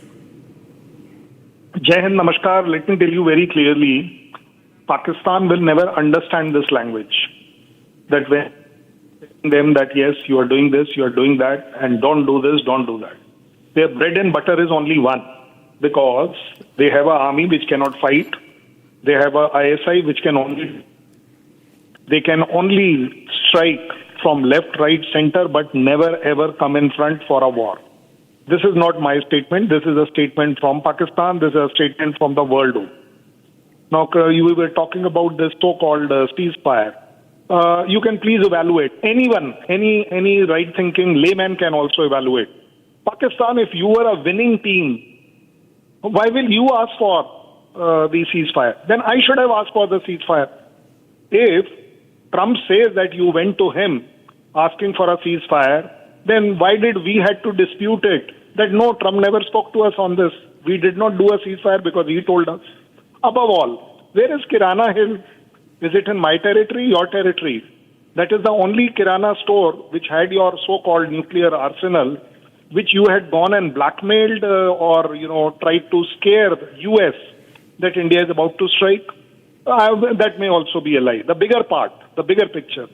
Whose 11 or 13 airfield got stuck? If it got stuck in India, then India would have asked for the ceasefire. It got stuck at a place which is called as Pakistan. And you had all your strategic aircrafts there. So who will ask? Who will ask for the ceasefire? I will ask or you will ask? Above all, 9 terrorist camps. We stuck, we claimed, we gave proof.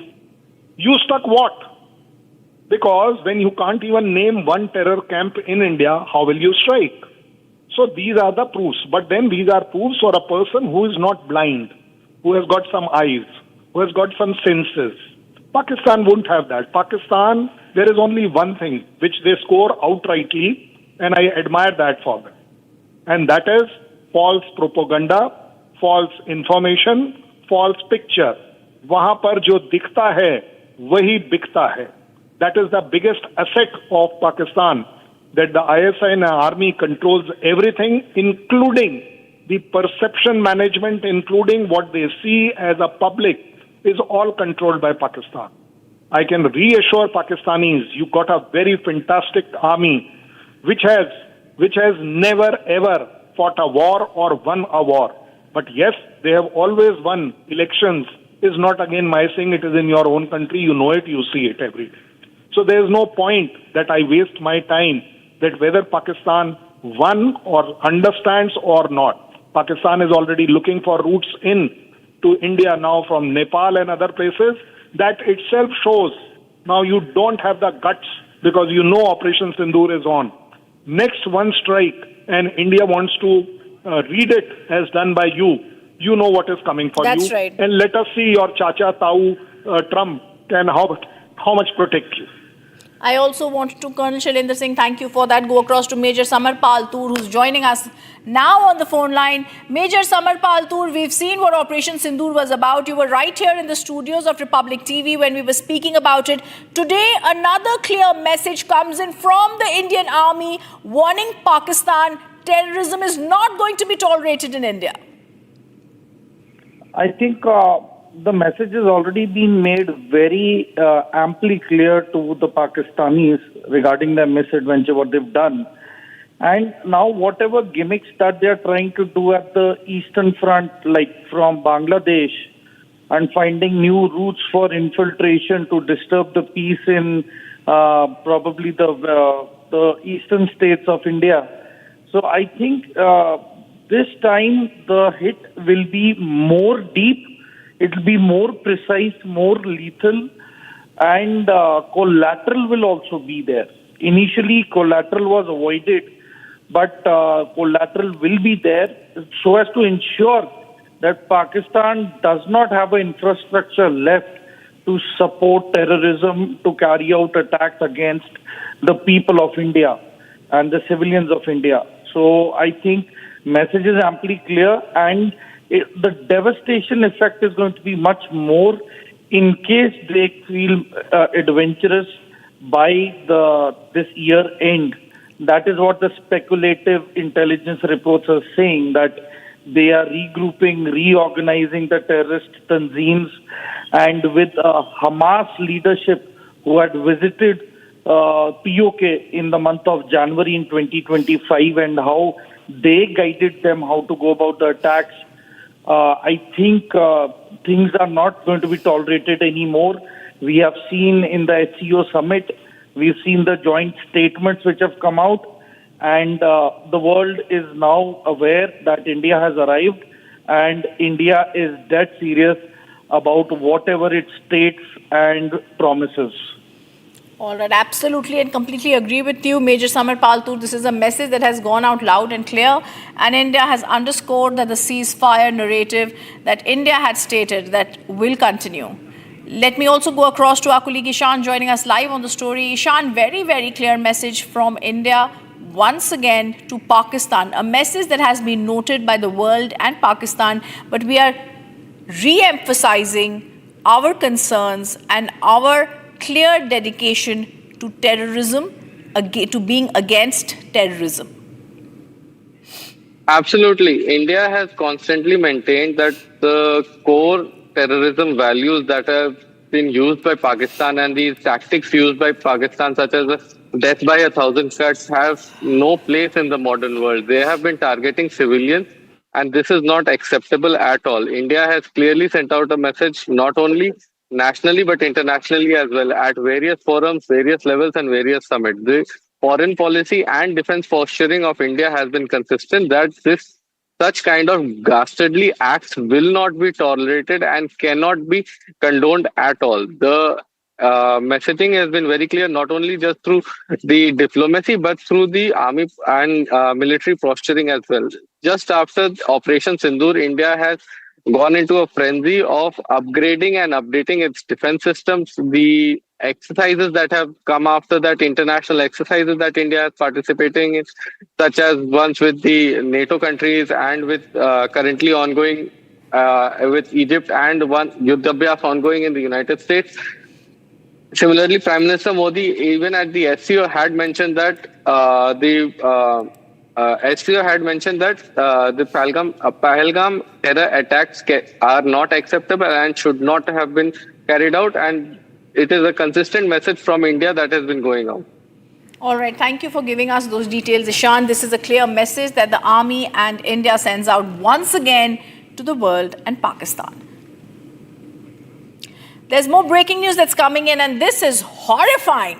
The breaking news from Madhya Pradesh's Indore, the biggest government hospital. The shocking incident that comes in states that the biggest hospital in Indore has seen 2 infants, in this case, in this biggest government hospital premises that's been infested with rats, have bitten 2 newborns.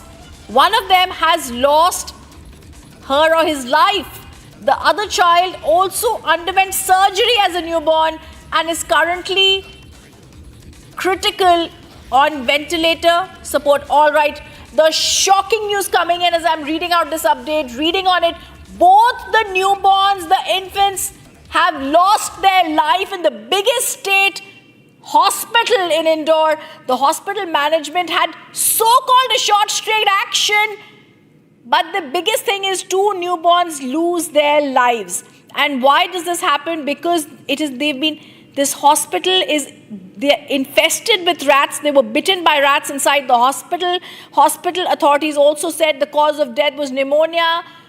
But look at the visuals on the screen. This is horrifying. The rodent menace, newborns attacked by rats and they lose their life. This shocking incident came to light after 2 infants were attacked by these rats on the night of 30th to 31st August at the neonatal ICU of Maharaja Yashwantra Hospital, one of the largest government hospitals in Madhya Pradesh. 2 babies sustained injuries, one on the hand, the other was bitten on the shoulder. It sparked outrage, rightly. Questions have been raised over the hygiene and safety standards at government hospitals in the aftermath. Some people have been suspended, but the largest thing that needs to be understood here, 2 innocents have lost their life. It is 2 newborns who've lost their life.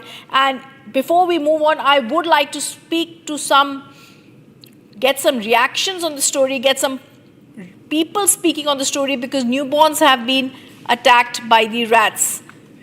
We have these visuals that we are looking at. We also have our reporter. First, let's listen in and see what Satya Vijay tells us from Indore. एमबाई अस्पताल से हम आपको ground report दिखा रहे हैं कि चूहों का आतंक कितना ज़्यादा है।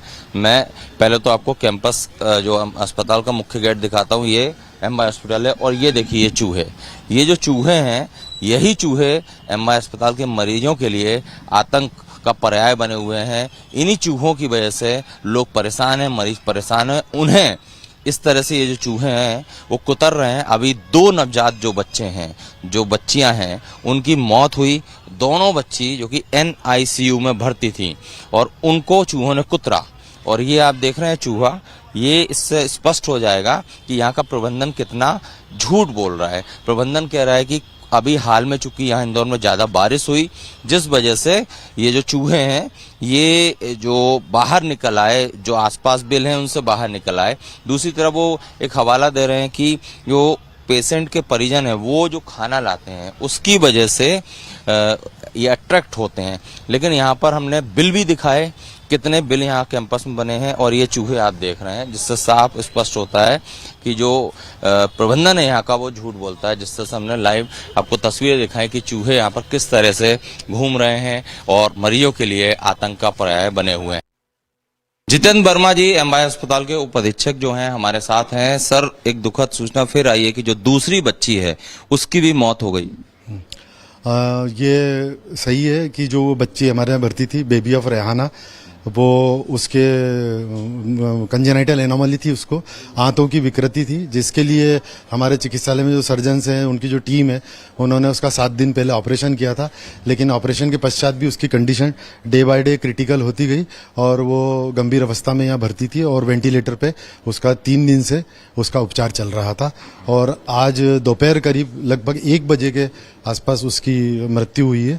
और जो हमारे चिकित्सकों ने जो उपचार किया था उनसे भी हमने जानकारी प्राप्त की है, तो उसको सेप्टिसीमिया के कारण उसकी मृत्यु हुई है, ये बताया है उन्होंने। और बाकी कंजेनिटल एनोमली के कारण ऐसे बच्चों को बचाया जाना भी बहुत मुश्किल पड़ता है, क्योंकि पैदाइशी विकृति बड़ी मुश्किल से ही ठीक हो पाती है, चाहे अपन ऑपरेशन कर लें या उसका दूसरे तरीके से इलाज करें।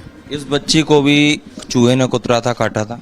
हाँ, इस बेबी को चूहे ने कुतरा था, लेकिन उसको बहुत ही माइनर एब्रेजन, जरा सा एक इंडेक्स फिंगर में और मिडिल फिंगर पे छोटा सा एब्रेजन था। कोई ऐसी मेजर इंजरी उसको रेट बाइट की नहीं थी। कल एक नवजात की मौत हुई जैसे चूहे ने हाथ में कुतरा था, आज ये दूसरे नवजात की मौत हो गई। हाँ, इसकी मौत का कारण तो सेप्टिसीमिया है और उसको जो कंजेनिटल एनोमली थी उसके कारण इसकी मृत्यु हुई है। और बाकी जो कारण तो आप कल वाले में भी नहीं मान रहे हैं कि चूहे से हुई, लेकिन दिख तो रहा है, लापरवाही तो दिख रही है। सामान्य तौर पे चूहे के काटने से तत्काल मृत्यु होना संभव नहीं रहती है। और चूंकि इनको पूर्व से ही गंभीर बीमारी थी और उसका उपचार लगभग 1 हफ्ते से इसका उपचार चल रहा था। नहीं मानते कि किसी तरह की लापरवाही हुई अस्पताल? इसमें जो भी घटनाक्रम हुआ है उसके लिए हमारे यहाँ जो प्रबंधन और प्रशासन है वो निरंतर उसके मुस्तैदी से काम कर रहा है और उसमें सुधार की चूंकि आवश्यकता है और इसलिए निरंतर हम लोग पेस्टिसाइड का जो ट्रीटमेंट निरंतर रूप से कर रहे हैं। और इसके लिए हमने विशेष रूप से नर्सिंग ऑफिसर्स की मीटिंग भी बुलाई है, उनको स्पेशल निर्देश भी दिए हैं। लोग कह रहे हैं कि 3 से 4 दिन में ये चूहे आए अस्पताल में, सही है? यही कह रहे हैं ना, रिपोर्ट में भी यही आपने बोला है। अब ये जो चूहा जो वहाँ पे जो नोटिफाई किया गया था, बाकी चिकित्सालय में अन्य जगह कहीं पे भी हमको ऐसी खबर नहीं मिली है कि कहीं पे चिकित्सा देखें, 1 यूनिट के बाहर देखें या तमाम जगह देखें, कैंटीन के आसपास देखें, सैकड़ों बिल बने हुए हैं जो चूहों ने बनाए हैं। जहाँ पर चूहे हैं वो आप मतलब झूठ बोल रहे हैं साहब साहब? खुले मैदान में जो बिल और ये कैंपस के अंदर की बात कर, हाँ, जो कैंपस में भी जो खुला मैदान है वहाँ पे कई बार ये जो परिजन है मरीजों के वो खाने की सामग्री डाल देते हैं, उससे भी ये दिक्कतें आती है। और अभी बारिश के कारण ये अभी दिक्कत बहुत ज्यादा बढ़ी है तत्काल, और इसमें पानी बढ़ने से ये सब दिक्कतें बढ़ती जा रही है। This is such a horror, and I'm going to try and go across to Satya Vijay. But viewers, I'm first going to give you the details. This is the largest hospital, government hospital in Indore. It is infested by rodents. I shudder to think of the death of these 2 newborns, how they died and how they were bitten. These newborns in the ICU, the neonatal. And what is most surprising for me or for any person is that this is the neonatal ICU. A neonatal ICU is the ICU which has to be considered to be sacrosanct, even more pure than another ICU, because it is only for newborns. And in that ICU, on the night of 31st August, these rats were there. There was no attendant there, no nurse superintendent there, and they easily went to the cots of these 2 newborns and bit them, and they succumbed to those injuries yesterday, adding, they've now said that there were many other causes for their death, but that's also because they were in the neonatal. Let me go across to Satya Vijay, joining us live on the story. Satya Vijay, आपने एक attendant से वहाँ पे बात की थी, someone who's representing that hospital, and he very clearly, casually said कि हाँ इनकी मौत निमोनिया से हुई है. Obviously अगर वो ICU में है तो उनको कुछ प्रॉब्लम थी, बट नर्स सुपरिंटेंडेंट्स कहाँ थे, डॉक्टर्स कहाँ थे, कोई वहाँ पे मौजूद क्यों नहीं था जब ये रैट्स और रोडेंट्स वहाँ पे थे? जी हाँ, बिल्कुल वाजिब सवाल आपने किया। जो अस्पताल प्रबंधन है, सुपरिटेंडेंट हैं या उप अधीक्षक हैं, वो साफ तौर पर इस बात से इनकार कर रहे हैं कि चूहों की काटने की वजह से मौत हुई। वो तमाम बीमारियों का हवाला दे रहे हैं। लेकिन बड़ी बात यह है, इंदौर मध्य प्रदेश के बड़े शहरों में से एक है। एमबाई अस्पताल सरकारी अस्पतालों में सबसे बड़े अस्पतालों में से एक है। यहाँ पर NICU में जो चूहे हैं वो उस ट्रे में घूम रहे हैं जिस ट्रे में क्रिटिकल बच्चों को रखा जाता है। वो चूहे बच्चों को हाथ में और कंधे पे काट रहे हैं, और जब चूहे बच्चों को काटेंगे तो क्रिटिकल है तो उनमें इन्फेक्शन और ज्यादा बढ़ेगा, और इसी वजह से कल एक बच्चे की मौत हुई और आज दूसरी बच्ची की मौत हुई। इसके बाद भी बेशर्मी ये है कि अस्पताल प्रबंधन ये कहता है कि चूहे अभी हाल फिलहाल में आए हैं, 3 से 4 दिन में आए हैं, और इसके पीछे उनका तर्क है कि अस्पताल में चूहे इसलिए आ गए क्योंकि इंदौर में तेज बारिश हुई और इस बारिश की वजह से चूहे जो पेस्ट कंट्रोल किया जाता है हॉस्पिटल में वो बह गया। दूसरा हवाला वो ये दे रहे हैं कि अस्पताल में जो मरीज के परिजन वो खाना लाते हैं, इससे चूहे अट्रैक्ट होते हैं। उनका ध्यान इस ओर नहीं है कि चूहे अस्पताल में आ क्यों रहे हैं। हमने वो तमाम बिल दिखाए जो बिल चूहों ने बनाए, ग्राउंड रिपोर्ट की हमने, जिसमें हमने कम से कम 10 से 12 ऐसे बिल दिखाए जिससे कि चूहे अस्पताल के अंदर पहुंचते हैं, मरीजों को परेशान करते हैं। हमने आई विटनेस से बात की जिसने बताया कि उसके पिता को चूहे ने काटा। इसके बाद भी अस्पताल प्रबंधन बस यही कह रहा है कि क्रिटिकल बीमारियां थी, ICU में क्रिटिकल जो बच्चे उन्हीं को रखा जाता है, उनकी डेथ बीमारी की वजह से हुई है, अपनी गलती नहीं मान रहे हैं। जबकि स्वास्थ्य विभाग ने नोटिस दिया है, स्पष्टीकरण मांगा है, जांच टीम गठित कर दी गई है। निचले स्तर के जो कर्मचारी हैं, जैसे कि नर्स हुई, वहां पर मौजूद जो नर्स है उनको सस्पेंड कर दिया है, नर्स के जो सुपरवाइजर है उनको हटा दिया है, जिस एजेंसी को ठेका दिया था इन सब कामों को देखने का, और उस पर जुर्माना लगाया है। लेकिन बड़ी बात यह है कि अस्पताल को अपनी गलती मानना चाहिए। वो जिस तरह से झूठ बोल रहे हैं कि अस्पताल में चूहे नहीं है, वो सरासर गलत है, क्योंकि हमने अपने कैमरे में भी चूहे को अस्पताल में चहलकदमी करते हुए, अस्पताल कैंपस में चहलकदमी करते हुए कैद किया है। तमाम बिल दिखाए हैं जिनको चूहों ने बनाया है। लोगों से बात की है जो कह रहे हैं कि यहां पर अव्यवस्थाएं हैं, और ऐसे में मासूम बच्चों की मौत हो जाती है और प्रबंधन सिर्फ ये बात करता कि कमेटी बना दी है, जांच करेंगे, सस्पेंड कर दिया है। तो क्या वो इंतजार कर रहे हैं कि किसी और बच्चे की इस तरह से मौत हो? This is a horrifying death, and I wouldn't wish this on anyone, Satya Vijay, and least of all children, least of all newborns. This is also a message that should go across to the government to take better care in state hospitals and not to let just mere transfer or suspension of nurses be enough. Thank you, Satya Vijay, for giving us those details. We will track the story to try and ensure justice. The other top focus, Union Home Minister Amit Shah met and felicitated all personnel who successfully carried out Operation Black Forest on Karegutalu Hill earlier this year. Chhattisgarh Chief Minister Vishnu Diosai and Deputy Chief Minister Vijay Sharma were also present. Take a look.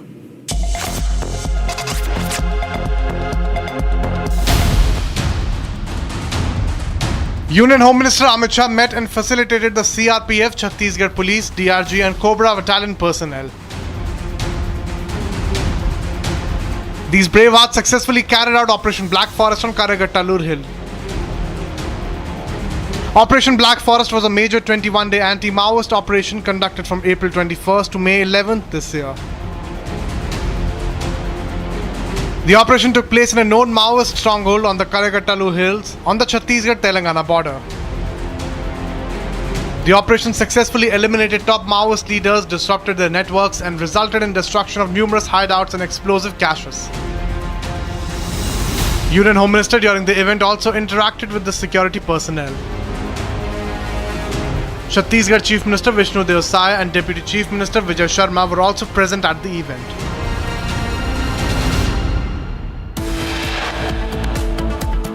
Coming up after a short break, there's a big CAA relief by the Modi government. All the persecuted minorities are not going to be deported. And monsoon mayhem across North India. Floods disrupt normal life in Jammu and Kashmir, Punjab, Himachal and also Delhi NCR.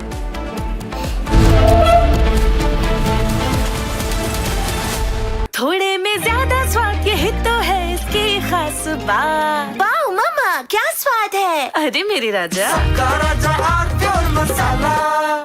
I choose a world where we dream, and the limit is the sky. And this world is my home where I'm living my best. Mindfully crafted home decor fabrics.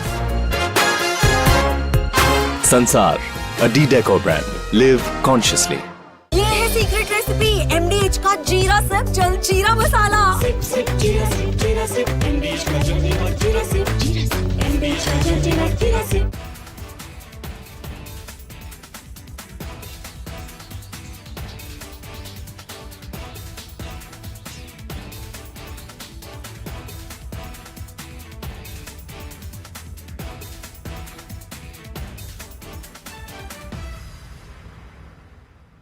Yesterday, a coward decided to take our 8-year-old son Fletcher away from us. Because of their actions, we will never be allowed to hold him, talk to him, play with him, and watch him grow into the wonderful young man he was on the path to becoming. Justice for Ralph! Justice for Ralph! Justice for Ralph! Justice for Ralph! Justice. Families in Minneapolis are mourning. Our Greater Annunciation Fellowship is mourning. Our entire city is united in grief, and at the same time, based on this incredible group of people that has assembled here in City Hall, we are also united in action.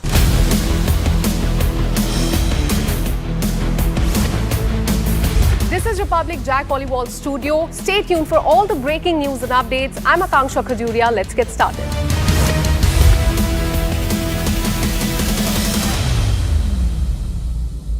MDH की हल्दी मिर्ची धनिया करे कमाल। ये रंग दे, ये खुशबू दे, ये तीखा, ये कम पड़े। क्या निराला MDH मसाला। केसरिया से मन जोगी हुआ रे, दिल झूमे देखो मतवारा हुआ रे। केसरिया से मन जोगी हुआ। हर पल मनाओ केसरी त्योहार। विमल, बोलो जुबान Kesari.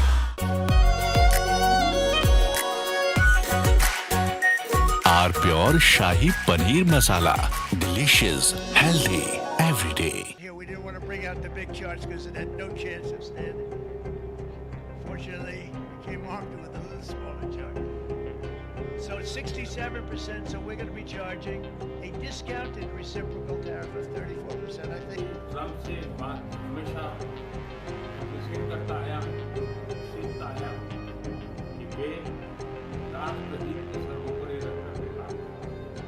Today, the World Health Organization officially announced that this is a global pandemic.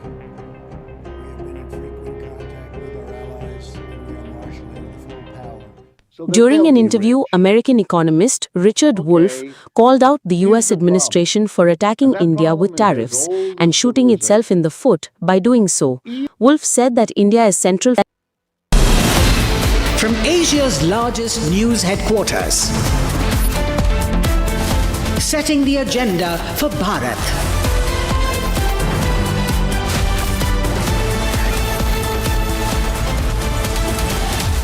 You're watching Republic.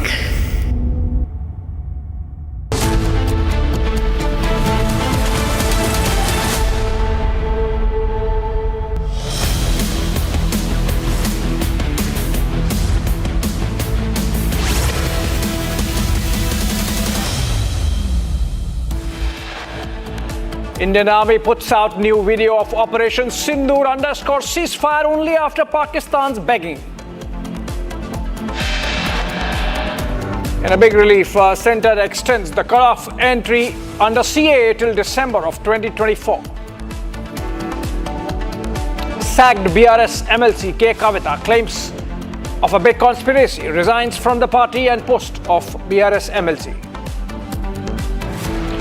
FM Nirmala Sitharaman chairs 56th GST Council meeting, slashes in tax slabs expected.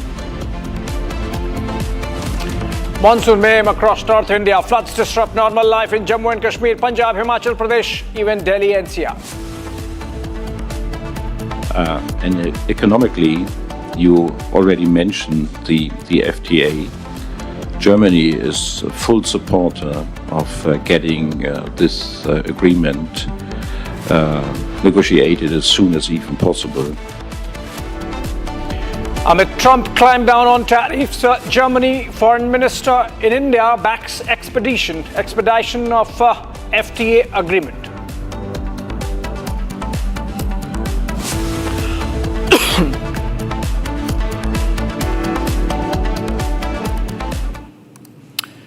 Welcome back, friends. Let's begin this bulletin with an important update coming in from the Ministry of Home Affairs. It's a huge respite from the centre to the members of minority communities who have migrated from Afghanistan, Bangladesh and Pakistan.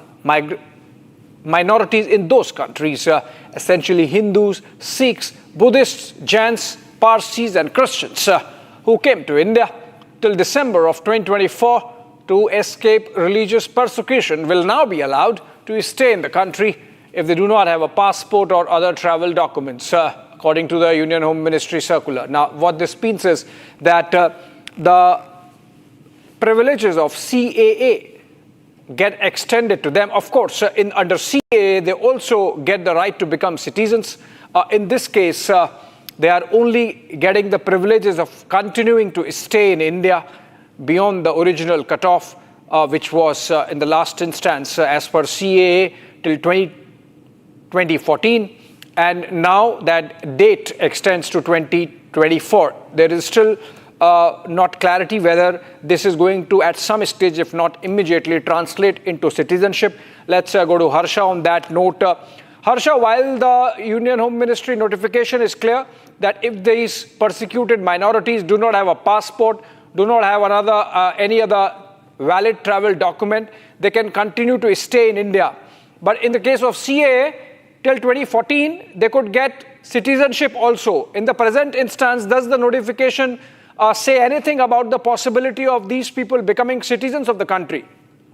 Yes, Abhishek, there's a possibility of those getting the Indian citizenship. Also, in the 2014 notification, they had to show their passport and the valid travel date from Afghanistan, Bangladesh or Pakistan, and on what lines religiously they were persecuted. They needed a valid document of each and everything. But right now, the notification clearly says those who came back before 31st December 2024, they can extend, they can stay here, they can get the Indian citizenship, and they also don't have to show their valid travel date, and also don't require the passport, which was not earlier in the earlier order which was passed, which clearly stated the ones who came before 2014. So we can clearly say there's a huge relief for the minorities, for the Buddhists, Hindus, Sikhs, and also for the Parsis and Jainis who were religiously persecuted in these countries, Afghanistan, Bangladesh and Pakistan, and have now entered India. And also, Abhishek, we spoke to several people and officials in the Home Ministry. They clearly stated that in the span of 2 years, there has been immense rise in the religious persecution of the minorities in the countries like Afghanistan, Pakistan and Bangladesh, and therefore it was the need of the hour that the extension should be given. Also, there was demand from the minority community mostly that there should be extension because many came after 2022 and also they don't have the dated months who came before 2014 and after that who came, there was a continuous demand of the extension of the time limit, extension of the date, and therefore this order has now come out today in the website of MHA. Also, the order has been put up and the official sources clearly states that soon it will be in the reality and the provisions for it will begin in ground soon. Back to you. Okay, we have BJP MP Kamaljeet Sehrawat joining us, in fact, on the phone. Very good evening to you. Ms. Rawat, and this essentially means that the Modi government has extended the benefits of CAA to those who have come and are staying and do not comply with the CAA cutoff date of 2014. You expect opposition on this move, given the fact that CAA itself was opposed a lot by the political parties? देखिए sir, विपक्ष का आज की date में जो उनका temperament हो चुका है, वो तो देखते ही नहीं है कि किस पॉलिसी की क्या इम्पोर्टेंस है, वो कितना सेंसिटिव है।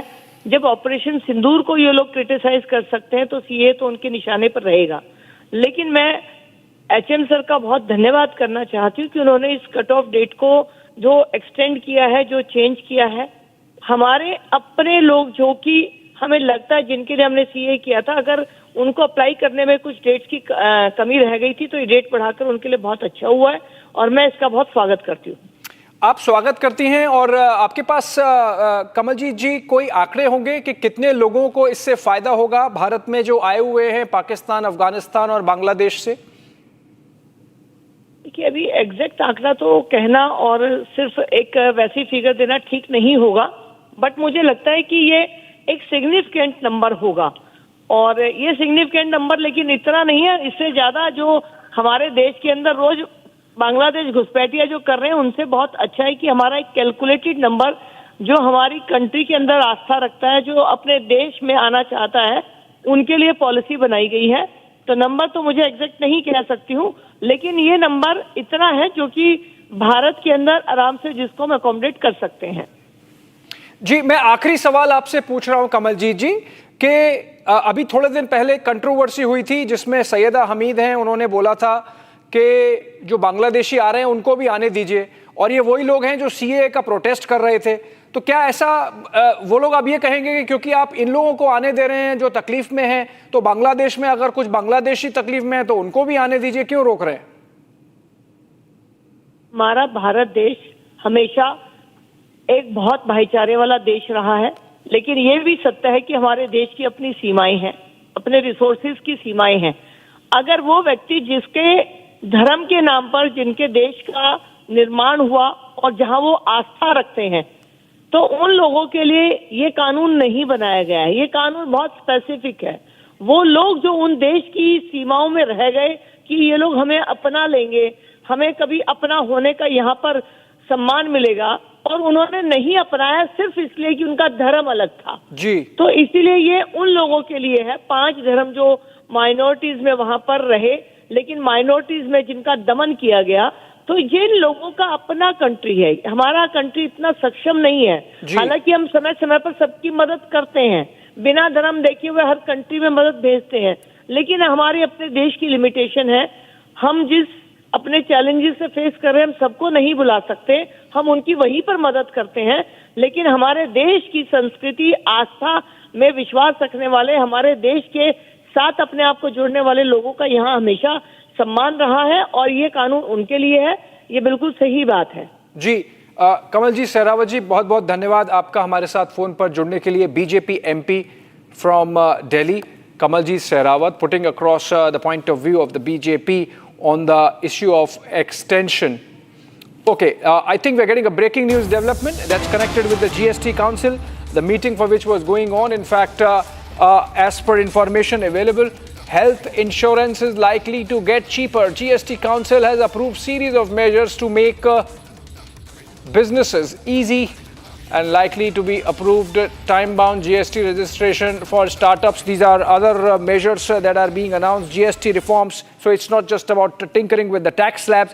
It's about overall overhaul of GST regime. And so, for example, health insurance is likely to get cheaper. It might get into the lower tax slab. Also, the GST Council has approved other measures to make ease of doing business better.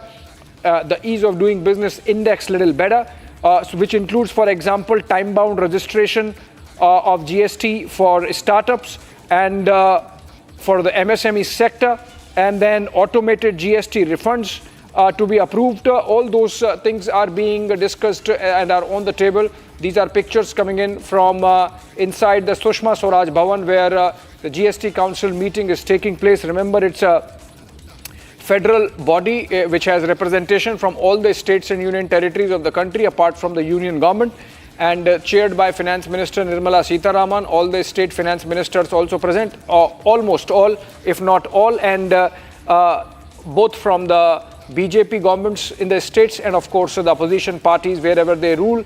And it's a collective decision, unanimous decision that is taken in this federal body. It's going to continue its deliberations over the next day and a half, in the sense that it's been going on since morning and it's going to go on all of tomorrow also.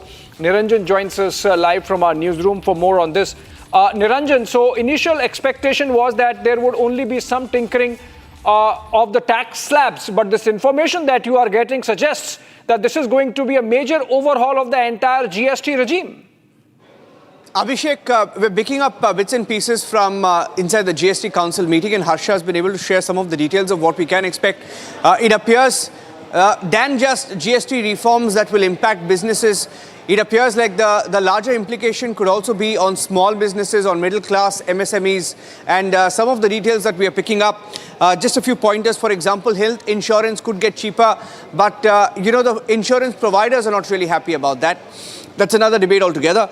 GST Council also likely to approve a time-bound GST registration. They're going to simplify the GST registration process, make it simpler. Some timeline saying that the registration process could be brought down. The timeline could be brought down to just about 3 days. For example, the refund process for exports, that's a complaint that many exporters had. On that front, the timeline for issuance of refunds can be brought down to 7 days, we are being told. Export refund could be likely within 7 days, and that too in a simplified automated process.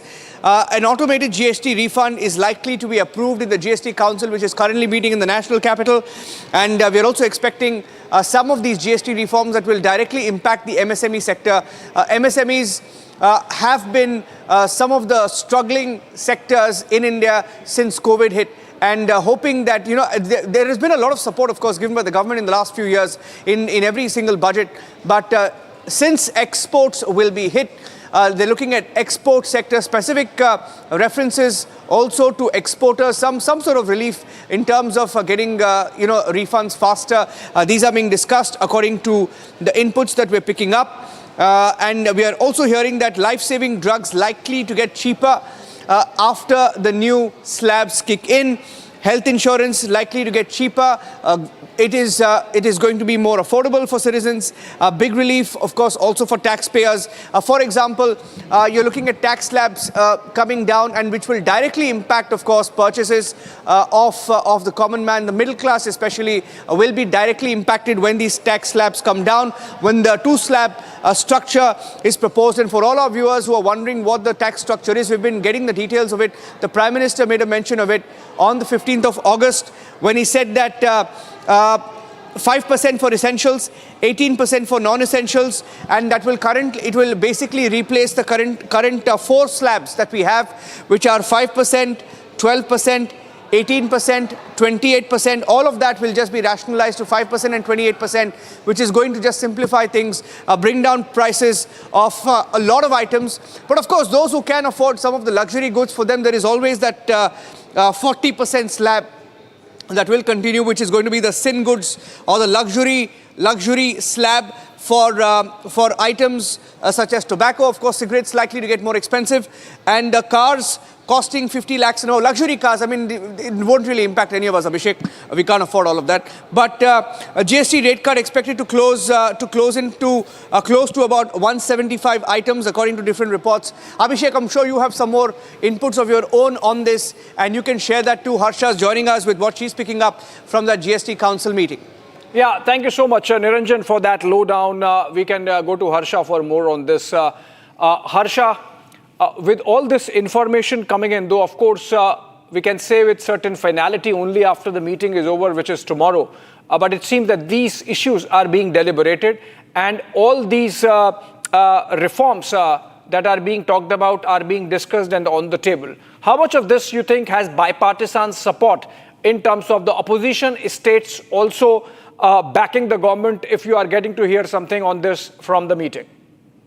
So Abhishek, 7 hours of meeting took place today. It started at 11 o'clock, and right now, what the sources and information has come out from the GST Council meeting is very important, because many of the opposition ministers who participated in the GST Council meeting, they also stated that there should be relief for the MSMEs. And in this meeting, what we have got to know is that not only for the Indian citizens, not only for the armed public, what we say in our language, but also for the MSMEs and the startups in this GST Council meeting have been looked that they must be given relief, and that is the reason for citizens of the country. The health insurance is now much cheaper. The rates have gone down, and if we talk about the MSMEs, for the startups, the timelines have been reduced. Earlier, it was very problematic for the startups. There was a fixed timeline, and there was no one to listen to. Every time they had to fill the form and go to the manual way if they want the refund also in their startups, in their MSMEs, in any industry they put forward. And now we have got to know that the timeline has also been reduced.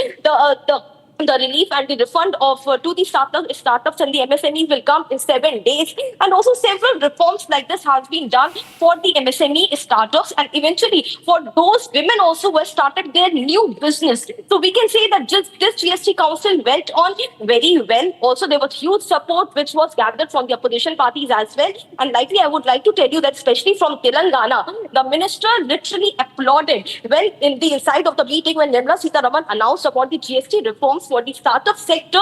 The one who won to applaud was the Hyderabad minister, because he clearly stated that there were several Telangana startups also which were facing because of the huge GST rates, and it's a huge relief that the MSMEs and startups are looked into. So right now, what we are gathering from this meeting is that it's day one went very well, and the huge relief and the good info which we are getting for the citizens and MSMEs and the startups especially. Back to you. All right. Has the meeting ended, Harsha, for the day? Or is it going on still?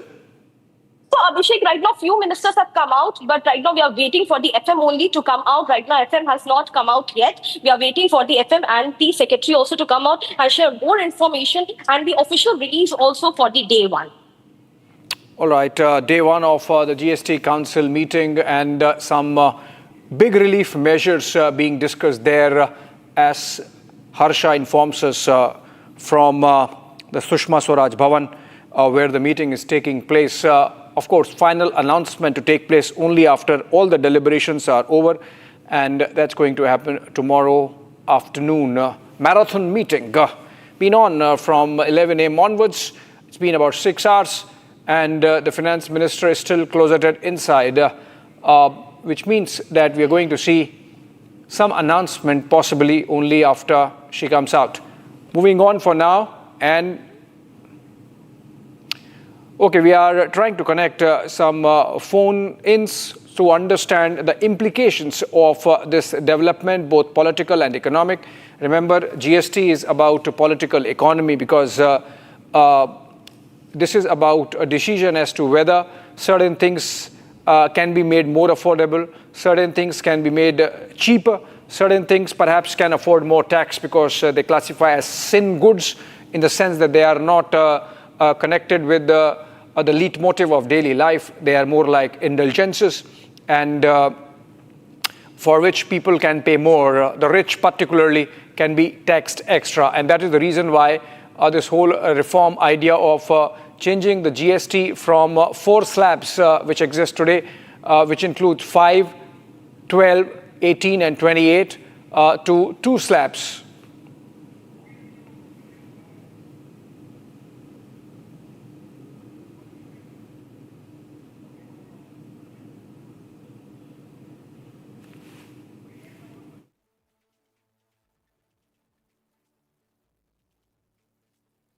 We are trying and connecting with people there on the ground to understand the implications, but remember, this is something which was in demand for a few years by the opposition parties also, that GST needs reform.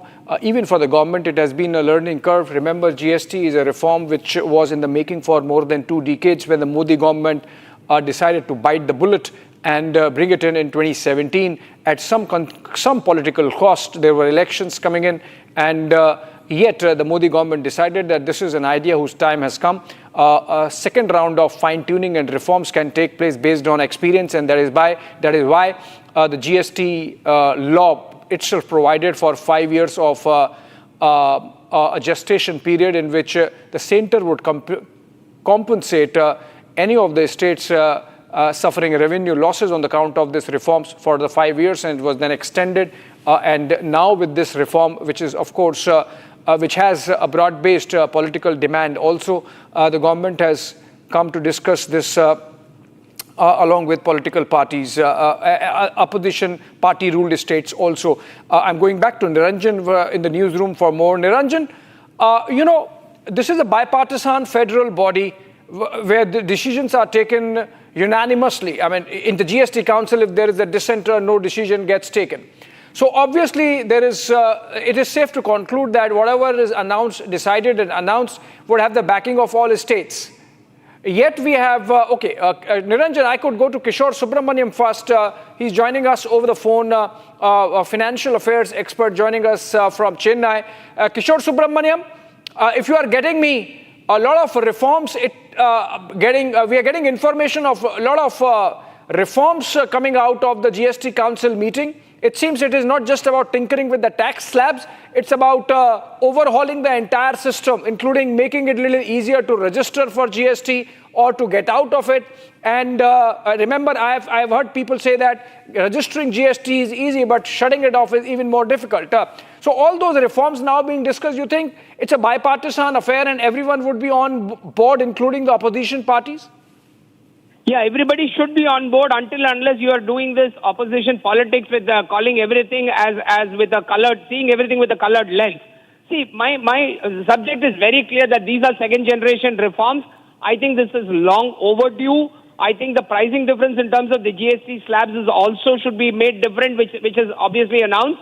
But what is important for us to understand is that the ease of doing business is very critical, and these are one of the biggest bottlenecks, because today, to get a GST number, it takes 20 days, and to surrender, it takes even more. Forget about the cost. So, ease of doing business for every single state, every businessman should be happy about it, whether it is a shopkeeper or a large corporate. I honestly think there should be no politics on this. Some things are good for the nation. We can't look at everything from the view of a political party or a vision which supports the nation and not a particular party. Yeah, obviously, but, we have heard the clamor of voices, Kishore, from the opposition finance minister saying that if there is any revenue loss, the center should compensate. These are the same opposition parties which actually want this reform to happen, but then want to, cover their financial or fiscal situation, even as it wants to make the BJP government at the center really take a quick decision on these reforms. So, some double standards there? Yeah, absolutely. Abhishek, you will not forget the fact of that these are the same opposition states which said that our due for GST has not been paid. But there was no case, nothing. Ultimately, the things were paid on time because there's a ministry and the commission working on this. There's a full committee working and nobody can snatch anybody's share. So these kind of, wild allegations, not substantiating, is as good as your vote chori business. You just keep saying something, don't file a case, don't file any FIR. I am telling you one thing very clearly. If there is a revenue loss, the committee does not have BJP. The committee has all parties. So let's be very clear that it's not a BJP decision. It's a GST GOM, and the GOM consists of every party member. So let's be very clear that if they had an objection, they should have raised it inside the GOM. Yeah, absolutely. And, this whole thing about insurance, for example, even voices within the government, the likes of Nitin Gadkari were very vocal about it, Kishore, about reducing the GST on health insurance premium so that insurance sector can pass it on to the consumer. As in the case of insurance, so rest of the sectors, Kishore, you think, final question to you, that ultimately all these reforms that are being discussed and might get announced tomorrow by the GST Council are going to have an impact only and only if the industry passes it on to the end consumer? Industry has to pass on this end consumer because what is applicable is that when I bill you 100 rupees while selling a calculator, I add the GST. So if the GST from 18 goes to 12%, I have to reduce. So if there is a health insurance premium and the GST on the health insurance premium is waived off, for example, then that has to be passed on. So I don't think so the GST indirect tax can be held back. Yes, interest rate, softening of interest rate, repo rate cuts, these are things which, the consumer may not get the benefit, but GST is a direct benefit we will get despite that being an indirect tax. It will get passed on. What will happen is that the consumption will increase and the individual will have more bandwidth on having liquidity.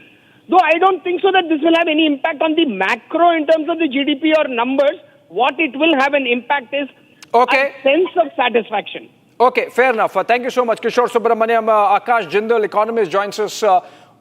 He's joining us live, in fact. Very good afternoon, Akash. And please tell us, what are the benefits that you and I as end consumers can look at from these reforms that are being talked about? See, now what we are expecting is that perhaps the slabs would be reduced into 2 slabs. That, if it is done, it's going to be a huge benefit for you, me, and the consumers. Because what is happening is the great Indian demand booster Navratra and Diwali are coming. Now what happens is these are days when we Indians find things auspicious buying. So I think buying would be boosted. So the common man, the middle class person, now he has lots of aspirations. Once the prices drop, India is a price sensitive economy. He'll have the opportunity of buying all those things he has been aspiring for. So he can give family happiness to his family, because middle class, what happens, there's always an issue. How much are you earning and how much are you spending? There's always a challenge between income and expenditure. So it's a good, I would say it would be a huge gift for the middle class. If it is brought down to 2 slabs, it would be a double Diwali for middle class. They'll buy everything which they aspire.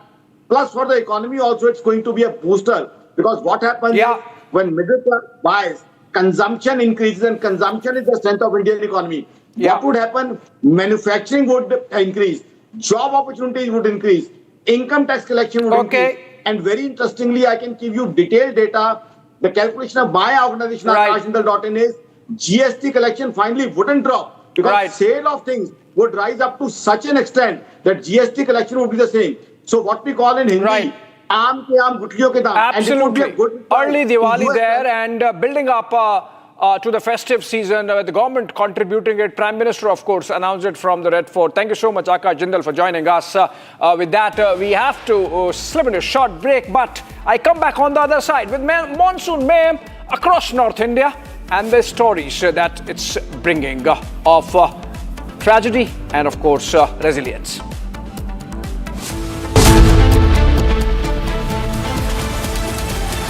दादी के हाथों का जादू और खुशबू से महकता घर, माँ की मुस्कुराहट और खाने की सुगंध। MDH गरम मसाला, क्योंकि हर रिश्ता है स्वाद से जुड़ा।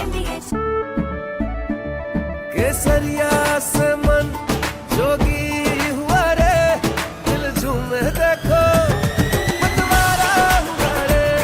केसरिया से मन जोगी हुआ। हर पल मनाओ केसरी त्योहार। विमल, बोलो जुबान केसरी। MDH की हल्दी मिर्ची धनिया करे कमाल। ये रंग दे, ये खुशबू दे, ये तीखा, ये कम पड़े। क्या निराला MDH masala.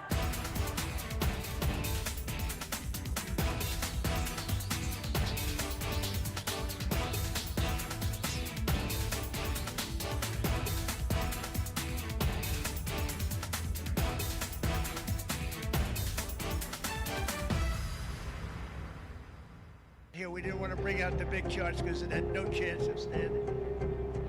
Fortunately, we came armed with a little smaller chart. So it's 67%, so we're going to be charging a discounted reciprocal tariff of 34%, I think.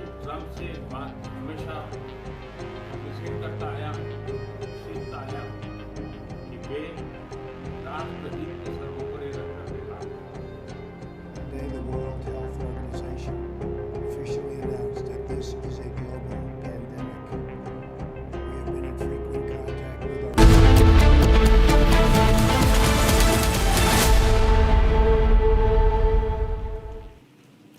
All right, welcome back, friends. Monsoon mayhem continues across North India, from Jammu and Kashmir to Himachal, from Himachal to Punjab, and from Punjab to, of course, Delhi NCR. It's stories of landslides, of roads caving in, bridges collapsing, and, of course, flood waters in the vicinity of rivers, even as people fight back.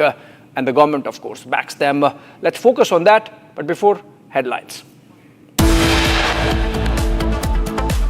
Republic gets exclusive inside scoop on GST Council meeting. Sources say big relief expected for startups and MSME sector. Indian Army puts out new video of Operation Sindoor underscores ceasefire only after Pakistan's begging. In a big relief, Centre extends cut-off entry under CAA till December of 2024.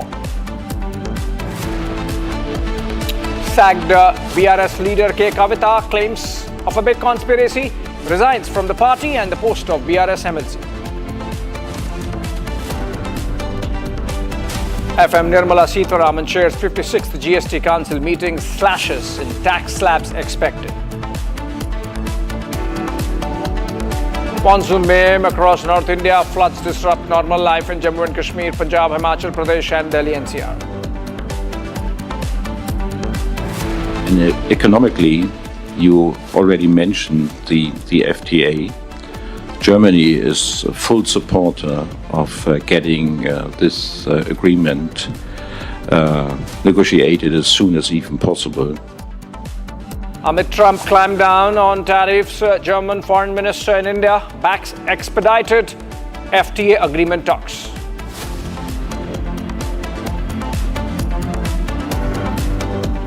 All right, welcome back, friends. In fact, let's begin this with a breaking news development coming in, and this is first on Republic. Banu Mushtaq, the one who won the Booker Prize recently, has broken her silence on the Mysuru Dasara controversy. The Mysuru Dasara, she was an invitee there, and the BJP, in fact, had objected to Banu Mushtaq coming in and be a guest at an event which is essentially a religious festival, since Banu Mushtaq does not subscribe to the religion. We have a soundbite, in fact. Let's listen to her first, then we go to our Kannada newsroom.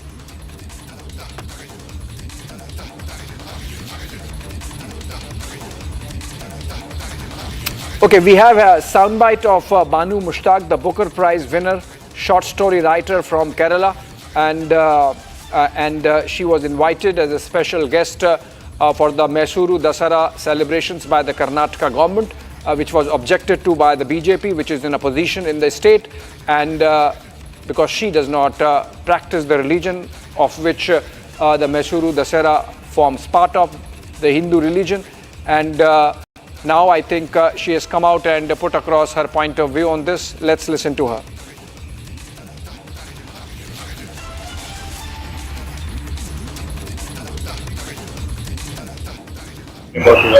Yes, I'm highly grateful to the people of Karnataka. 7 crores of Kannadigas, I am highly grateful to them. And I am thankful and grateful to the state government and to the Chief Minister, Mr. Siddaramaiah, and I am also thankful to the district administration, myself. They are all invited to your family also. Yes. Yeah, it's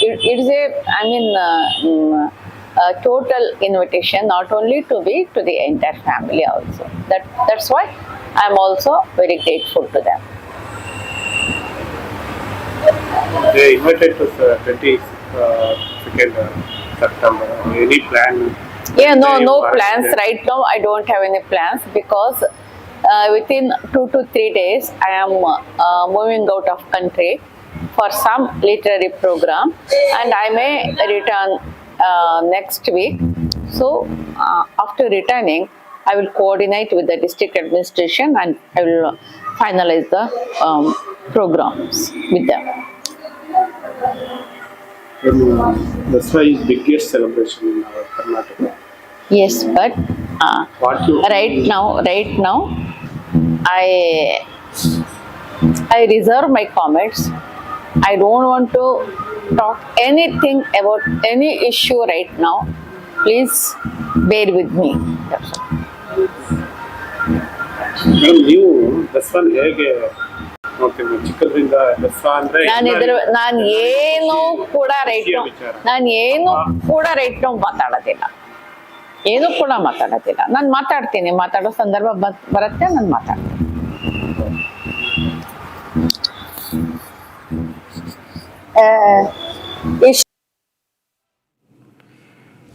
Okay, and this is Banu Mushtaq sort of not exactly clarifying but saying that she is going to be traveling to foreign shores. She's traveling and that's the reason why she might not be there in the festival. She was invited, and while she's speaking out, but she's refusing to clarify on some of the controversial comments. It seems that there is no follow-up also. If we can get Niranjan over the phone to explain us better. He's coming to the newsroom, in fact, and she sort of suggests that she might not go there because there is no follow-up communication is what we understand. But for more on it, Niranjan is joining us live from the newsroom. But before that, let's listen to her once more.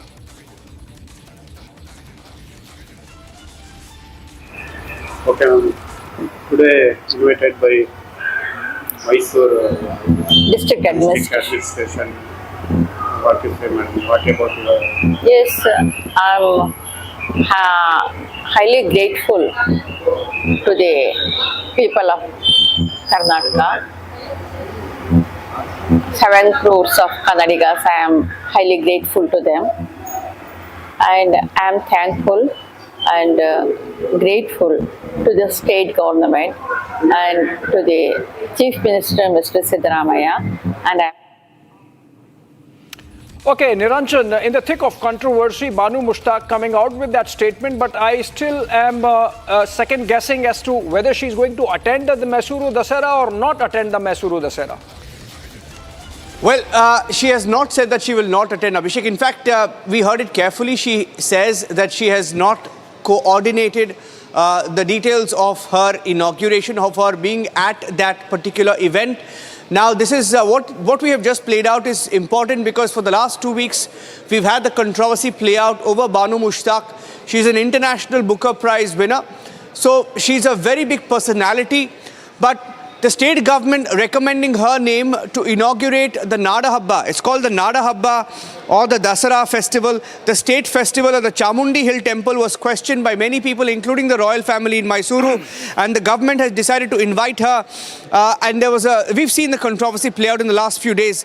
The BJP had questioned whether she was the right candidate to be called there to be inaugurating the festival. The Dasara festival in the first place because of a few controversial comments that she has made in the past about deities. Now, her comments in the past on deities, on Hindu gods, is primarily one of the reasons why it was questioned. The government was asked whether they found nobody else to inaugurate the Dasara, which is a Hindu festival, a Hindu festivity there in the Chamundi Hills, which is the pride of Karnataka, happens every year starting October, and the state government has faced flack for the last few weeks. Even the royal family there has questioned the state government, and the whole debate has been whether it's a Hindu festival, it's not a Hindu festival, etc. But it is the festivity that is overseen by the royal family there of Mysuru, and the parliamentarian from Mysuru, Vodayar, who also spoke to Republic TV a few days back, said the choice may have been a wrong one, but the state government has been adamant on why they have picked 62-year-old Banu Mushtaq, who's a writer, she's an activist, and she's also been a part of the Kannada language movement. So she has been associated with culture, language in Karnataka. She's an icon nonetheless. But her comments in the past is one of the reasons why she was questioned. Now, she has spoken for the first time today, and from her comments, she's grateful. She says she's grateful to the state government. She's thanking them profusely. But she also says that she has a visit overseas. She will come back from that visit and then coordinate with the state government. But she's essentially also confirmed that she will be going ahead. She confirms that she will be going ahead and she will be a part of the inauguration of the Dasara Habba, Dasara festival, which is otherwise also referred to as a Nada Habba in Mysuru. Okay, Niranjan, a quick question before I let you go, which is that is there a suggestion in her words that maybe there is no follow-up from the Siddaramaiah government and that it might have sort of developed some cold feet on the invite? They have stood their ground. In fact, you had the state chief minister and also the deputy chief minister come out and say, in fact, they made controversial comments like it's not a Hindu festival, it is the state festival, and that is why they've called a state literary icon. But the whole controversy has been around what she thinks, whether she has faith in Chamundeshwari, which is the goddess of the Chamundi Hills. Chamundi Hills is named after Chamundeshwari. Okay. And she has made controversial remarks in the past about the goddess, and that is why her being the chief guest has been questioned in the past. Abhishek. Okay, fair enough. Thank you so much, Niranjan, with those updates. And now we move on to the story that we wanted to focus on, which is the monsoon mayhem. Continuous heavy rainfall has been witnessed in several parts of Jammu and Kashmir, with rivers swelling and flash flood-like conditions reported across multiple districts. In fact, that's been the story for a fortnight and more. In Rajouri, incessant downpour has led to flood-like conditions, forcing authorities to remain on high alert. Even as Doda's Bhalesa and Bhadarwa areas, torrential rains continue for second consecutive day, actually more, triggering flood-like conditions. And amidst all this, the Tavi River is in full speed. We are joined in by, these are pictures from South Kashmir also, Kolgam, Chenab River there, and in the Srinagar urban agglomeration, the Jhelum River's water levels have risen significantly. Chenab also in full speed. These are pictures of rivers in full fury. Gursimran joins us live from Aknoor. He has been reporting on the flood situation in Jammu region for the last 10 days and more. Gursimran, what's the latest you can share? You're carrying an umbrella. There was a red alert warning for the next 60 hours. We are still 12 hours into it.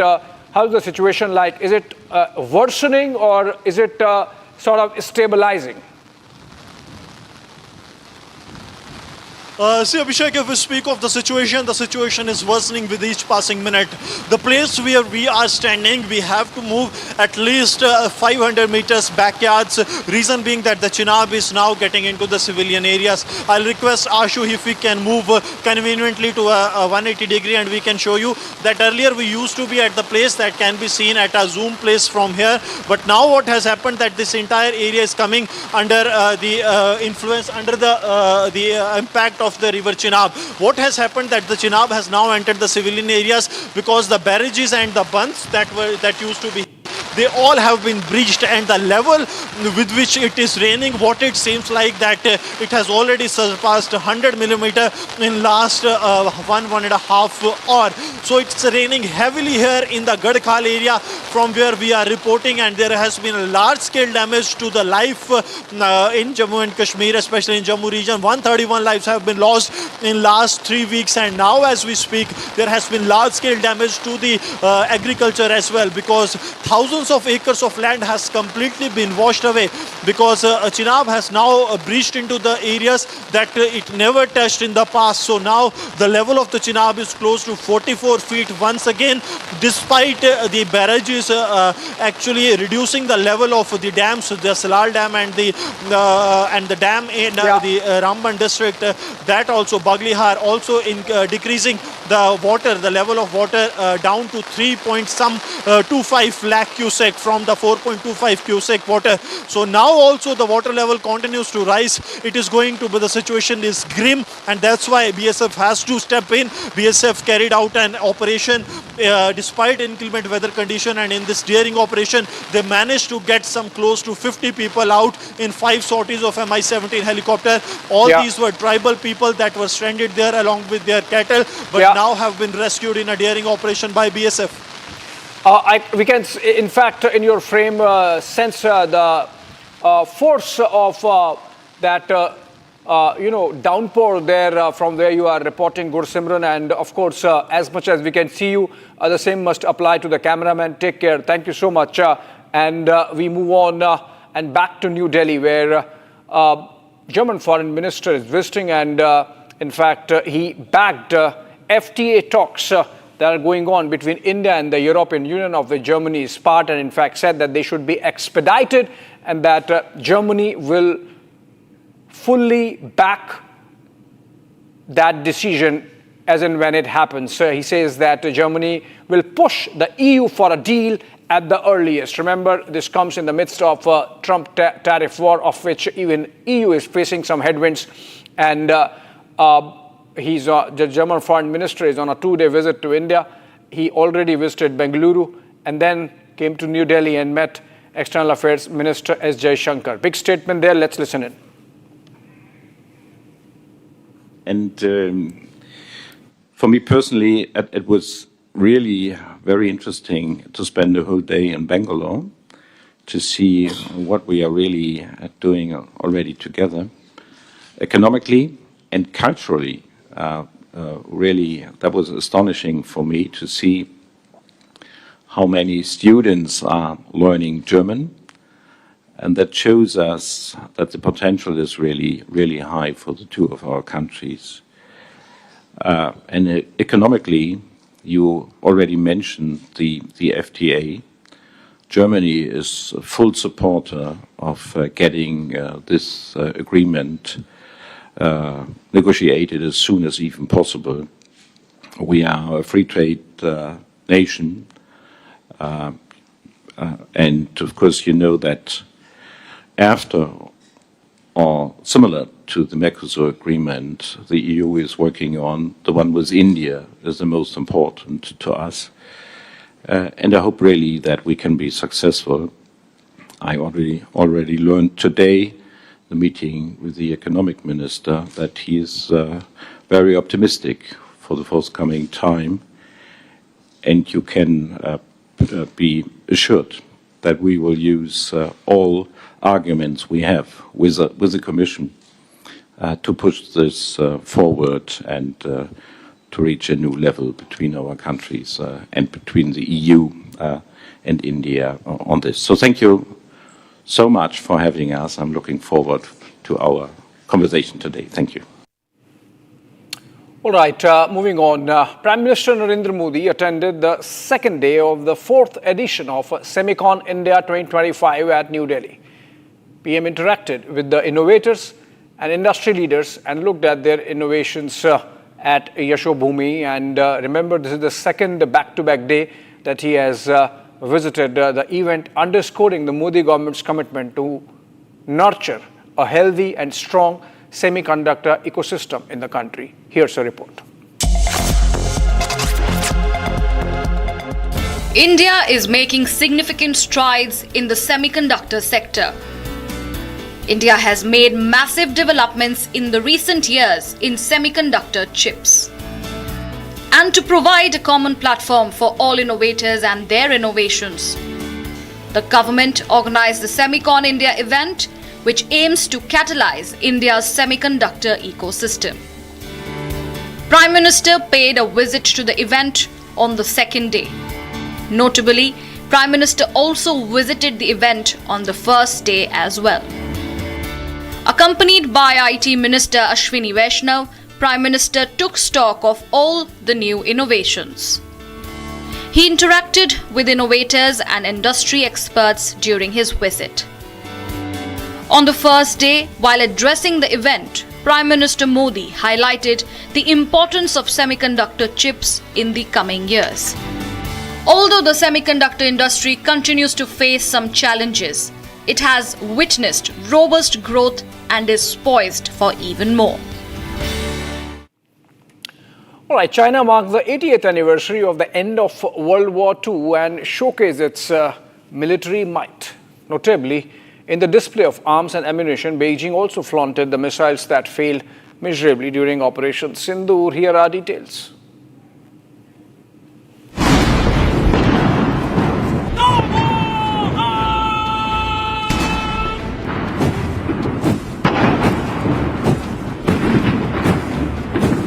China displayed its missiles, fighter jets and other military hardware in public view for the first time, marking the 80th anniversary of the end of World War II. According to Chinese military officials, much of the weaponry and equipment in the parade was being shown to the public for the first time.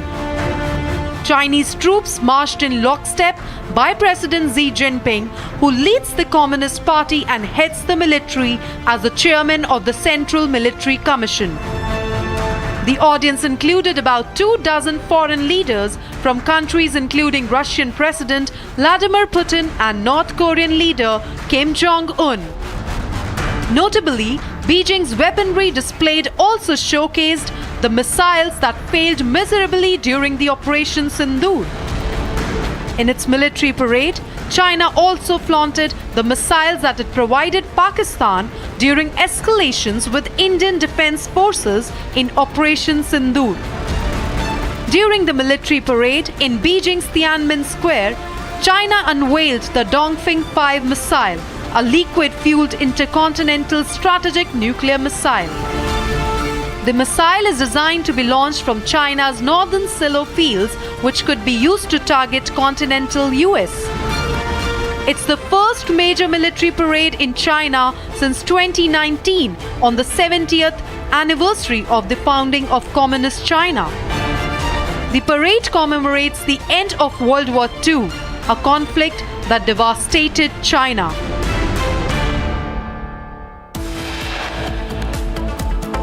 All right, time again to go into a break, but coming back with the exclusive inside scoop on GST Council meeting.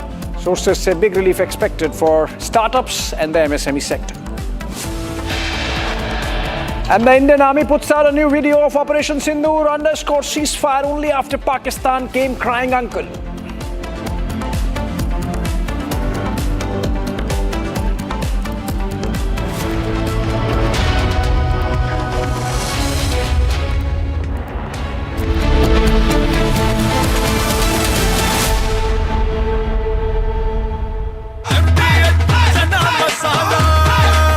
अब छोलिया हो या लोबिया, सफेद चने या काले चने, सब कुछ मजेदार बने। इसको घर पे लगाओगे तो शादी का तो पता नहीं, पर घर पक्का नहीं टूटेगा। रुंगटा नहीं तो घर स्ट्रॉन्ग नहीं। रुंगटा स्टील TMT बार एकदम सॉलिड। पहाड़ों में एक हाइकिंग स्टिक भी बन सकती है। आधे बाउल दही में 4 चम्मच MDH चटनी पुदीना मसाला डाला, स्टर करो, पुदीना चटनी तैयार। MDH चटनी पुदीना मसाला। Here we didn't want to bring out the big charts because it had no chance of standing. Fortunately, we came armed with a little smaller chart. So it's 67%, so we're going to be charging a discounted reciprocal tariff of 34%, I think. Trump से बात हमेशा विश्लेषण करता आया, सीखता आया कि वे राष्ट्रहित के सर्वोपरि रखकर Today, the World Health Organization officially announced that this is a global pandemic. We have been in frequent contact with our allies and we are marshalling the full power. During an interview, American economist Richard Wolff called out the US administration for attacking India with tariffs and shooting itself in the foot by doing so. Wolff said that India is central for trade and that it will find other places to sell its exports if the US gets shut off. Wolff said that India is now, according to the United Nations, the largest country on earth. The United States telling India what to do is like a mouse hitting his fist to an elephant. India will find other places to sell its exports if the US is shut off to India, and the move will only strengthen the BRICS nations. But like Russia found another place to sell its energy, India will sell its exports no longer to the United States but to the rest of the BRICS. India दादी के हाथों का जादू और खुशबू से महकता घर, माँ की मुस्कुराहट और खाने की सुगंध, MDH गरम मसाला, क्योंकि हर रिश्ता है स्वाद से जुड़ा।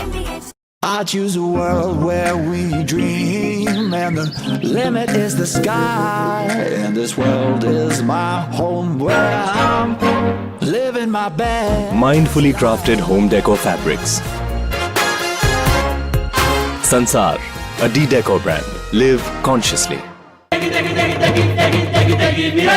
MDH की देगी मीरज, देगी मिर्च का तड़का, अंग अंग फड़का। MDH की देगी मीरज।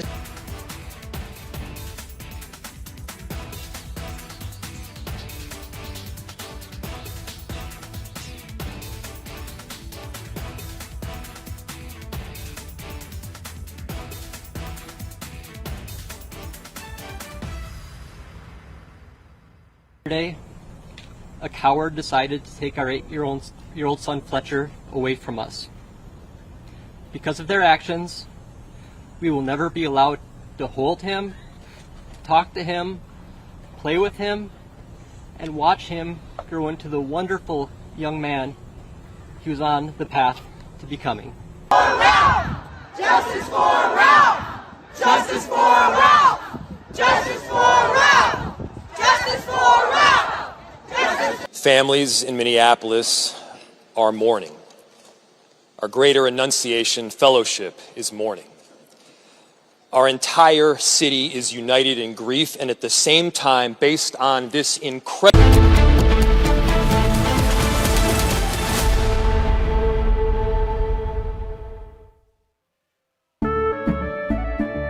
केसरिया से मन जोगी हुआ रे, दिल झूमे देखो मतवारा हुआ रे, केसरिया से मन जोगी हुआ। हर पल मनाओ केसरी त्योहार।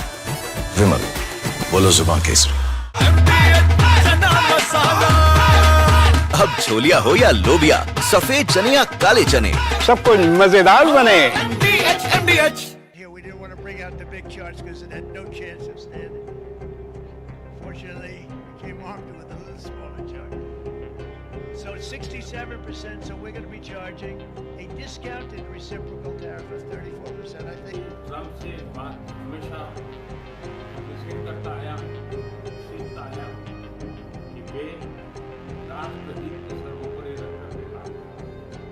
Today, the World Health Organization officially announced that this is a global pandemic.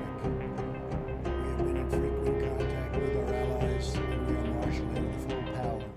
During an interview, American economist Richard Wolff called out the US administration for attacking India with tariffs and shooting itself in the foot by doing so. Wolff said that India is central for trade and that it will find other places to sell its exports if the US gets shut off.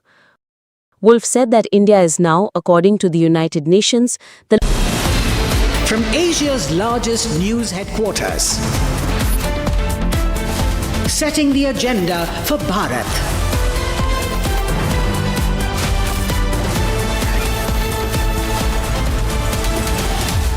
You're watching Republic.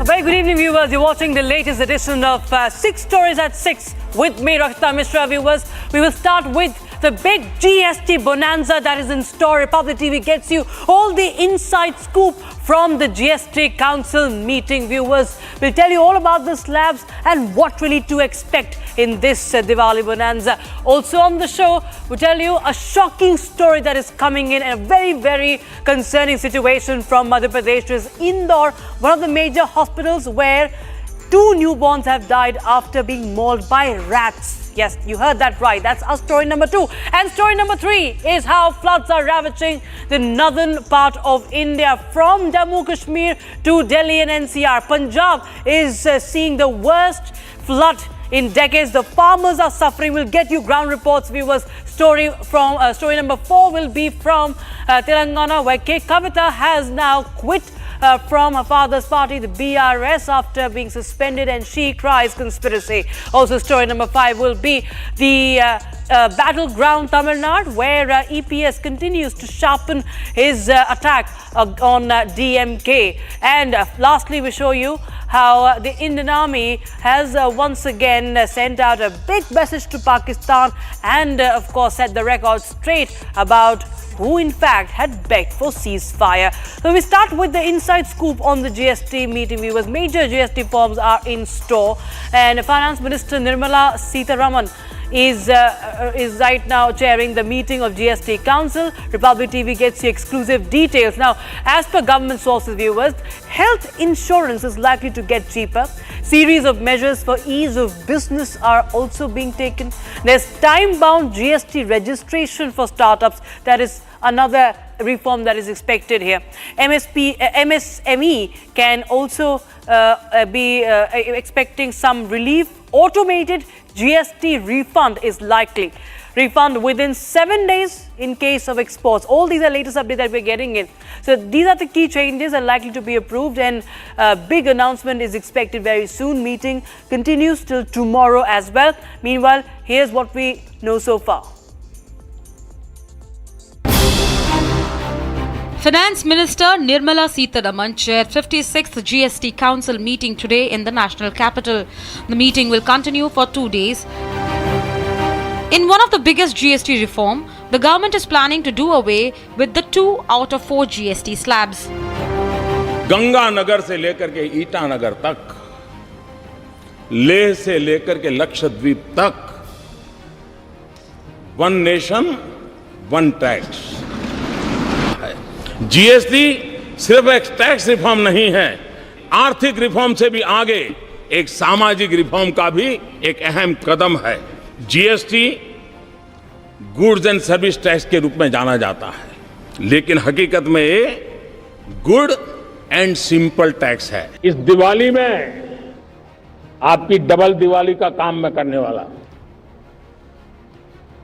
इस दिवाली में आपको एक बहुत बड़ा तोहफा देशवासियों को मिलने वाला है। पिछले 8 साल से हमने जीएसटी का बहुत बड़ा रिफॉर्म किया। पूरे देश में टैक्स के बर्डन को कम किया, टैक्स की व्यवस्थाओं को सरल किया और 8 साल के बाद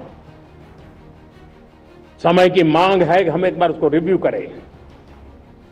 हमने एक हाई पावर कमेटी को बिठा करके रिव्यू शुरू किया, राज्यों से भी विचार विमर्श किया और मेरे प्यारे देशवासियों, हम नेक्स्ट जनरेशन जीएसटी रिफॉर्म्स लेकर के आ रहे हैं।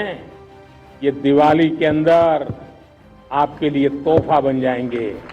सामान्य मानवीय की जरूरतों के टैक्स भारी मात्रा में कम कर दिए जाएंगे। The GST Council, also comprising of all states, will discuss moving to a fewer slabs. It is going to be the biggest tax reform since 2017. Consumers are in for some major benefits. Once implemented, a lot of FMCG products will get cheaper. GST, when first introduced, faced major apprehensions. But over the years, the aim has been to make GST into goods and simple tax. On one hand, Rahul Gandhi bats for tax slab rationalization. On the other hand, opposition states seem against it, objecting to new reforms and seeking compensation for the revenue loss. Another major highlight of the GST reforms is the fact that Modi government's tax reforms come in the backdrop of a waging global tariff war. There are apprehensions whether the GST reforms will have any impact on India's positioning as a global investment destination. A section still believes that the current and proposed structure is not what Modi government had promised, one nation, one tax, but the question is whether it is a possibility. All eyes now remain on the outcome of the 56 GST Council meetings for the formal announcement of new reforms. कितना TV दिख रहा है?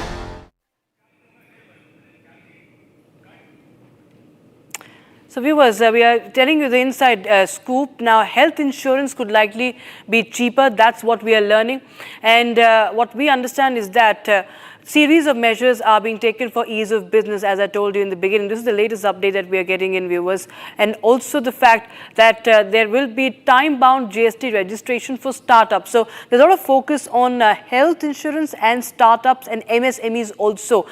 So in the MSME sector, big GST reforms are also expected. This is what we're learning so far. The meeting, of course, will continue till tomorrow. And also, not to forget, automated GST refund is also likely to be one of the reforms. Now we shift our focus to viewers to Madhya Pradesh now. It's the biggest government hospital that is situated in Indore. Shocking incident now has come to light from there. The hospital premises has been filled with rats, and these rats have bitten 2 newborns. Both of them have lost their lives. Although the hospital management has assured strict action against those responsible, the newborn live, viewers, they have been lost. And of course, many questions are being raised. Here's a report on that. A rodent menace has hit a big hospital in Indore. 2 newborns were bitten by rats. 2 newborns were admitted to the neonatal intensive care unit of Maharaja Yashwant Rao Chikitsalaya in Indore. One of the 2 newborns, who was reportedly bitten by rats, died during treatment. The low birth weight baby girl weighed only 1.2 kgs and had critically low hemoglobin levels, pulmonary complications and other congenital anomalies. While on ventilator support, she lost the battle. The other child also underwent surgery and is currently stable on ventilator support. Questions have now been posed to the hospital authorities. How was a hospital functioning as a breeding ground for rodents? जो hospital के अधीक्षक है वो कह रहे हैं कि तेज बारिश हुई जिससे जो पेस्ट कंट्रोल है वो बह गया, इस वजह से चूहे आ गए और ये 3-4 दिन में ही आए। दूसरा वो कह रहे हैं कि परिजन खाना लेके जाते हैं जिस वजह से चूहे अट्रैक्ट होते हैं। लेकिन जमीनी हकीकत ये है आपके सामने, एक के बाद एक आप जो चूहे के बिल देख रहे हैं, इन्हीं बिलों के माध्यम से चूहे हॉस्पिटल के अंदर घुसते हैं, परिजनों को परेशान करते हैं, पेशेंट्स को काटते हैं। Eyewitnesses say that the situation is far more serious than what meets the eye. यहाँ पे सर चूहे इतने हैं कि पेशेंटों के ऊपर से गुजर के चले जाते हैं, कोई सुनवाई नहीं होती है। कब ये घटना हुई आपके मम्मी के साथ? मम्मी को तो 2 महीने हो गए, लेकिन पापा बेड से जैसे सोते हैं, नीचे सोते हैं, चूहे उनके ऊपर से गुजर के चले जाते हैं। रात को उनके पैर पे काट खाए चूहा। और पूरे वार्ड में जैसे बच्चे उन भी सोते हैं, जैसे कोई लेडीज जो एडमिट है उनके छोटे बच्चे हैं, उनके पास से चूहे गुजर जाते हैं। कभी बड़ी घटना हो जाए, कुछ भी हो जाए। The hospital management has stepped up action. 2 nursing officers who failed to inform the hospital administration, despite having spotted rats in the ICU over the past few days, have been suspended. Show cause notices have also been issued to head nurse, pediatric ICU in charge and the head of the pediatric surgery department. A fine of ₹1 lakh has been imposed on the company responsible for pest control. The incident has raised questions about safety and hygiene in the hospital. The investigation is ongoing. People responsible have been removed or fined. But the damage is already done. 2 innocent lives affected and 1 lost the battle. Catastrophic heavy rains over the past week have triggered widespread flooding, landslides and flash floods across North India, leading to deaths, displacement and massive damage to infrastructure and crops. The Indian Met Department has attributed the extreme weather to an active monsoon trough and low pressure systems, with Punjab emerging as the hardest hit state, experiencing its worst floods in nearly 4 decades. Other severely affected regions include Himachal Pradesh, Uttarakhand, Jammu Kashmir, where cloud bursts and swollen rivers have amplified the devastations. Here's more on the story.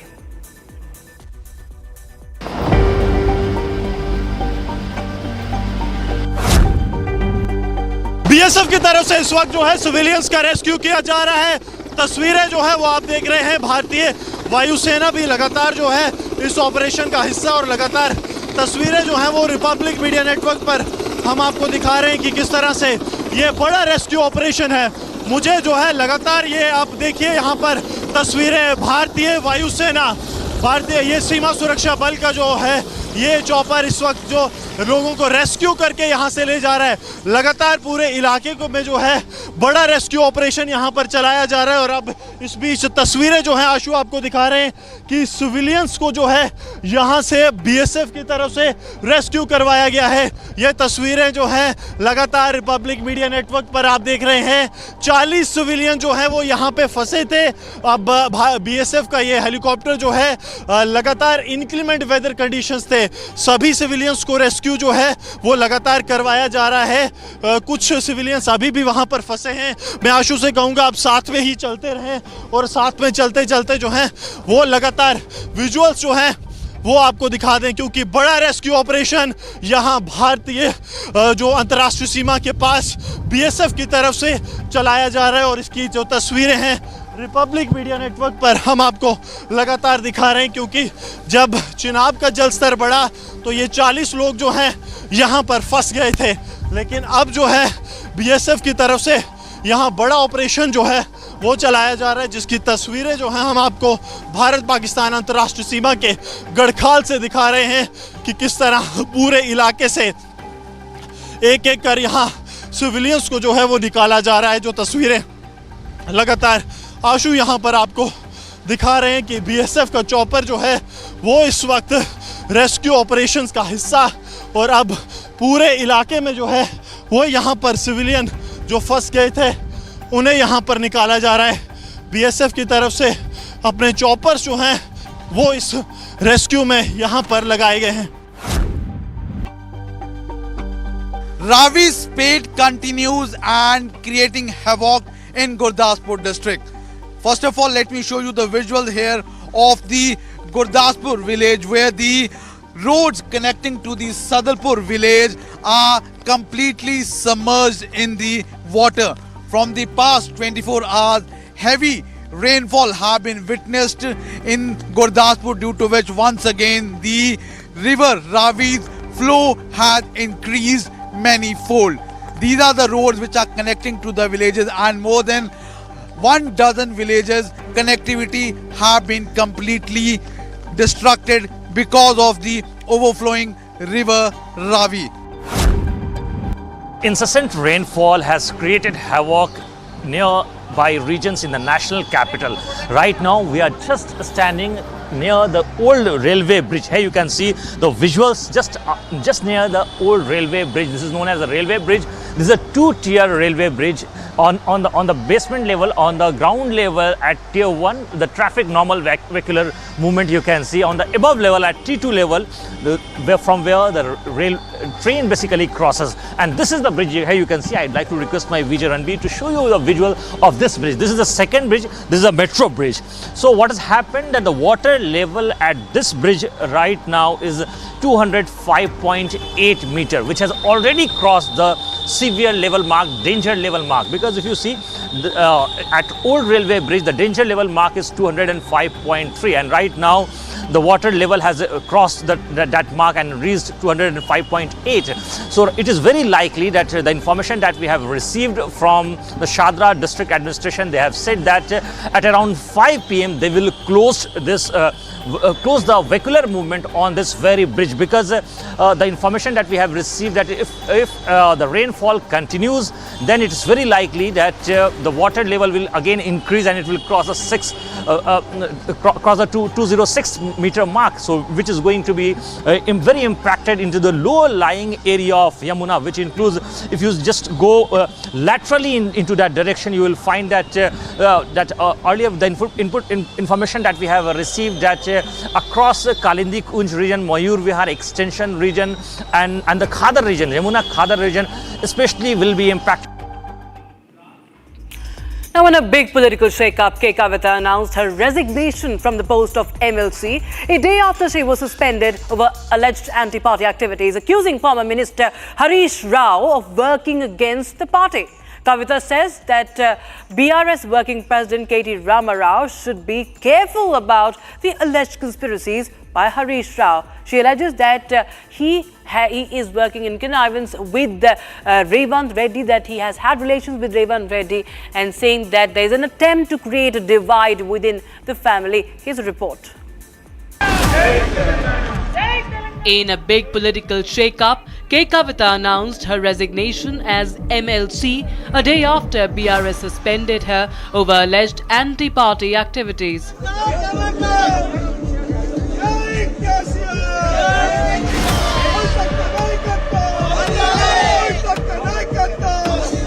During a press briefing, she claimed conspiracy being plotted against her and alleged that former Minister Harish Rao had been working against the party. She directly accused Harish Rao of conspiring with Telangana Chief Minister Revanth Reddy, claiming Harish Rao had shared ties with Revanth. Kavitha also alleged Harish Rao had past ties with the former Andhra Pradesh Chief Minister Y.S. Rajashekhar Reddy, describing him as a double shooter, not a troubleshooter. Sharpening the attack, she also blamed senior leaders for attaching a corruption tag to KCR and alleged efforts to weaken the party from within.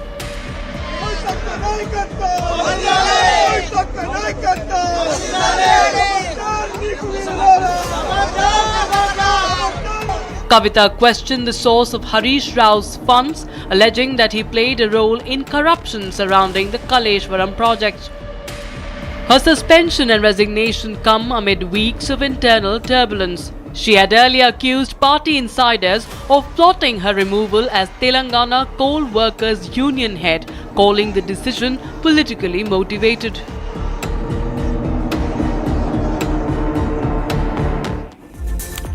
Shifting focus to Tamil Nadu, where in a fiery speech in Madurai, AIDMK leader and former Chief Minister E. Palanieswamy sharply criticized the ruling DMK government and accused it of widespread corruption, administrative failure and ignoring public grievances. In fact, he vowed that if voted to power, he will make sure that all those who are corrupt will be punished, as he continues to sharpen his attack on the ruling government in Tamil Nadu amidst his campaign rally. Here's a quick report on that.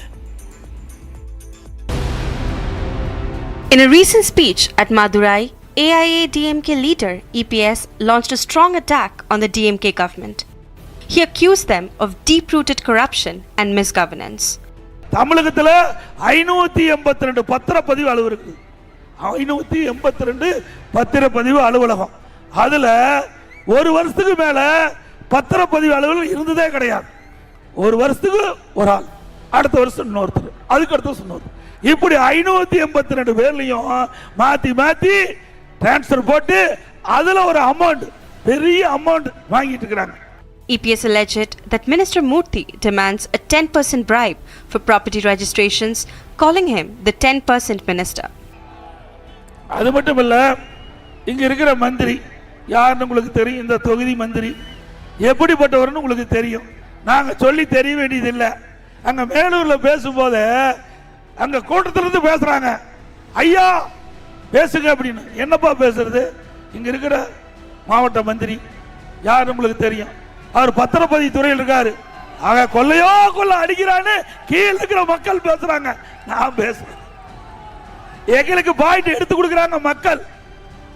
இப்போ ஏற்கனவே பிராந்தி கடையில் 10 ரூபாய்னு ஒருத்தர் பேர் வாங்கியிருக்காரு, யாரு உங்களுக்கு தெரியும். இப்போ இங்க இருக்கிற அமைச்சர் 10% பதிவு செஞ்சா 10%, பத்திர பதிவு செஞ்சா 10% அவருக்கு போய் சேர வேணும். அப்படி சேர்ந்தாதான்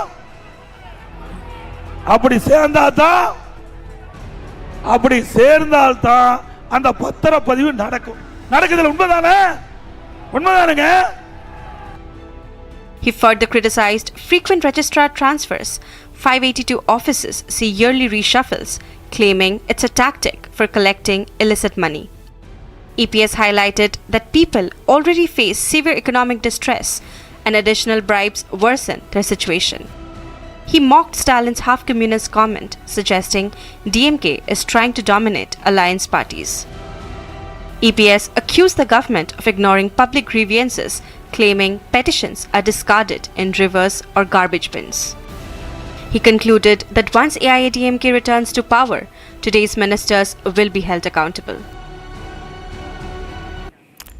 And viewers, Indian Army's Northern Command has released a fresh video of Operation Sindoor, underscoring the fact that ceasefire was done on Pakistan's request. This is, viewers, Trump climbed down on India-Pakistan ceasefire claims in his last two posts. Viewers, take a look at this video.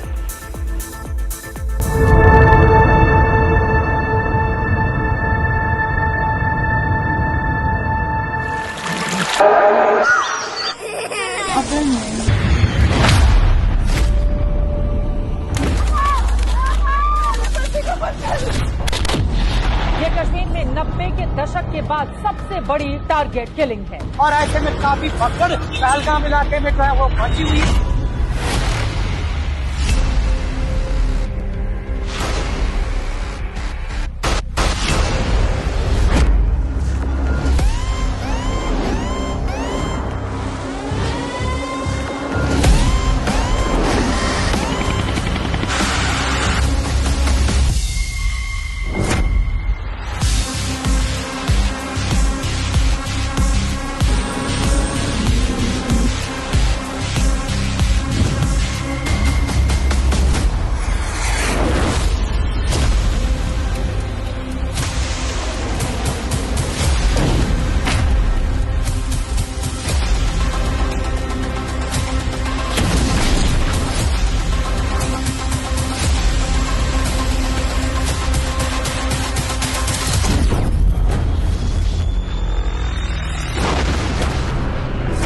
Total 6 जगह पे पाकिस्तान में 24 impacts हुए हैं भारत की तरफ से।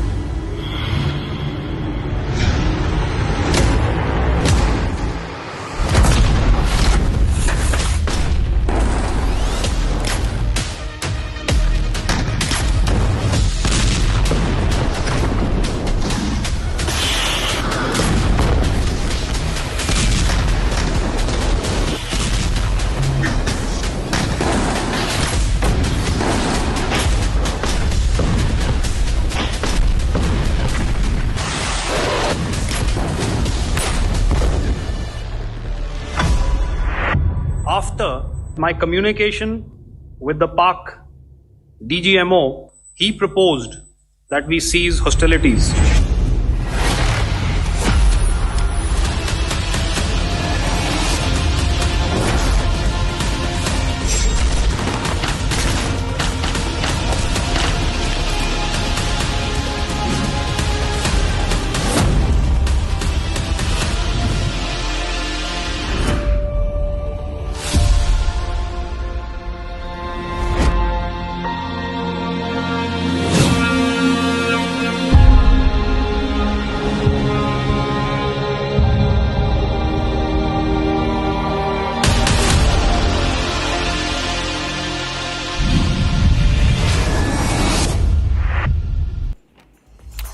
And that's all we could pack in this edition of 6 Stories at 6. We'll be right back with live and breaking at 6:30. Thanks for watching.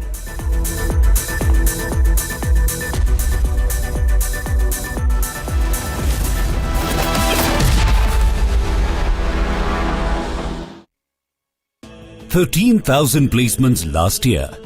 At Amity, we are committed to nurturing passionate, hardworking and proactive professionals. आधे bowl दही में 4 चम्मच MDH चटनी पुदीना मसाला डाला, stir करो, पुदीना चटनी तैयार। MDH चटनी पुदीना मसाला।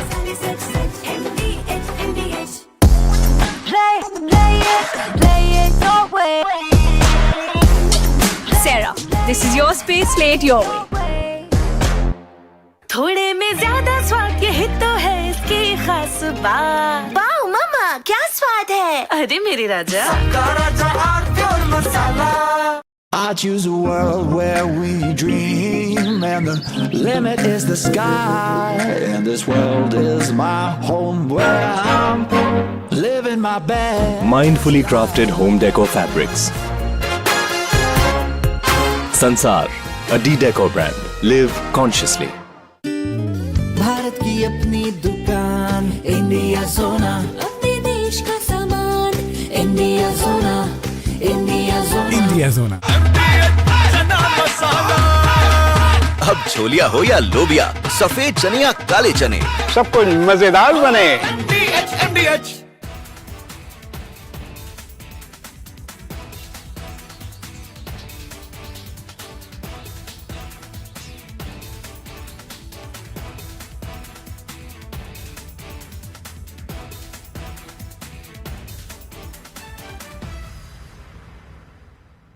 Here we didn't want to bring out the big charts because it had no chance of standing.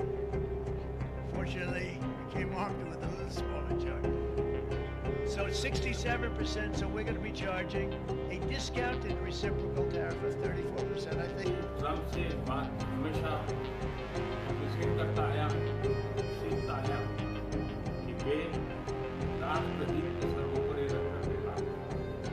Today, the World Health Organization officially announced that this is a global pandemic. We have been in frequent contact with our allies, and we are marshaling the full power. During an interview, American economist Richard Wolff called out the US administration for attacking India with tariffs and shooting itself in the foot by doing so. Wolff said that India is central for trade and that it will find other places to sell its exports if the US gets shut off. Wolff said that India is now, according to the United Nations, the largest country on earth. The United States telling India what to do is like a mouse hitting his fist to an elephant. India will find other places to sell its exports if the US is shut off to India, and the move will only strengthen the BRICS nations. But like Russia found another place to sell its energy, India will sell its exports no longer to the United States but to the rest of the BRICS. India has a long-standing relationship with the US since the Soviet.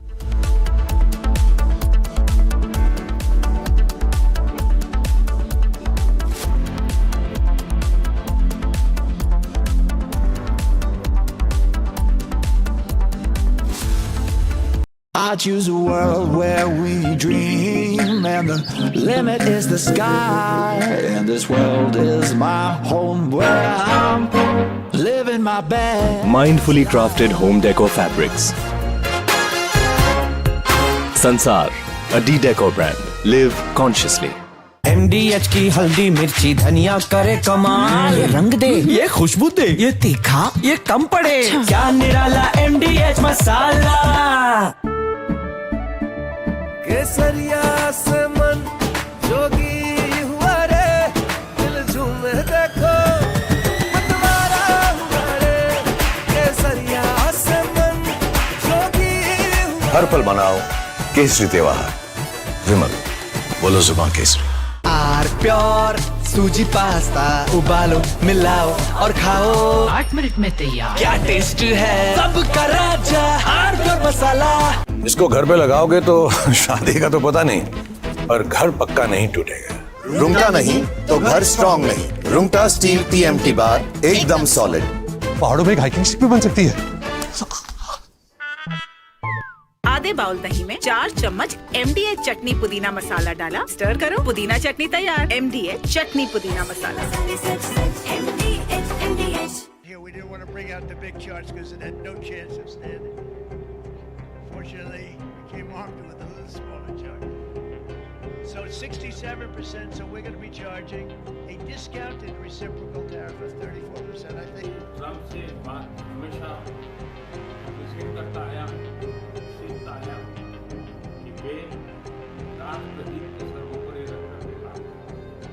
Today, the World Health Organization officially announced that this is a global pandemic.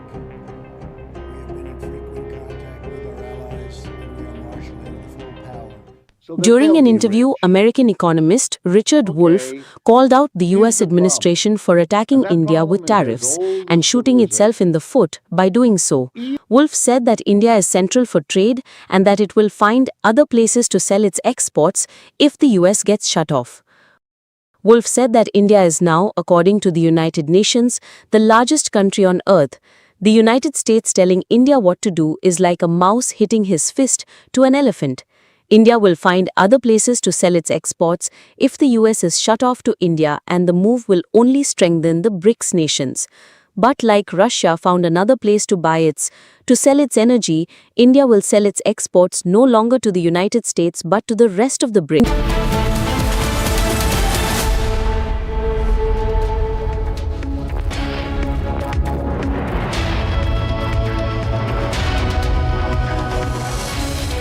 Good evening, welcome to Republic. Our top focus is going to be on the relief that has been given to persecuted minorities from Bangladesh, Afghanistan and Pakistan who have come to India before December 2024, December 31st. They will now be given the relief. Even if they don't have the travel documents, they can continue to stay in India. This is the big relief that has been given by the Home Ministry to them. First, a look at our top headlines. Republic gets the exclusive inside scoop on GST Council meeting. Sources: big relief expected for MSME sector. India is also going to be giving details. Indian Army puts out new video of Operation Sindoor _ ceasefire only after Pakistan's begging. Big relief for the persecuted minorities from the central government. India permits stay of persecuted minorities who don't have travel documents. Sacked BRS MLC K. Kavitha claims of a big conspiracy, resigns from the party and post of BRS MLC. Monsoon mayhem across North India. Floods disrupt normal life in Jammu Kashmir, Punjab, Himachal and Delhi NCR. Economically, you already mentioned the FTA. Germany is a full supporter of getting this agreement negotiated as soon as even possible. Amid Trump climbed down on tariff, German foreign minister in India backs expedition of FTA agreement. And chief economist of Moody's says US on the verge of recession and gets into it by the end of 2025.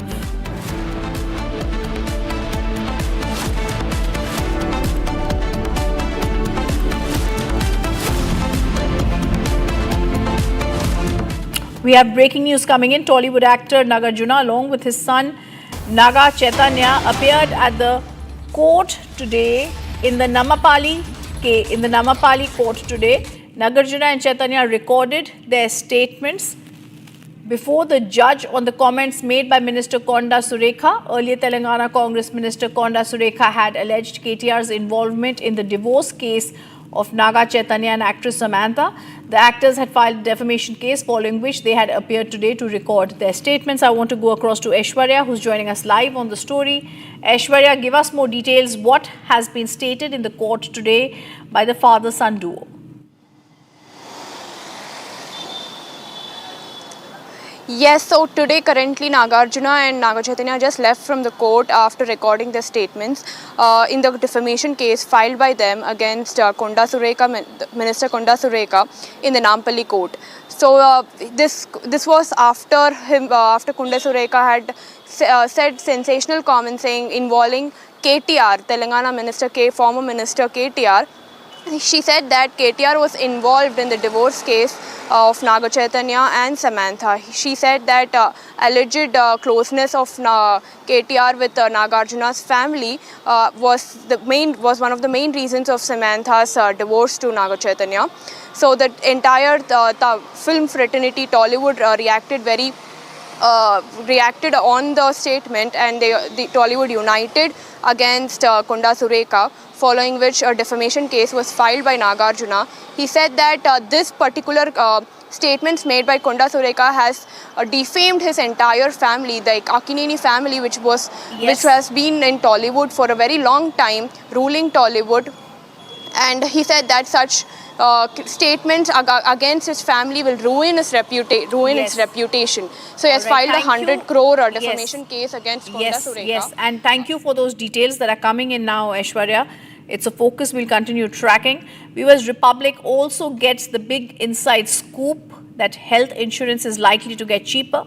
GST Council has now approved a series of measures to make businesses easy. It is likely to be approved time-bound GST registration for startups, life-saving drugs likely to get cheaper. It's a big relief that's expected for small businesses, MSMEs and middle classes. The timelines couldn't be reduced in the new GST reforms. Automated GST relief refund likely also to be approved by the GST Council. This is the big scoop we are getting, that big relief for taxpayers is going to be likely. GST reforms inside scoop that we are getting. Series of measures are going to be there for the ease of business also by the Finance Minister, and time-bound GST registration is going to be there for startups so that they can start their businesses. Big GST reform is expected in the MSME sector. Health insurance is likely to get cheaper. Automated GST refund is likely. It's the big GST reforms that are coming soon, and export refund is likely within 7 days. We're also being told the registration process could be brought down to 3 days, easing the way to do business, and refund within 7 days will be there in case of exports. Let me go across to my colleague Pranav, who's now joining us live on the story. Pranav, give us more details. It seems that the inside meeting, the GST Council meet, and those details clearly show there are going to be some relief for Indians.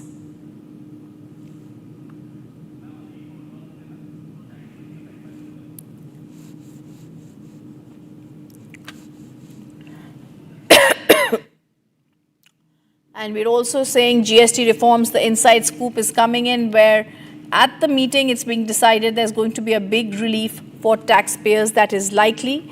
It's likely to be approved in a time-bound manner where GST registration will be there for startups. Life-saving drugs are likely to get cheaper. Big reliefs are expected for small businesses as well. Let me go across to Pranav, joining us live on the story. Pranav, this is a big relief for taxpayers. Give us more details.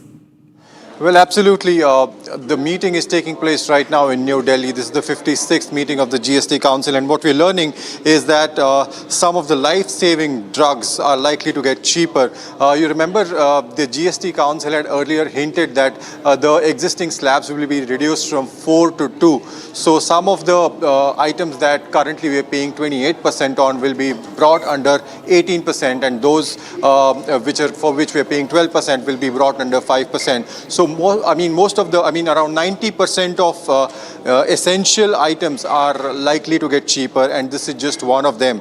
Among others, we are also learning that timelines could be reduced in the new GST reforms. Automated GST refund is likely to be approved by the GST Council, and a relief is expected for the MSME sector. Thank you for giving us those details, Pranav. It's a focus we'll continue tracking. Now, viewers, also Prime Minister Modi attended the second day of the 4th edition of Semicon India 2025 at New Delhi. Prime Minister interacted with the innovators and industry leaders and looked at their innovations. Take a look.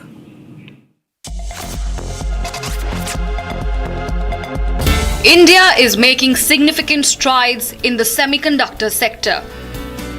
India has made massive developments in the recent years in semiconductor chips.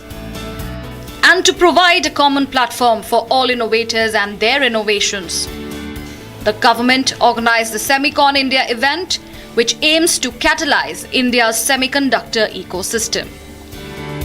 Prime Minister paid a visit to the event on the second day.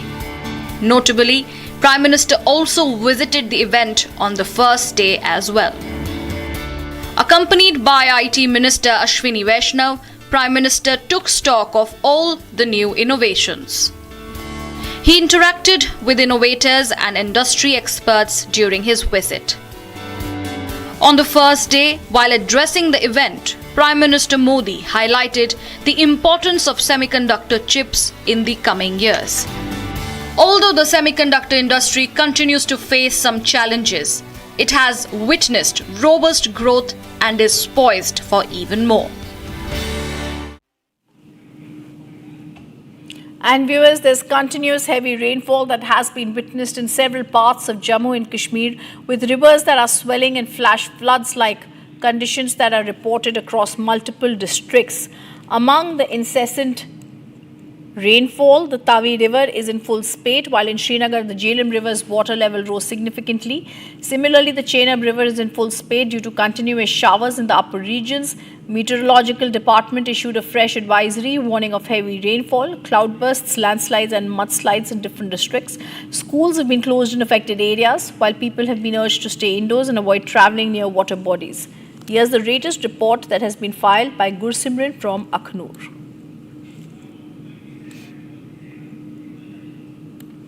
And we're going to show you what's happening at Doda, Kulgam and Chenab River. Flash flood fury across North India. We can see heavy rainfall in several Indian north states. The Indian IMD has issued a red alert. Let's first listen in and see that report by my colleague Gursimran. BSF is carrying out a daring rescue operation in the Gadkhal area of Jammu, where the civilians from the tribal community have been stranded. And these visuals Ashu is showing you are exclusive visuals that you see that the Mi-17 helicopters of the Border Security Force have been pressed into the action. These helicopters will get the civilians out that have been trapped in the area. The total number of civilians that have been trapped in the area is close to 50, and now these helicopters have been pressed into the action. These helicopters have got multiple sorties. This is the 5th sortie that is being connected by the BSF choppers here. And important to mention that the senior officials of the BSF, they have been monitoring the round-the-clock operations that have been taking place here in the Gadkhal area, and now these choppers have been pressed into the action by the Border Security Force to get the civilians out. And now these choppers are heading towards the operation site where these civilians are stranded, and once the BSF choppers reach the area where the civilians are, this chopper is taking a U-turn so that it can reach the place where these civilians are heading. Once the chopper will be back, we will be showing you the live visuals of this massive rescue operation that BSF is carrying out. And this is really very challenging, keeping in view the inclement weather condition, because the visibility is very low when it comes to this very place. But the choppers of the BSF, they have been swung into the action. I'll request Ashu to show you the other side where those persons from the tribal community, they are still in that very area stranded, because the river Chenab has broken into the civilian areas. It has breached the fence and now it has entered the civilian areas. But now the teams of the Border Security Force using their Mi-17 helicopters are carrying out this daring rescue. Amid continuous heavy rainfall in Punjab, a flood-like situation in Punjab is also there. On your screen, you can see Bhagwat Man meeting the affected residents. Our colleague Lalit also sent us a ground report from Gurdaspur.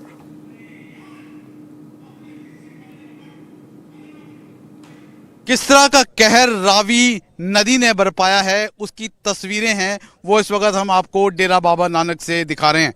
फिलहाल सबसे पहले तस्वीरों के माध्यम से ही समझने की कोशिश करते हैं कि जब यहाँ पर रावी नदी ने प्रचंड रूप लिया था तो किस तरह से जो पानी है तमाम तरह से गांव से भरकर तमाम जो फसलें हैं, आप देख सकते हैं जहां तक कैमरे की नज़र जाएगी वहां तक सिर्फ और सिर्फ पानी ही पानी नज़र आ रहा है। फिलहाल अब पिछले एक हफ्ते के मुकाबले की अगर हम बात करें तो ज़रूर पानी का जो स्तर है वो कम हुआ है, लेकिन अभी भी जो खेतों में जो पानी है वो भरा पड़ा है। अगर हम पंजाब के गुरदासपुर ज़िले की बात करें तो सबसे ज़्यादा प्रभावित है वो गुरदासपुर ज़िला हुआ है, क्योंकि यहाँ पर डेरा बाबा नानक में रावी नदी है, उसने खूब कहर है बरपाया है। उसके साथ साथ आपको बता दें कि जो बाकी ज़िले हैं, चाहे वो अमृतसर का अजनाला हो, पठानकोट हो, फाजिलका हो, फिरोज़पुर हो, गुरदासपुर हो, तमाम जगहों पर जो रावी है, सतलुज है या फिर ब्यास है, खूब यहाँ पर कहर बरपा है। उसके साथ साथ मैं तस्वीरों के माध्यम से वो भी बताना चाहता हूँ कि जो आप ये सफ़ेदे के पेड़ की लाइन देख रहे हैं, इसके पीछे ही जो करतारपुर गुरुद्वारा है जहाँ से लोग हैं वो दर्शन करने आते हैं, लेकिन फ़िलहाल अब तमाम जो ये जगह है वो जलमग्न हो गई है। Union Home Minister Amit Shah met and felicitated all personnel who successfully carried out Operation Black Forest on the Karegutta-Kalu hill earlier this year. Chhattisgarh Chief Minister Vishnu Deo Sai and Deputy Chief Minister Vijay Sharma were also present. Take a look.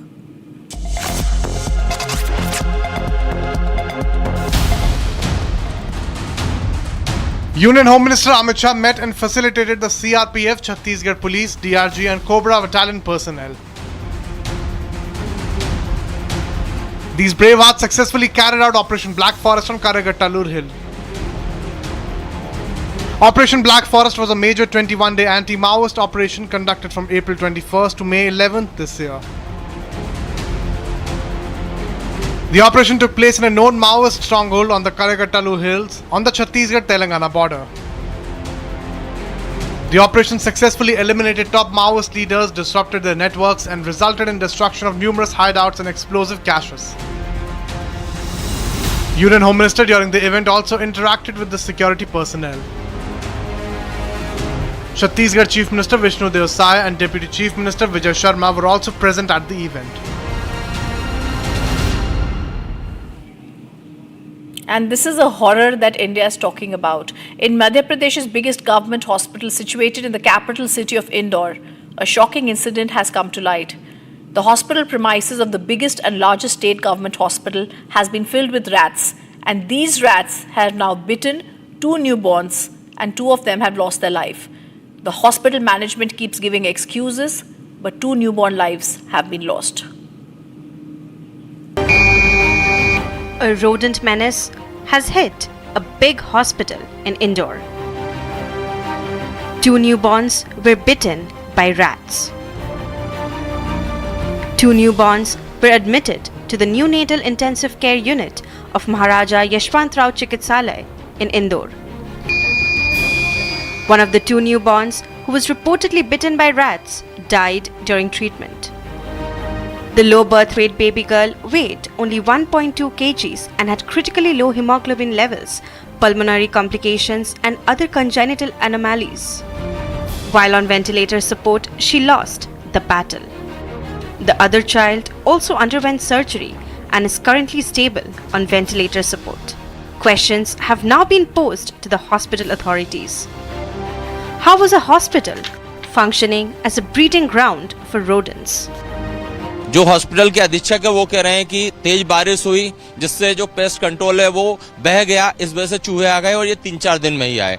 दूसरा वो कह रहे हैं कि परिजन खाना लेके जाते हैं जिस वजह से चूहे अट्रैक्ट होते हैं। लेकिन जमीनी हकीकत ये है आपके सामने, एक के बाद एक आप जो चूहे के बिल देख रहे हैं, इन्हीं बिलों के माध्यम से चूहे हॉस्पिटल के अंदर घुसते हैं, परिजनों को परेशान करते हैं, पेशेंट्स को काटते हैं।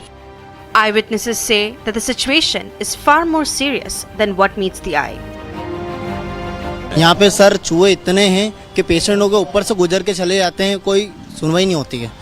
कब ये घटना हुई आपके मम्मी के साथ? मम्मी को तो 2 महीने हो गए, लेकिन पापा बेड से जैसे सोते हैं, नीचे सोते हैं, चूहे उनके ऊपर से गुजर के चले जाते हैं। रात को उनके पैर पे काट खाए चूहा। और पूरे वार्ड में जैसे बच्चे उन भी सोते हैं, जैसे कोई लेडीज जो एडमिट है उनके छोटे बच्चे हैं, उनके पास से चूहे गुजर जाते हैं। कभी बड़ी घटना हो जाए, कुछ भी हो जाए। The hospital management has stepped up action.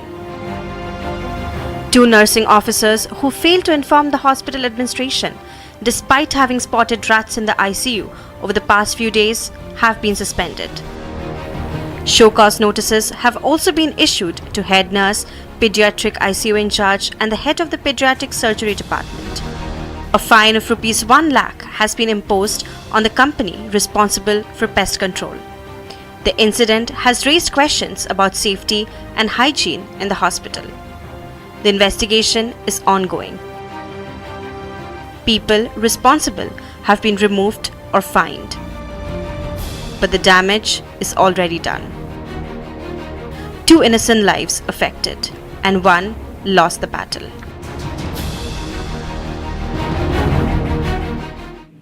China marked the 80th anniversary of the end of World War III, showcased its weaponry. Notably, in the display of arms and ammunition, Beijing also flaunted the missiles that failed miserably during the Operation Sindoor. Here's a detailed report.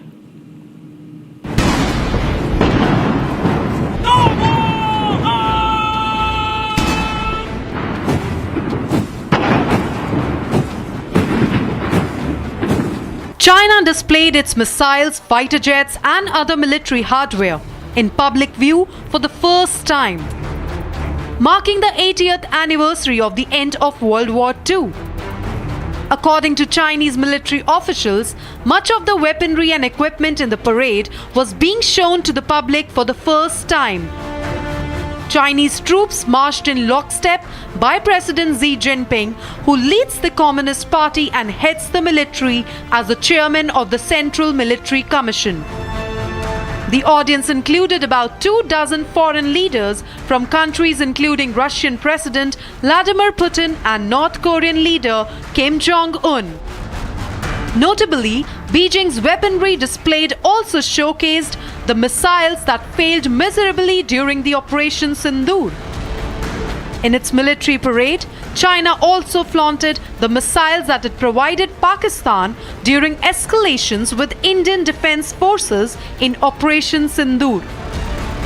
During the military parade in Beijing's Tiananmen Square, China unveiled the Dongfeng 5 missile, a liquid-fueled intercontinental strategic nuclear missile. The missile is designed to be launched from China's northern silo fields, which could be used to target continental US. It's the first major military parade in China since 2019 on the 70th anniversary of the founding of Communist China. The parade commemorates the end of World War II, a conflict that devastated China. The US and Indian armies launched the 21st iteration of Yudh Abhyas military exercise at Fort Wainwright in Alaska. Combined military exercises such as Yudh Abhyas enhance bilateral readiness and interpolarity, demonstrating the United States' continuing commitment to strengthening regional partnerships, maintaining a free and open Indo-Pacific.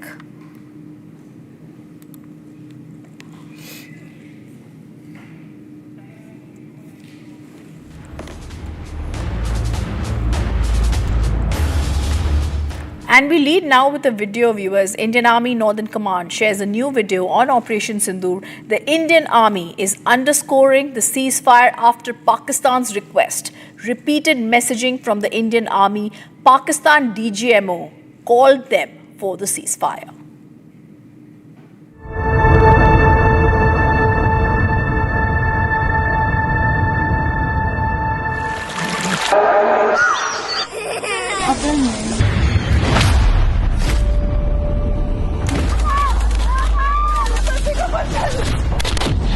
ये कश्मीर में 90 के दशक के बाद सबसे बड़ी target killing है और ऐसे में काफी भगदड़ पहलगाम इलाके में जो है वो मची हुई है।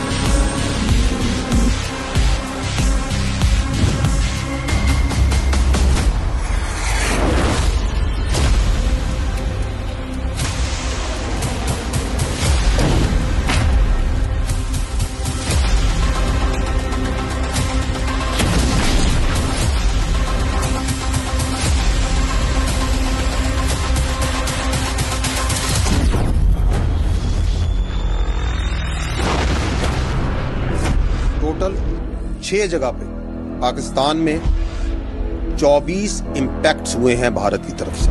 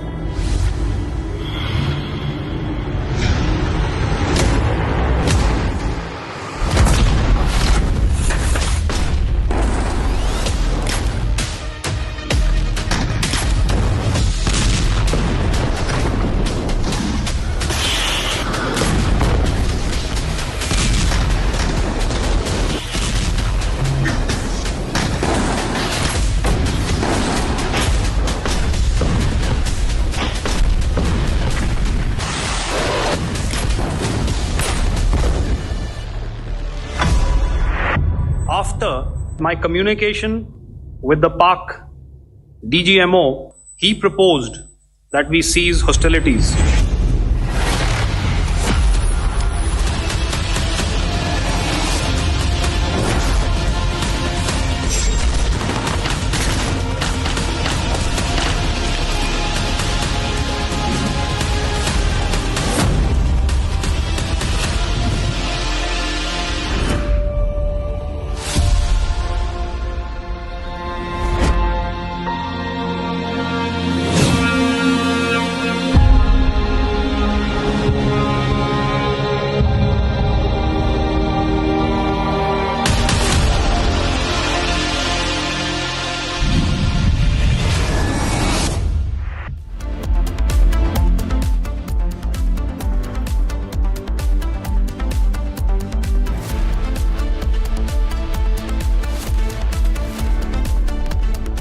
$13,000 placements last year.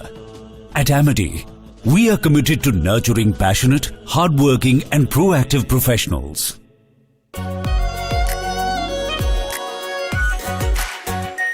Our Pure Shahi Paneer Masala. Delicious, healthy, every day. Play it your way. Sarah, this is your space, play it your way. दादी के हाथों का जादू और खुशबू से महकता घर, माँ की मुस्कुराहट और खाने की सुगंध। MDH गरम मसाला, क्योंकि हर रिश्ता है स्वाद से जुड़ा। I choose a world where we dream and the limit is the sky, and this world is my home where I'm living my best. Mindfully crafted home decor fabrics. Sansar, a D-Decor brand. Live consciously. Pure सूजी pasta उबालो मिलाओ और खाओ 8 minute में तैयार। क्या taste है सबका राजा hardware masala.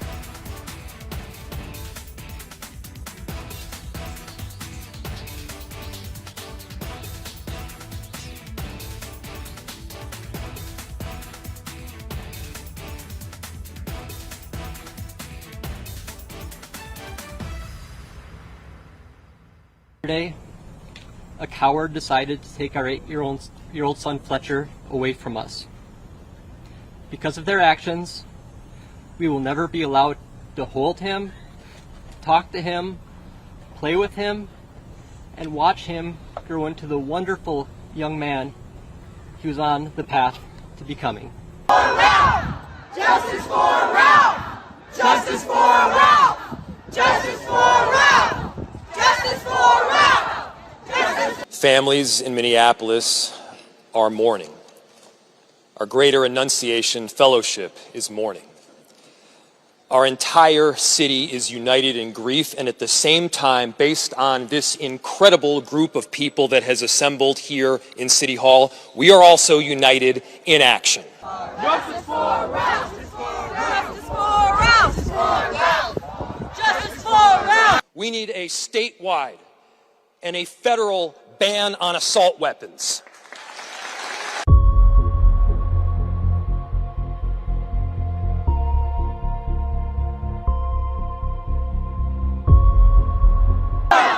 Justice for Ralph! Justice for Ralph! Justice for We need a statewide and a federal ban on high-capacity magazines.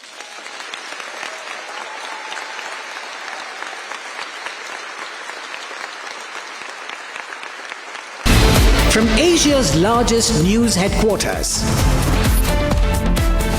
setting the agenda for Bharat.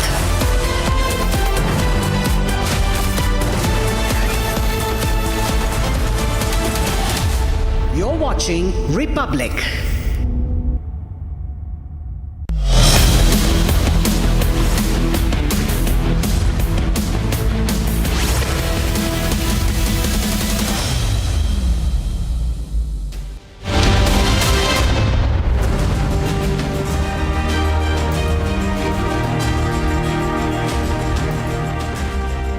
Thank you for joining us here on Republic TV on This Is Exclusive. Ladies and gentlemen, coming to you with 4 big stories.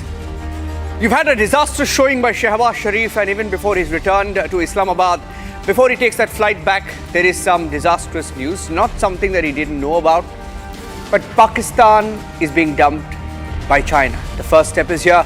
That and more coming up as we get you some inside details of Kavitha. Kavitha, the daughter of KCR, who quit her party today in full public glare. We have some inside details from top BRS sources on why she may have resigned. Here are the headlines.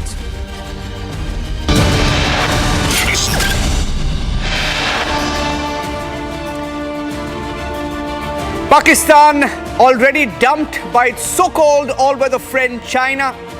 They will not anymore sponsor the Belt and Road project. China steps aside. ADB will now fund Pakistan's project.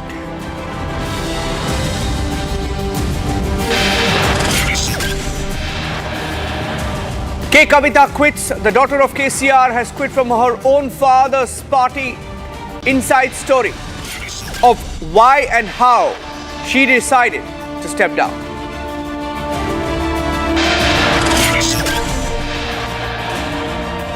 Inside details from the Agriculture Ministry on Republic on countering the Trump tariffs, the different sectors that are affected. We have details and a response from the Agriculture Ministry on how they will look for other markets.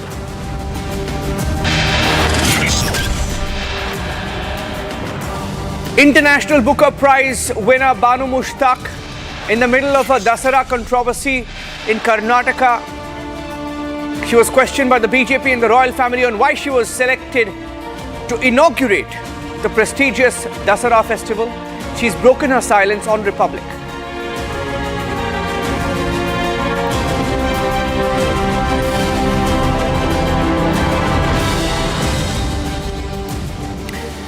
And on top of 7 p.m, ladies and gentlemen, we're getting in some confirmation now, some breaking news that we're picking up from different agencies and different countries. We are corroborating reports that confirm that Pakistan will now go ahead. They will proceed with the loan from ADB. China has decided to step aside, and China is increasingly worried about their money not being repaid by Pakistan. Pakistan will go ahead with its project of the Belt and Road Initiative with a loan from the Asian Development Bank after China decides to retreat due to concerns over unpaid dues over the years. This has been brewing for some time. China has been thinking twice, given how much they've gone out of the way to help Pakistan, and Pakistan has now decided to go ahead. They will move with the project. They will move with ADB. China has decided to simply step aside. Sushant Sareen is joining us. Sushant Sareen, he's part of ORF and he's a strategic affairs expert as well. Now, this was seen coming, Sushant. We knew that China at some stage would lose patience with Pakistan. When you look at the overall, investment that China has made in Pakistan, how does this move figure? What is your analysis of this? So, Niranjan, I don't necessarily agree with your description that China has dumped Pakistan. But yes, insofar as China's attempts to build the Pakistan economy through the CPEC project, tied much more closely to the Chinese economy, I think that, that ambition has gone to seed. It's dead, basically. And quite clearly, none of those projects seem to be working. The Chinese companies are losing money. The power projects that they set up in Pakistan, they are bleeding. The Pakistanis are not paying in time. And in fact, when Shahbaz Sharif went to China for the SCO summit, it cost him something like $300 million or 100 billion Pakistani rupees because, he had to take something with him to repay the loans which they owe to the Chinese power companies that are producing power in Pakistan. They have run up debts of almost about $1.5 billion. And so they needed to show that, we are paying something back to the Chinese. So that trip basically cost Kangalistan something like $300 million. But there is and the telltale signs of the Chinese losing interest have been there for some years now. There has been no new investment in the CPEC projects, at least over the last couple of years. The Chinese have been going slow on some of the projects that are currently underway inside Pakistan. And quite clearly, they've realized that the sheer incompetence in Pakistan to provide even the basic facilities for these projects is something which has been extremely galling for the Chinese, because it has upset their entire calculations. The Gwadar port, for example, is a dead port. There is hardly any ship which comes out there. The Pakistanis tried to divert, the shipping to Gwadar and then, not catch their nose like this, but catch it from around the head. But that also hasn't worked. They've tried to link up this whole CPEC thing to Central Asia. That hasn't worked. So clearly the CPEC projects are bleeding money, and the Chinese don't want to lose more money or throw good money after bad. Now, the problem, however, is, and that's also the irony of this whole thing, that ADB is basically a kind of an adjunct. I know some people will not agree with what I'm saying, but it's a kind of an adjunct of the World Bank or the Bretton Woods system. And to see ADB now fund a BRI project, I think the irony is inescapable. And the Chinese, of course, will not have a problem, because if the ADB is going to sink money in this particular project, then the Chinese will free ride on it. Why should they spend their money on it? The Pakistanis, however, will not be able to pay back that money. But I suppose ADB is not even going to ask them for money. After all, if Trump is so enamored and he's making his pile, then he doesn't care if ADB or some of these other banks lose money. The other aspect of this entire ML1, see, ML1, this particular railway project, was supposed to be the backbone of CPEC. This was the project which would have made whatever production or whatever transportation was going to happen through this particular economic corridor. This was the project that would have made some of it viable. Personally, I don't think the CPEC is viable anyways. But it would have added some degree of viability to the entire project. And if this project is not taking place, then it basically means that the CPEC is, if not dead, then at least comatose. And that is where we are at. So quite clearly, as far as the economic dimension of the relationship is concerned, I think that's in trouble. And the telltale signs, even on ML1, this project was to start many years back. There has been no financial closure. Initially, it was about $6.5 billion. Then it got delayed. So when the Chinese came back with it, they raised the price to almost $10 billion. And then the Pakistanis bawled and they said that this would become unaffordable. So they kind of watered down the project and brought it back to 6.5. But there was a certain component that the Pakistanis had to pay. But the Pakistanis don't want to pay for anything. So there has been no financial closure. And I think the Chinese have realized that, it's a mug's game to go ahead with this project. Even those very ambitious special economic zones which were supposed to come up inside Pakistan to benefit from CPEC, even those have not seen the light of the day so far. So quite clearly, I think, as far as the economic side of the relationship is concerned, that's gone. But I think we shouldn't read too much into it. The strategic dimensions of the relationship still remain pretty much intact.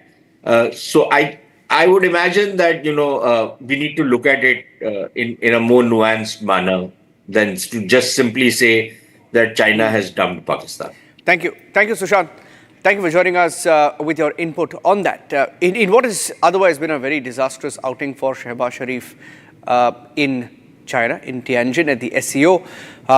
If you talk about optics, it's been quite disastrous. Now let's get you some more breaking news updates coming in on the show tonight. You had a very senior leader from the BRS, the erstwhile TRS, now BRS, the daughter of KCR, K. Chandrasekhar Rao.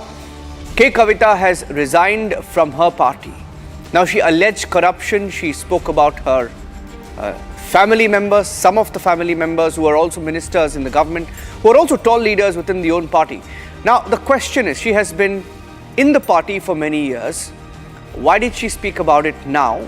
Now, here are what leaders within the BRS are saying, and these are top sources within the party who claim, in fact, some of them sticking their neck out and while speaking to Republic TV, saying that in the last few months especially, and even in the last few years, Kavitha has been in touch with Revanth. This is what they claim, BRS sources claim, that she has been in touch with Revanth, and they add that Kavitha has been in touch with the Telangana Chief Minister for quite some time.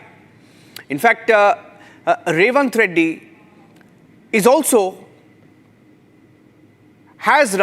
also been very interested in the Kaleshwaram project, and they've been very close for a very long time. They have been in touch for a long time is what they say. And they add that it appears that the Telangana Chief Minister could have created a rift within the family. It appears, and this is what they say, that the KTR family is being extremely careful while responding to this controversy. They are being very cautious. They don't want to, since Kavitha is the daughter of KCR, the sister of KTR. It's a very, very sensitive issue, and that is why they are holding back and they don't want to talk about it. But they do, of course, add that it appears that she may have been instigated. The words used by the top BRS source is that she may have been instigated. They feel that there is some collaboration that may have happened where she may have discussed a few things with Revanth Reddy, the Telangana Chief Minister as well. Now, all of these are attributed to a source in the BRS as we track that story of Kavitha and why she quit. Why she quit from her party. Let's go to the next story. On This Is Exclusive, let's get you the big story. On the tariffs, when you talk about the tariffs, ladies and gentlemen, India has been doing everything to look for alternative markets. Every sector that has been impacted. Textile, agriculture, and we have a very detailed response that's coming from the Agriculture Ministry, and that's our third story on This Is Exclusive this evening. Let's get you that breaking news update. In fact, Agriculture Ministry sources telling Republic that the US tariffs could impact some sectors, for example, the shrimp export sector, and they're neutralizing it. They feel that the measures that are now being taken, talks that have been initiated with the concerned stakeholders, we are being told that the Union Minister of Fisheries, for example, Rajiv Ranjan Singh, there was a meeting that was held which was attended by senior officials from the government last month with seafood farmers, stakeholders from states like Andhra Pradesh, Maharashtra, Gujarat and Kerala. We are hearing they've begun studying markets of United Kingdom, European Union, Oman, UAE, South Korea, Russia and even China as far as shrimp is concerned, because shrimp exports are a critical sector that will likely be impacted by the US tariffs. A major emphasis are on the markets of two countries which will in all likelihood not just make up for the US market but perhaps also increase exports in a way. Soumya is joining us with those details. Soumya. Yes, well, see, heads on, the Indian government is working on so that our farmers or the concerned sectors and the ministries do not get affected by the Trump tariff threats, and they are taking the challenge head on. So it all happened, it all started when the tariffs came in effect on August 27th. Now, an important meeting took place on August 11th, which was convened by the Fisheries Union Minister, Rajiv Ranjan Singh, and was also attended by George Kurian, senior officials from the Agriculture Ministries, fisheries department heads from several states, including Andhra Pradesh, Kerala, Gujarat, Maharashtra, and farmers as well. So now various sectors, various industries are going to be impacted by the tariffs. However, the Indian government, the respective ministries have started working out as to how they can divert the markets from US so that there is zero to no, so that there is little to no effect on the farmers or the particular sectors. As far as shrimp farmers, the shrimp exports are concerned, we were told by the sources within the agriculture ministries that market size are being read, are being studied, and topping that list is UK. UK is topping this list because remember, Prime Minister Modi during his visit in July had signed an FTA with United Kingdom. The rest, the other countries making to the list are Russia, China, South Korea, UAE, Oman, among others. Now, emphasis are on two countries majorly.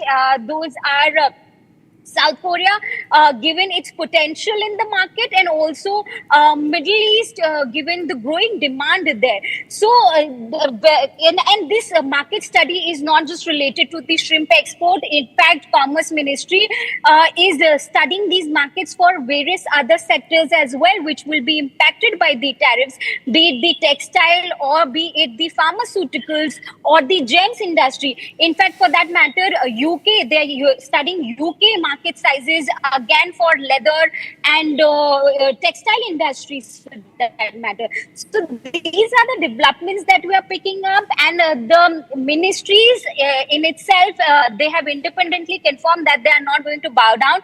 They're not going to be threatened by Trump tariffs, and they will work. There is not going to be any sort of negotiations with the United States, which in turn will affect the integrity of the work of the Indian farmers.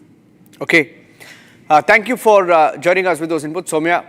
With the steps that the Agriculture Ministry has taken, and they have responded exclusively to Republic TV on looking out for the alternative markets. Let's move on to the next breaking news coming in. Okay, so there is the Booker Prize winner Banu Mushtaq, who's been asked to inaugurate the annual Dasara festival in Mysuru, Karnataka. The prestigious Dasara festival, also referred to as Nadahabba. And there has been a controversy around the invite that was given to Banu Mushtaq, and Banu Mushtaq, for the first time, has broken her silence. It is the first time that she is speaking on this controversy since it broke out. In fact, even the royal family, Yaduveer Wadayar, the royal family member, BJP MP, had also questioned the state government's choice of why Banu Mushtaq was asked to invite in the first place. And she has, for the first time, spoken out. She spoke to Republic Kannada earlier today, and this is her first comment on the controversy. Yes, I'm highly grateful to the people of Karnataka. 7 crores of Kannadigas, I am highly grateful to them. And I am thankful and grateful to the state government and to the Chief Minister, Mr. Siddaramaiah. And I am also thankful to the district administration, Mysore. They are all invited to your family also. Yes. Yeah, it's a total invitation, not only to the entire family also. That's why I am also very grateful to them. They invited to 22nd September. Any plan? Yeah, no plans right now. I don't have any plans because within 2 to 3 days I am moving out of country for some literary program, and I may return next week. So after returning, I will coordinate with the district administration and I will finalize the programs with them. That's why it's biggest celebration in Karnataka. Yes, but right now, I reserve my comments. I don't want to talk anything about any issue right now. Please bear with me. In fact, one of the reasons why this is so controversial is, ladies and gentlemen, Banu Mushtaq, she's the Booker Prize winner. She's someone who also has fought for the Kannada language. But in a video that has been doing the rounds, she's heard questioning whether the practice of worshipping the Kannada language as goddess Bhuvaneshwari is acceptable. She calls it and describes it as exclusionary to linguistic minorities like herself. So she in the past has questioned goddess Bhuvaneshwari while comparing goddess to the Kannada language, and to get her to inaugurate the Dasara festival, which is primarily celebrated by Hindus. That's what the BJP says. It's a Hindu festival, and why is someone who does not believe in goddess Bhuvaneshwari, why is she being invited in the first place? Isn't that an affront, is what they claim. The story is going to get interesting. That's it on this edition of This Is Exclusive. Thanks for watching.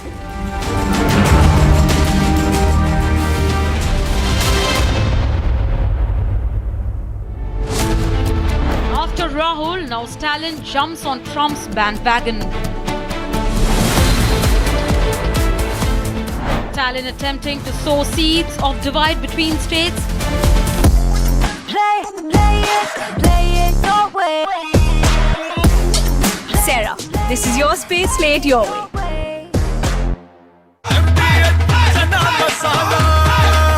अब छोलिया हो या लोबिया, सफेद चने या काले चने, सब कुछ मजेदार बने।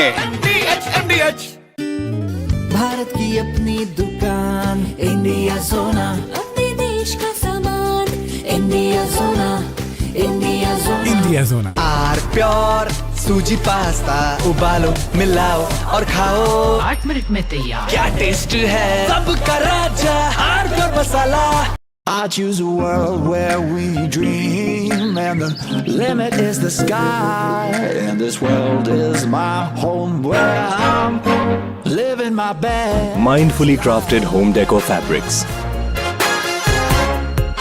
Sansar, a D-Decor brand. Live consciously. MDH की हल्दी मिर्ची धनिया करे कमाल, ये रंग दे, ये खुशबू दे, ये तीखा, ये कम पड़े, क्या निराला MDH masala.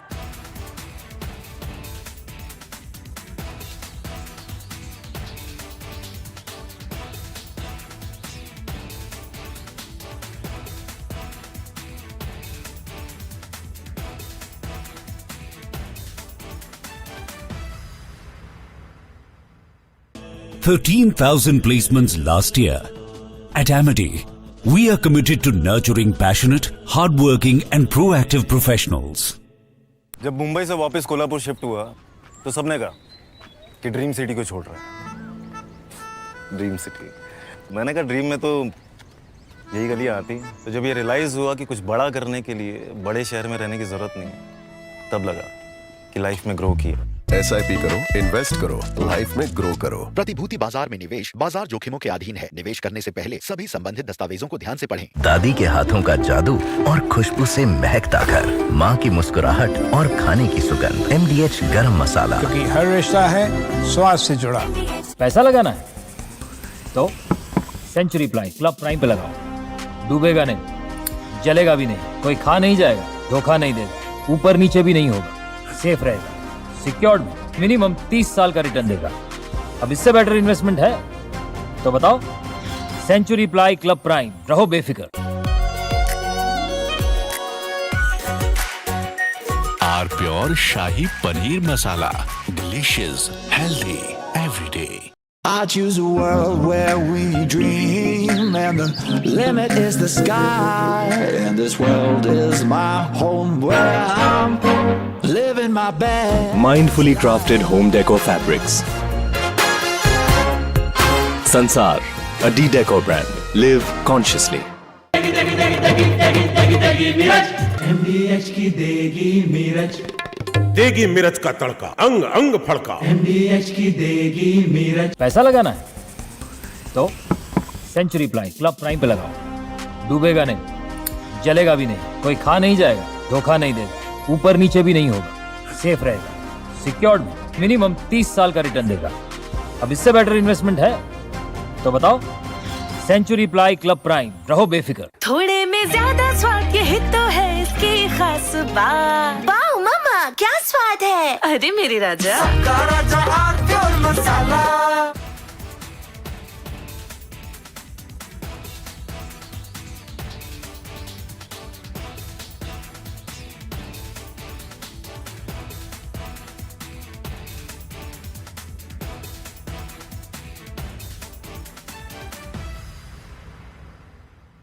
Here, we didn't want to bring out the big charts because it had no chance of standing. Fortunately, we came armed with a little smaller chart. So it's 67%, so we're going to be charging a discounted reciprocal tariff of 34%, I think.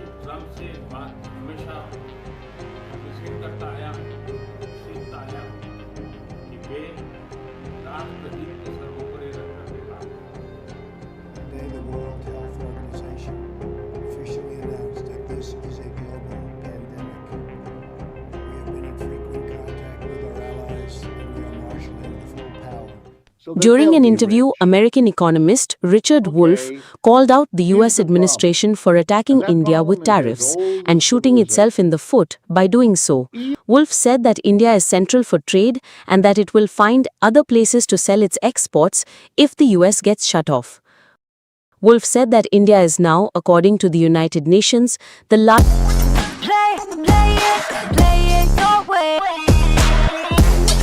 Sarah, this is your space, play it your way. My birthday gift to पापा, ये उनके पापा की पहली गाड़ी एक garage में पड़ी थी दार्जिलिंग में। जब इसे फाइनली घर लाया ना, तब लगा लाइफ में ग्रो किया।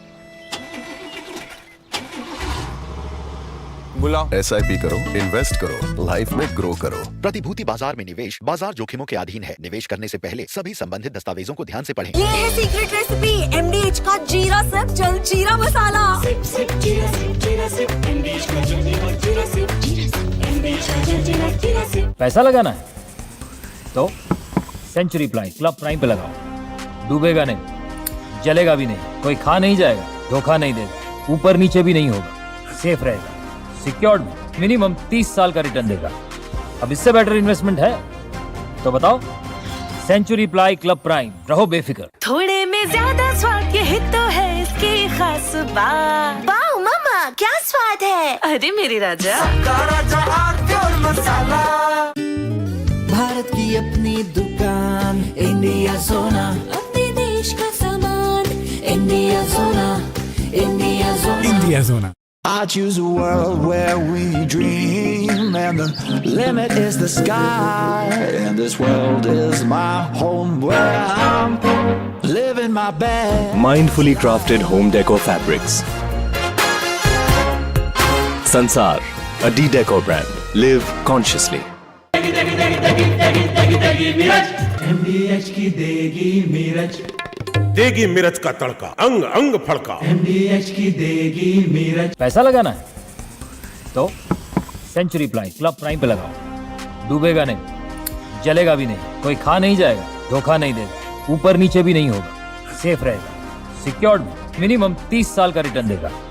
अब इससे बेटर इन्वेस्टमेंट है तो बताओ। सेंचुरी प्लाई क्लब प्राइम, रहो बेफिक्र। Here, we didn't want to bring out the big charts because it had no chance of standing. Fortunately, we came armed with a little smaller chart. So it's 67%, so we're going to be charging a discounted reciprocal tariff of 34%, I think.